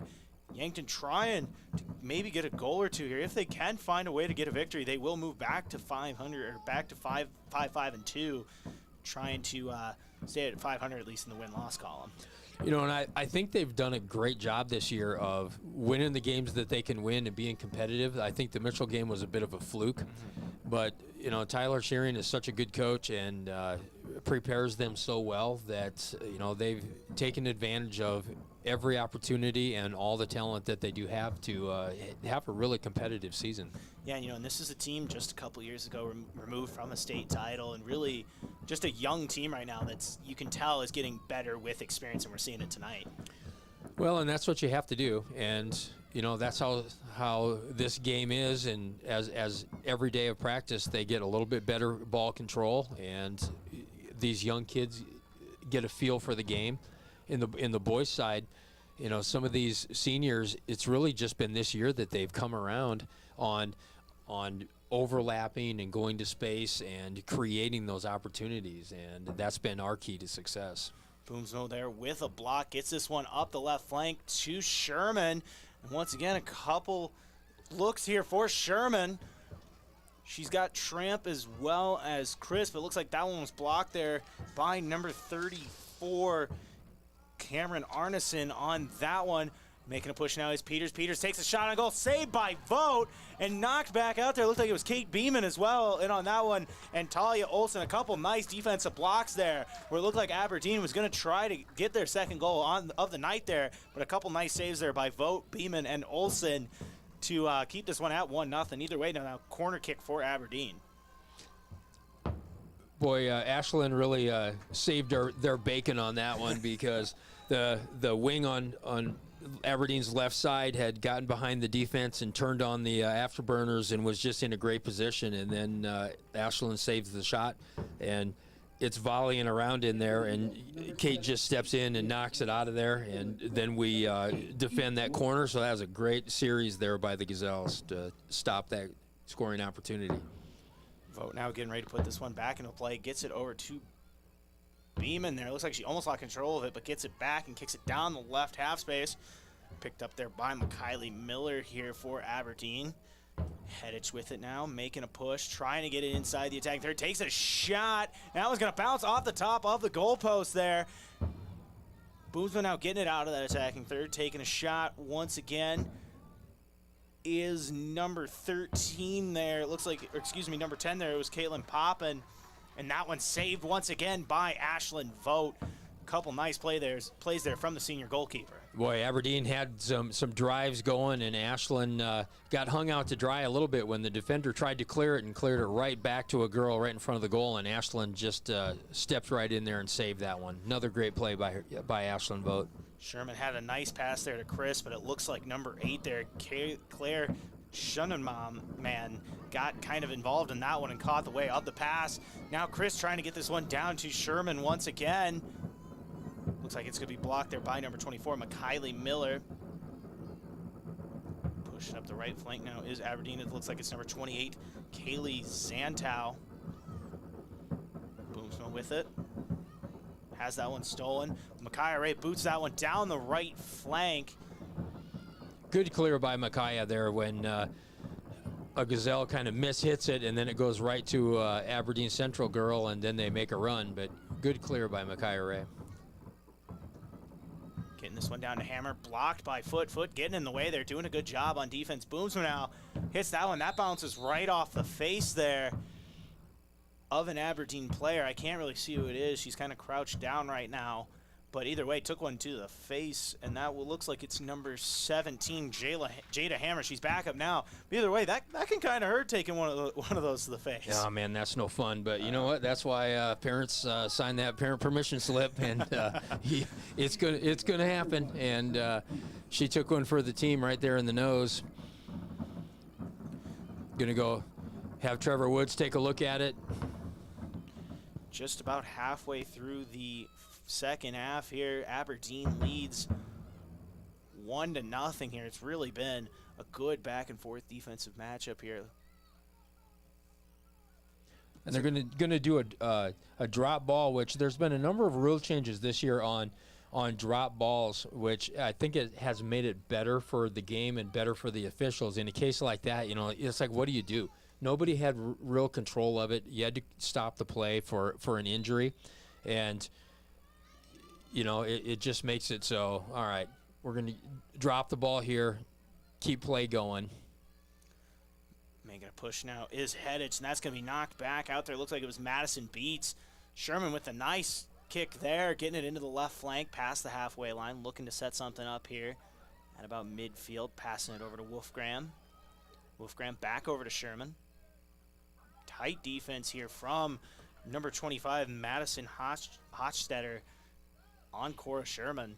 Yeah, Cora really did a nice job, because she gets stuck over there where you're trying to play keep away, and Eden had no real options but to try to give it back to her, and now all of a sudden 2 girls close on Cora, and then Cora has the sideline and trying to make something of it. But she did a good job of keeping possession. And Sherman boots this one up, looking for Chris at the top of the attacking third there. Chris trying to get something going here. It's got to look on the right side, and that's a nice block there. Looks like it was number 28 on that one, Kaylee Zantow. Actually, correction, number 26, Kira Stillman on that. A nice play, though, to get that out of the way for Chris. Nice play, and now that gives them a corner kick and puts Aberdeen on their heels a little bit. That is Bree Lucan doing the corner kick here, trying to get over to Beeman. Beeman passing it back out to Beats. Beats taking a shot. It's going to go just off the top of the field goal post there. A little bit too much on that one. Just a little bit, and it's so tough. And, if you don't have really good shooting technique and switch your feet, which is so hard, it's so easy to rock back a little and the ball to sky over the top. The boys have a tough time with that because they're so strong, and if they don't really have that technique, it goes over the top. A great job by the Gazelles to get that opportunity and get a good shot on goal. Shoneman now passes it up to Hedich. Hedich taking up the middle, passing it down to Peters. Nice block there. Looks like it was number 16, Chloe Foote, in on that one with the block over there. On the wing, block there once again by Beats. Sherman trying to gain control there. With it now is Beeman, it looks like. Oh, good control by the Gazelles in there. Oh, unfortunate there. But now they can get it back if they can move it up. Lucan trying to chase after that one. That's going to be possession Aberdeen. It looks like 17:36 to play in this one. Aberdeen leads 1-0 here over Yankton, over the Yankton Gazelles here. Once again, I'm Josh Bolter, joined by Yankton Bucks soccer coach Dave Dannenbring. The Bucks won earlier today, 2-0 over Aberdeen to clinch a share of the ESD title.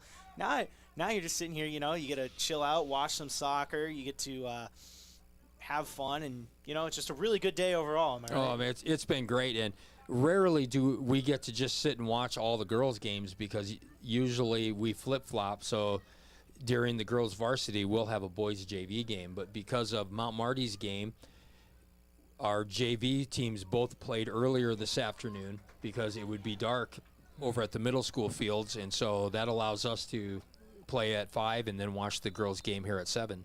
Poppin tries to pass that one in. Looks like maybe there was a trip or something there. Either way, looks like a free kick here possibly. Yeah, a lot of contact in the middle, and that's really good for the Gazelles to keep playing hard, keep Aberdeen on their toes, and make them keep moving side to side. On this free kick will be to Shawnee Peters, a sophomore here for Aberdeen. Peters boots this one in, caught there by Vogt, and she's going to have a chance here to flip the field. Gets it down to Sherman at about the halfway line. Sherman passes to Wolfgram. Header there by number 24, McKaylee Miller for Aberdeen. Chris with it now, trying to get into that left flank, it looked like, to Lucan, but knocked back out there by number 7, Elena Hansen. Chris with it now, Poppin trying to fight for it and gets it over on the left flank. Tough defense there from Kira Christ. Looks like we're going to go whistle in there, and it's going to go the way for Aberdeen. Yeah, and that's one of those that Kira raises her hand in frustration because they're both fighting, and unfortunately when they go down, Kira's on top, and the ref really has no choice but to make that call for Aberdeen. With a look now is Sherman down the right flank. If she can get it going here, take it inside. She trips and falls there over number 24, McKaylee Miller. And it looks like she's going to get a shot here. Once again, we talked about ideal spots for a kick. This is it right here. This is it. I kind of wondered if she was going to get going. Yeah, now Aberdeen, they've got to stand there and take it, and we'll see what Cora can do because she's got those long legs and she's got a good shot. Maybe she can bend it right over there. If your coach Tyler Schering, this is who you want doing it. Oh, Sherman takes the so shot. close. No good there. If we were playing a different sport here on a Friday night, that one would have been good, but just a little bit over and through the field goal post. It was perfect 3-pointer there for field goal. But that's a hard ball too. You know, she did everything she could and just over the top.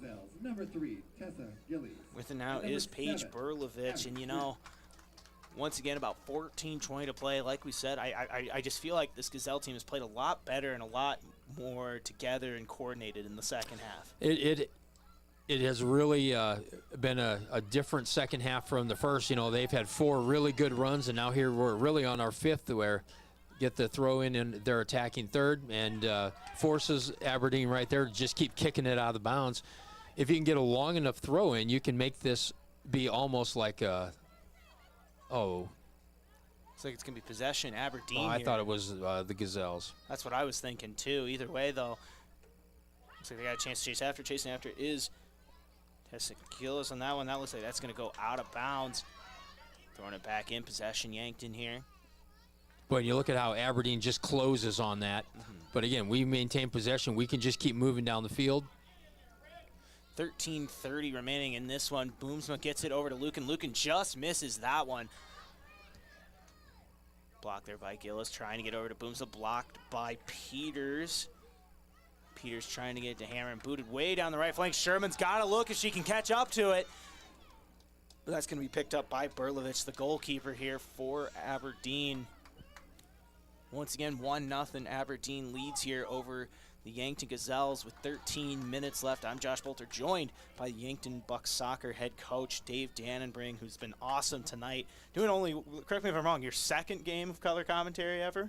It's only my second, but you know what? We've been doing breakfast with the coaches for years, and we've always told them, hey, if you have airtime to fill, we can talk about anything for as long as you want. And so I love it. No, seriously, you're bringing great insight tonight, and I can only imagine how much listeners love this. Like I said, I've been getting messages all night from people saying, hey, this is great, and it really has been. And you know, it helps when we get a great soccer match with it, too, because the Gazelles have been playing really well against a team in Aberdeen who's sitting at 9-1 on the season. Just, like I said, really, maybe arguably, might not show on the scoreboard, but one of the Gazelles' best performances of the season. Well, they really have, and once again, we've said it here a couple of times. This second half, they've come out.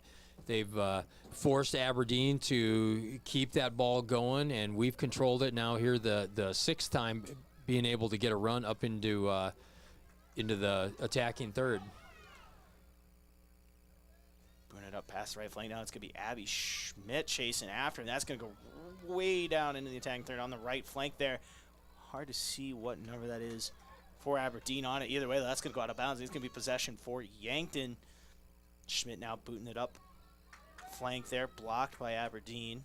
Looks like it was number 14 there, Kira Frank, possibly. Correction, my bad, that's number 16, Ivy Schanzenbach, in on that one with 11:15 to play. Well, they've got some tongue twister last names for you to say here. Oh yeah, never fails.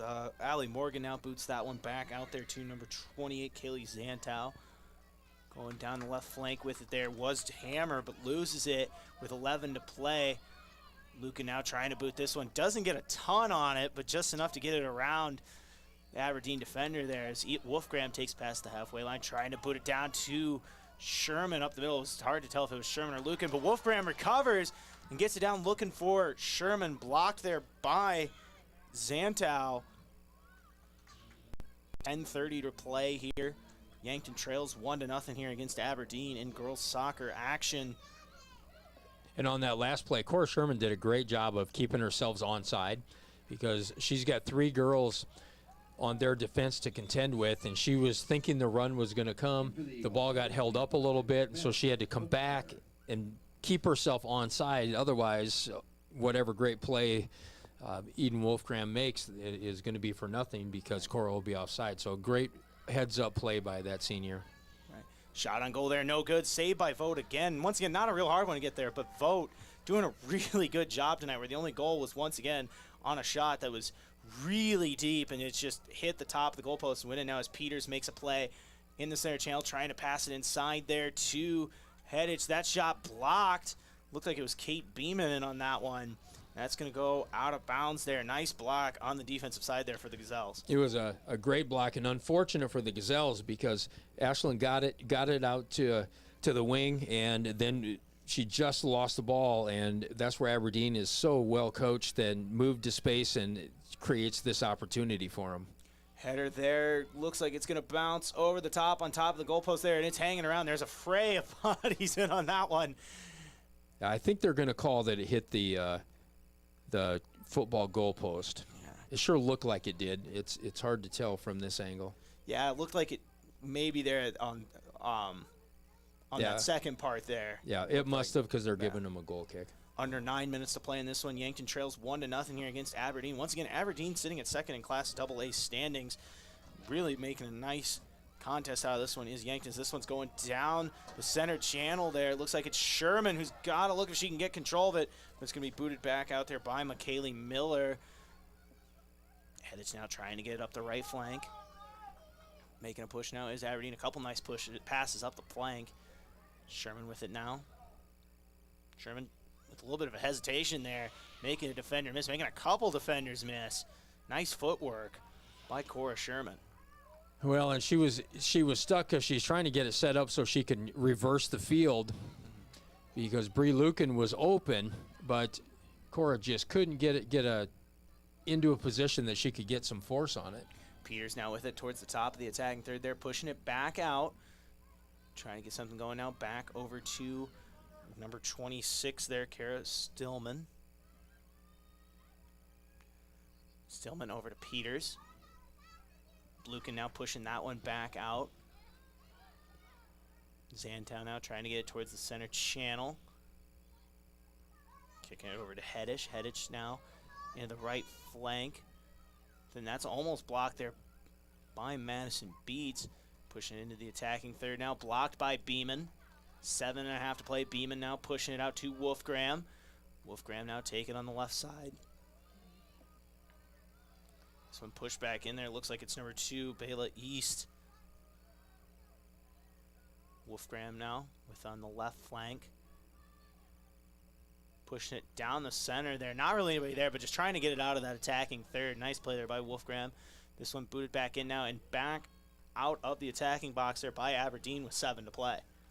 You know, a few series or a few passes before that, Kate Beeman really did a nice job back there on defense where she could have just hard cleared it out and Aberdeen would have gotten the ball back, but she controlled it. She found a midfielder that was open. They were able to turn, get the ball up, and at least have an opportunity to make a run. So great job by Kate. With it now is Abby. Looks like that's hard to see here. Numbers once again are getting a little tight. It's actually Tessa Gillis on that one. Passes it down to Chris. Chris has got to look on the right flank now. Just loses control. Possession's going to go towards Aberdeen. 6:30 to play here. With it now is Wolfgram trying to gain control of it. Fighting for it. Pushes back out to Gillis who boots it down that right half space there. Sherman with the header. Blocked there by Zantow. Boomsman now boots this one off the head there of number 24, McKaylee Miller, and that's going to be picked up by the goalkeeper, Paige Berlovich, the senior for Aberdeen. Is this going to stay 1-0 with 6 minutes left? Well, I think that was one of the best offensive passing strings that the Gazelles have put together tonight, and everybody came up in support in the right spots and just overhead a little bit that Cora couldn't get to that ball.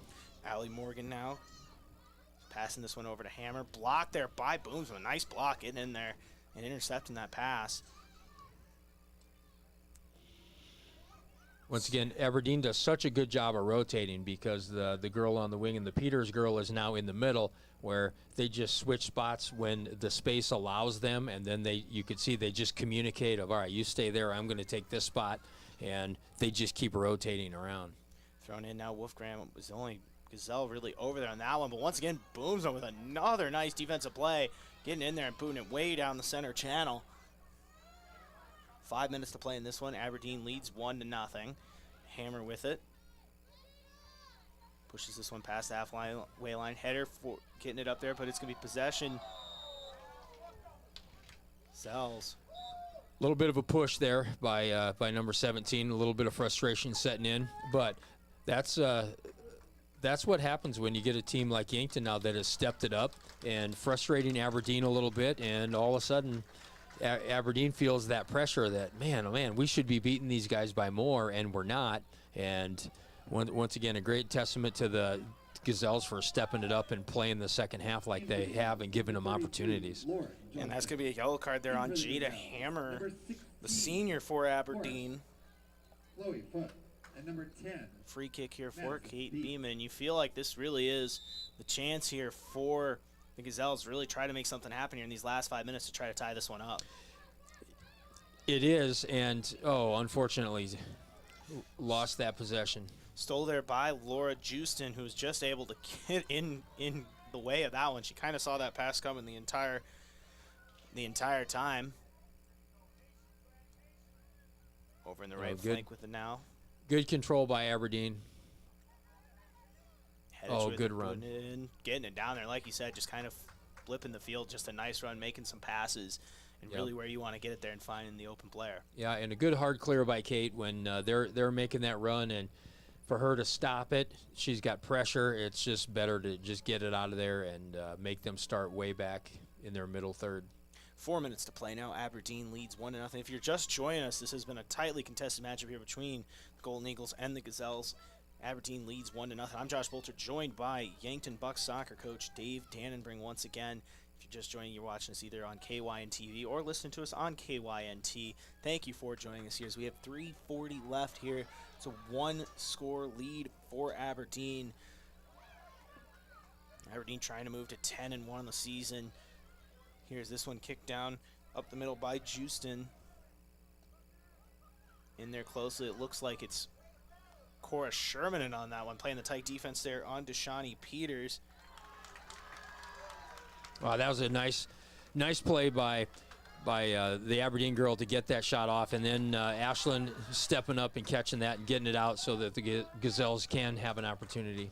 This one going down the flank now. It looks like it's going to go out of bounds. It's like it's going to be Gazelles' possession here. Chris with it. 3 minutes to play. Chris back over to Gillis. You know, and this is always the point of where do you do something different to try to change the game, you know, because there's 3 minutes left, and if you just keep playing the same thing, then all of a sudden, well, time just might run out and you haven't done anything. Headage takes a shot, saved there by Vogt once again, and Vogt's having a really nice game as the goalkeeper here for the Gazelles, making another nice save there. Really, like we talked about, that one goal just come, like you said, it's one of those SportsCenter top 10 plays earlier in this half. That's the only reason we're sitting at a 1-0 score here for Aberdeen, or in favor of Aberdeen. As Chris now trying to get this one going. Just about 2:15 to play here. Yankton's got to make a push to try to tie this one up, and that's a nice kick down the flank there by Boomsma. It looks like that's going to go out, and it's going to be possession Gazelles, and it feels like this. There's a time now. It is now with 2 minutes to play. It is, and Tyler has changed the formation up. Cora is now back in the middle a little bit. He was given some of those midfielders a rest, and it looks like Cora's going to go back up front. You know, with the boys' side, we have a time at 8 minutes. If we're down by 1, at 8 minutes, we change our formation and we pull up another attacker. So, you want to give us the exact? No, I'm just kidding. You don't want to give us the exact formation. Don't want to give that away. Well, you know, it's no secret, and anymore with YouTube, all of our games are out there. Right. And you know, we just figure, well, there's got to be a point we have to do something different. And if we're down by 2, 12 minutes is the time. We pull a guy up, and if we're still down by 2 with 8 minutes, then we pull another defender up, and we're gonna gamble, but we have to do something, you know. So we'd rather gamble and take a chance, and take the chance, and maybe get a chance of scoring as opposed to just sitting back. 1 minute to play now. Lucan making the push up the right flank. Gazelles down 1. They got to get it here. Boozman now kicking it, and she has Sherman blocked there by number 4 Taylor Like on that one. Really nice block. Had Sherman on the pass. See, and Tyler's done that. He's got now Callie Boomsma up there, so they've got 2 strikers and the 2 wings, which now gives them an opportunity. Oh, just close. That one just missed there. It looks like it was Boomsma and Sherman on that one. 30 seconds to play. 1-0. It is Gazelles possession. Throw it in now to Boomsma on the left flank. Knocked back out of bounds there. Heads up play by Aberdeen. 20 seconds now. 1-0 Aberdeen. I'm Josh Bolter, joined by Coach Dave Dannenbring. Schmidt now kicking that one in. Just missing his Lucan and chasing after it now is Gillis, and that's going to go out of bounds with 10 seconds to play. Throwing it in quick now is Lucan. Lucan getting in the attacking box. Missed there is Aberdeen. Kicking it back out. Schmidt's going to have a look. 2-1, and that is going to do it. And Aberdeen wins 1-0 here over Yankton Gazelles. The Gazelles fall to 4-6-2 on the season. I'm Josh Bolter, joined once again by Coach Dave Dannenbring. Coach, I just wanted to thank you for joining us tonight. Sitting here, it was really an awesome learning experience, and I think it was really awesome for me and the listeners to sit here and get to talk to you for the entire match. Well, geez, thank you for letting me just sit here and talk about soccer. And you know, it's fun to watch them, and like I said before, it's nice for me as the boys coach to get to watch the girls. You know, Tyler and I talk a lot of soccer, but we don't really get to see each other play all that much. So it's been really nice to be out here and do this. So awesome, and we love having you on here. And your next match will be on Tuesday against Sioux Falls Roosevelt. We're looking forward to seeing the results of that one. And you know, congrats tonight on a big victory over Aberdeen, 2-0, and we're looking forward to seeing what you guys do the rest of the season. Well, thanks. You know, and I'm going to say it's one of the biggest wins in the Buck program history. You know, the year 2014 when they won the state title, but for us to step up and to win that, yeah, I'm so happy for those guys and all the work they put in and everything they've done this season. So congratulations to them, and congratulations to the Gazelles tonight, because, you know, to end the game with a 1-0 loss and to play well, to come out the second half and make opportunities, I would think Coach Shearing's got to be happy with that and build on that here on Tuesday when we go play Roosevelt.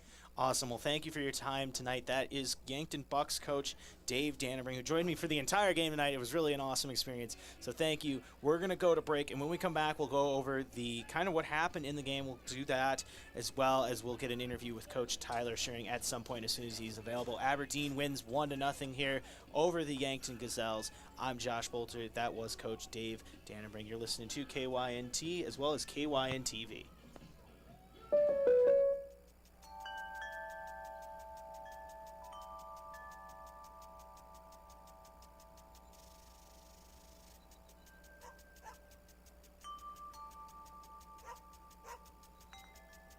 This moment of relief brought to you by your local State Farm agent, Rhonda Westland, who also brings relief with all your home and auto insurance needs.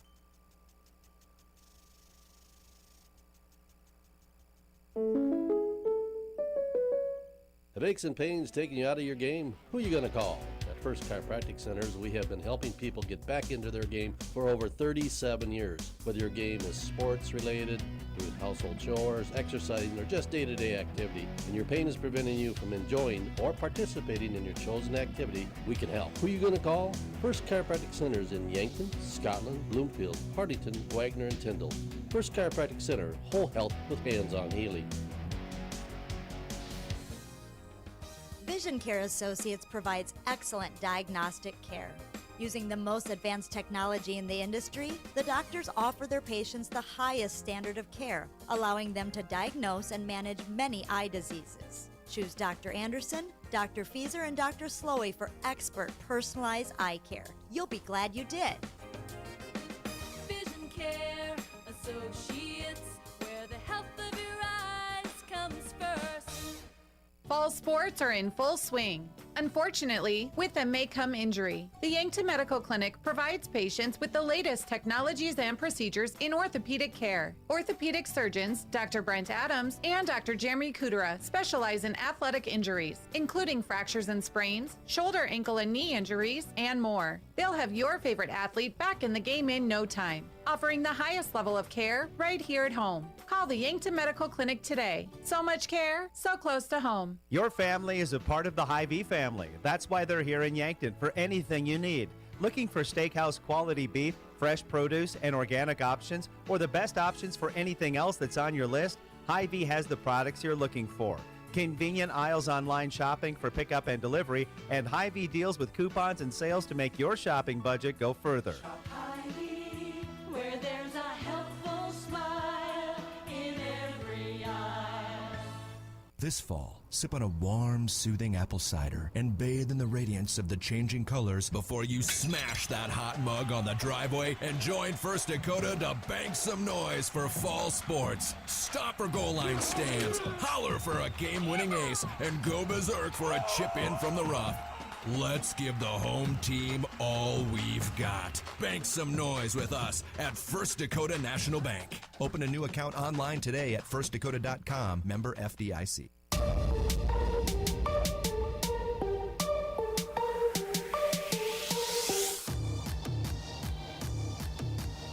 Welcome back here on the Hy-Vee post-game show. I'm Josh Bolter. Once again, was joined by Yankton Bucks coach Dave Dannenbring here during this Gazelles game, where the Gazelles lost 1-0 here against Aberdeen Central. Aberdeen moves to 10-1 on the season. Really a hard-fought battle here between these two teams. And, you know, you look at top performance of the game brought to you by Top Notch Window Cleaning. How about Cora Sherman making a lot of pushes on offense, really getting some things done, and got the Gazelles a lot of nice looks, as well as, of course, Ashlyn Vogt, who was really, really good. And, you know, they look at it there, was able to make a lot of nice saves. Just unfortunate break there on one goal that was shot from about the 30-yard line and just caught the top of the goalpost. Your defensive player of the game brought to you by Olson's Pest Technicians. I think it's got to go to Ashlyn Vogt. Once again, only one goal tonight given up. Really did a good job getting things done and looked like a really good tonight. And your offensive player of the game brought to you by Hy-Vee. I think that's going to go to Cora Sherman. Once again, pushed the issue a lot on offense, was able to get some things done and looked really, really good. Just unfortunately wasn't able to get a goal on that. Either way, though, what a nice game played by the Gazelles despite the loss. They now move to 4-6-2 on the season. They play Sioux Falls Roosevelt at 4 on Tuesday. Sioux Falls Roosevelt currently sitting at 10th in the standings. Yankton sitting at 11th, so it's one of those games where they're very even teams in the standings. It's curious to see what happens there. We're going to take a break, and hopefully when we come back, we'll have Coach Tyler Shearing as soon as he's done talking to the Gazelles down on the field. We will have him. Thank you for tuning in once again tonight.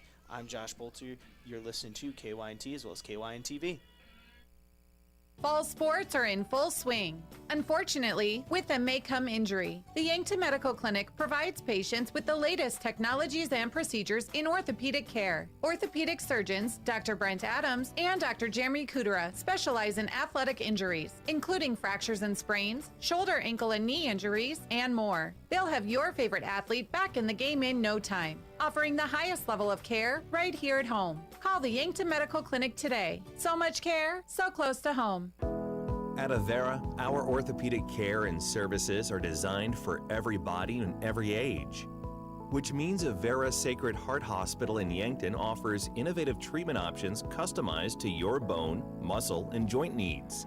So whether you suffer from aches, breaks, tears, or dislocations, turn to the orthopedic team experienced in treating every body.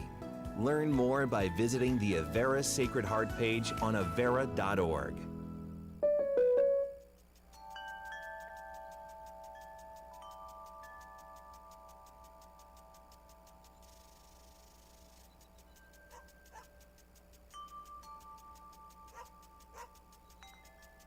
This moment of relief brought to you by your local State Farm agent, Rhonda Westland, who also brings relief with all your home and auto insurance needs.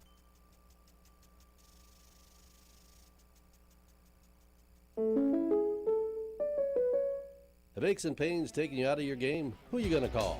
At First Chiropractic Centers, we have been helping people get back into their game for over 37 years. Whether your game is sports related, doing household chores, exercising, or just day-to-day activity, and your pain is preventing you from enjoying or participating in your chosen activity, we can help. Who are you going to call? First Chiropractic Centers in Yankton, Scotland, Bloomfield, Hartington, Wagner, and Tyndall.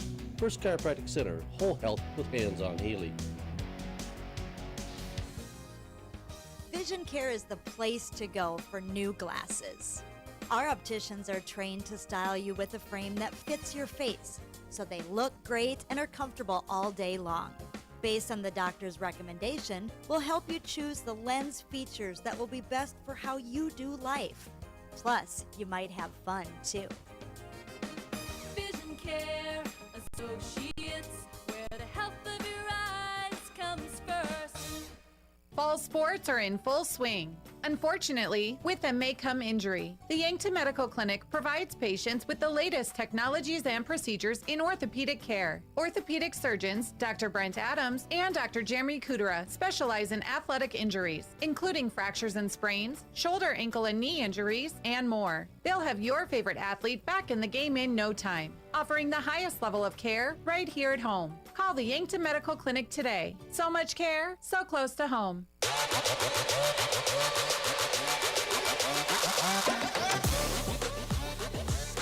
Welcome back here on the Hy-Vee post-game show. You're listening to KYNT as well as KYNTV. I'm Josh Bolton. You're listening to the Hy-Vee post-game show here. The Gazelles fall 1-0 against number 2 team in the state, Aberdeen Central. Really tough break, but a good performance overall for the Gazelles tonight. And now I am joined by Coach Tyler Schering.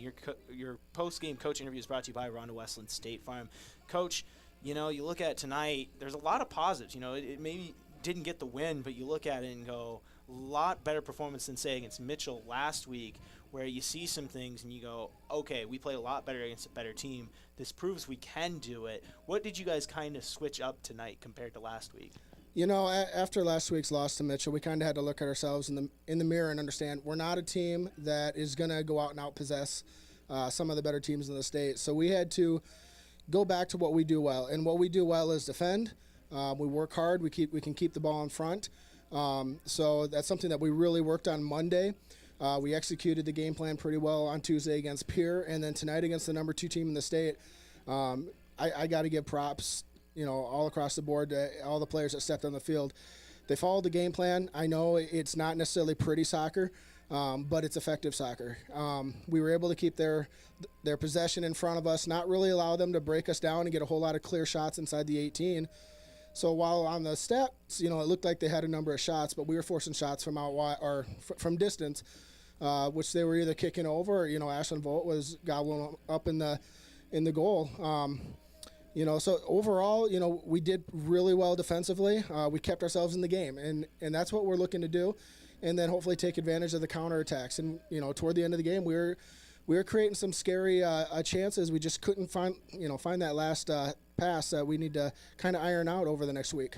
Yeah, and Coach Dannenbring joined me on the broadcast tonight, and we were talking about it. We could kind of tell in the second half there was a lot better playing offense from the wings, and passing was a lot better. Was that something you kind of talked about at half? Or? Yeah, the last couple of days after the Pierre, because Pierre, it turned into boot ball, which was kind of what the first half looked like. We would win it, and we would just kick it. The last couple of days, we had kind of worked on kind of our patterns on how to build out and what we want to do with our counterattacks. And we didn't really do that effectively the first half. At halftime, we kind of communicated it, reminded them what we want to look for, and then they did much better the second half. Yeah, now on Tuesday, you guys have a matchup against Sioux Falls Roosevelt. You guys are 11th in the standings right now. They're sitting at 10th. Kind of a big one there. What can we expect from that one, and what does Sioux Falls Roosevelt bring to the table? I'll be honest. Roosevelt was in the state finals last year, runner-up, but they lost a number of players to the Jefferson opening. They're a team that played, they kind of struggled early on in the year, and I think that was from losing players and a new coach. I think they're starting to find themselves a little bit right now, so it's going to be a tough test. They're 10, we're 11. I'm hoping that we can go out and they get the W and then hopefully put ourselves in a position to move up another spot. Awesome. Well, thank you for your time tonight, Coach. It's really appreciated. I always love talking to you guys after the game. It really brings a lot of insight to the broadcast. Yeah, thank you. I just want to say I really appreciate you guys being here every home game this year. I know the players love it. I know the fans love it. So really, thank you. Oh, yeah, I'm having a good time. And I'll be honest with you, this is my first year really covering soccer, and I'm learning it, and I'm excited, and I'm sitting here having fun watching you guys throughout the season. Thank you. So thank you for your time. That is Coach Tyler Schering here of the Yankton Gazelles. Gazelles fall 1-0 tonight against Aberdeen Central. Either way, though, a tough matchup, a really good performance here from the Gazelles tonight. And that's actually going to do it for tonight. So once again, thank you to, of course, Coach Tyler Schering for joining us here in the post game, as well as Coach Dave Dannenbring for joining us during the entire broadcast of the Gazelles game, as well as my cameraman Tel Tanner over on KYNT. Of course, he's not listening to the broadcast anymore, so he doesn't hear me. And I'm Josh Bolter. So thank you guys for joining us tonight. That was Gazelles and Bucks action here tonight. You're listening to KYNT as well as KYNTV. Have a good night, everybody.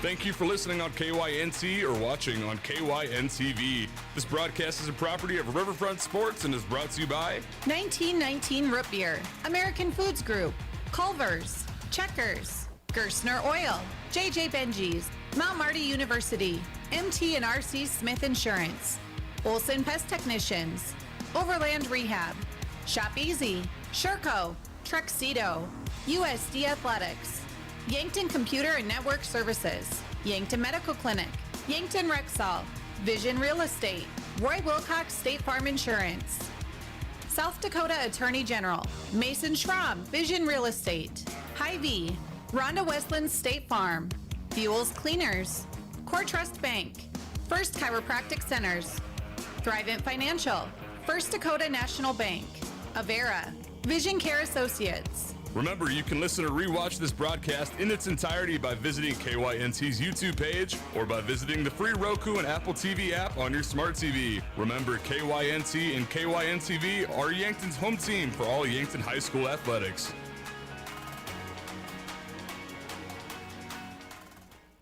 FM 1021 and AM 1450. KYNT, Yankton. From ABC News.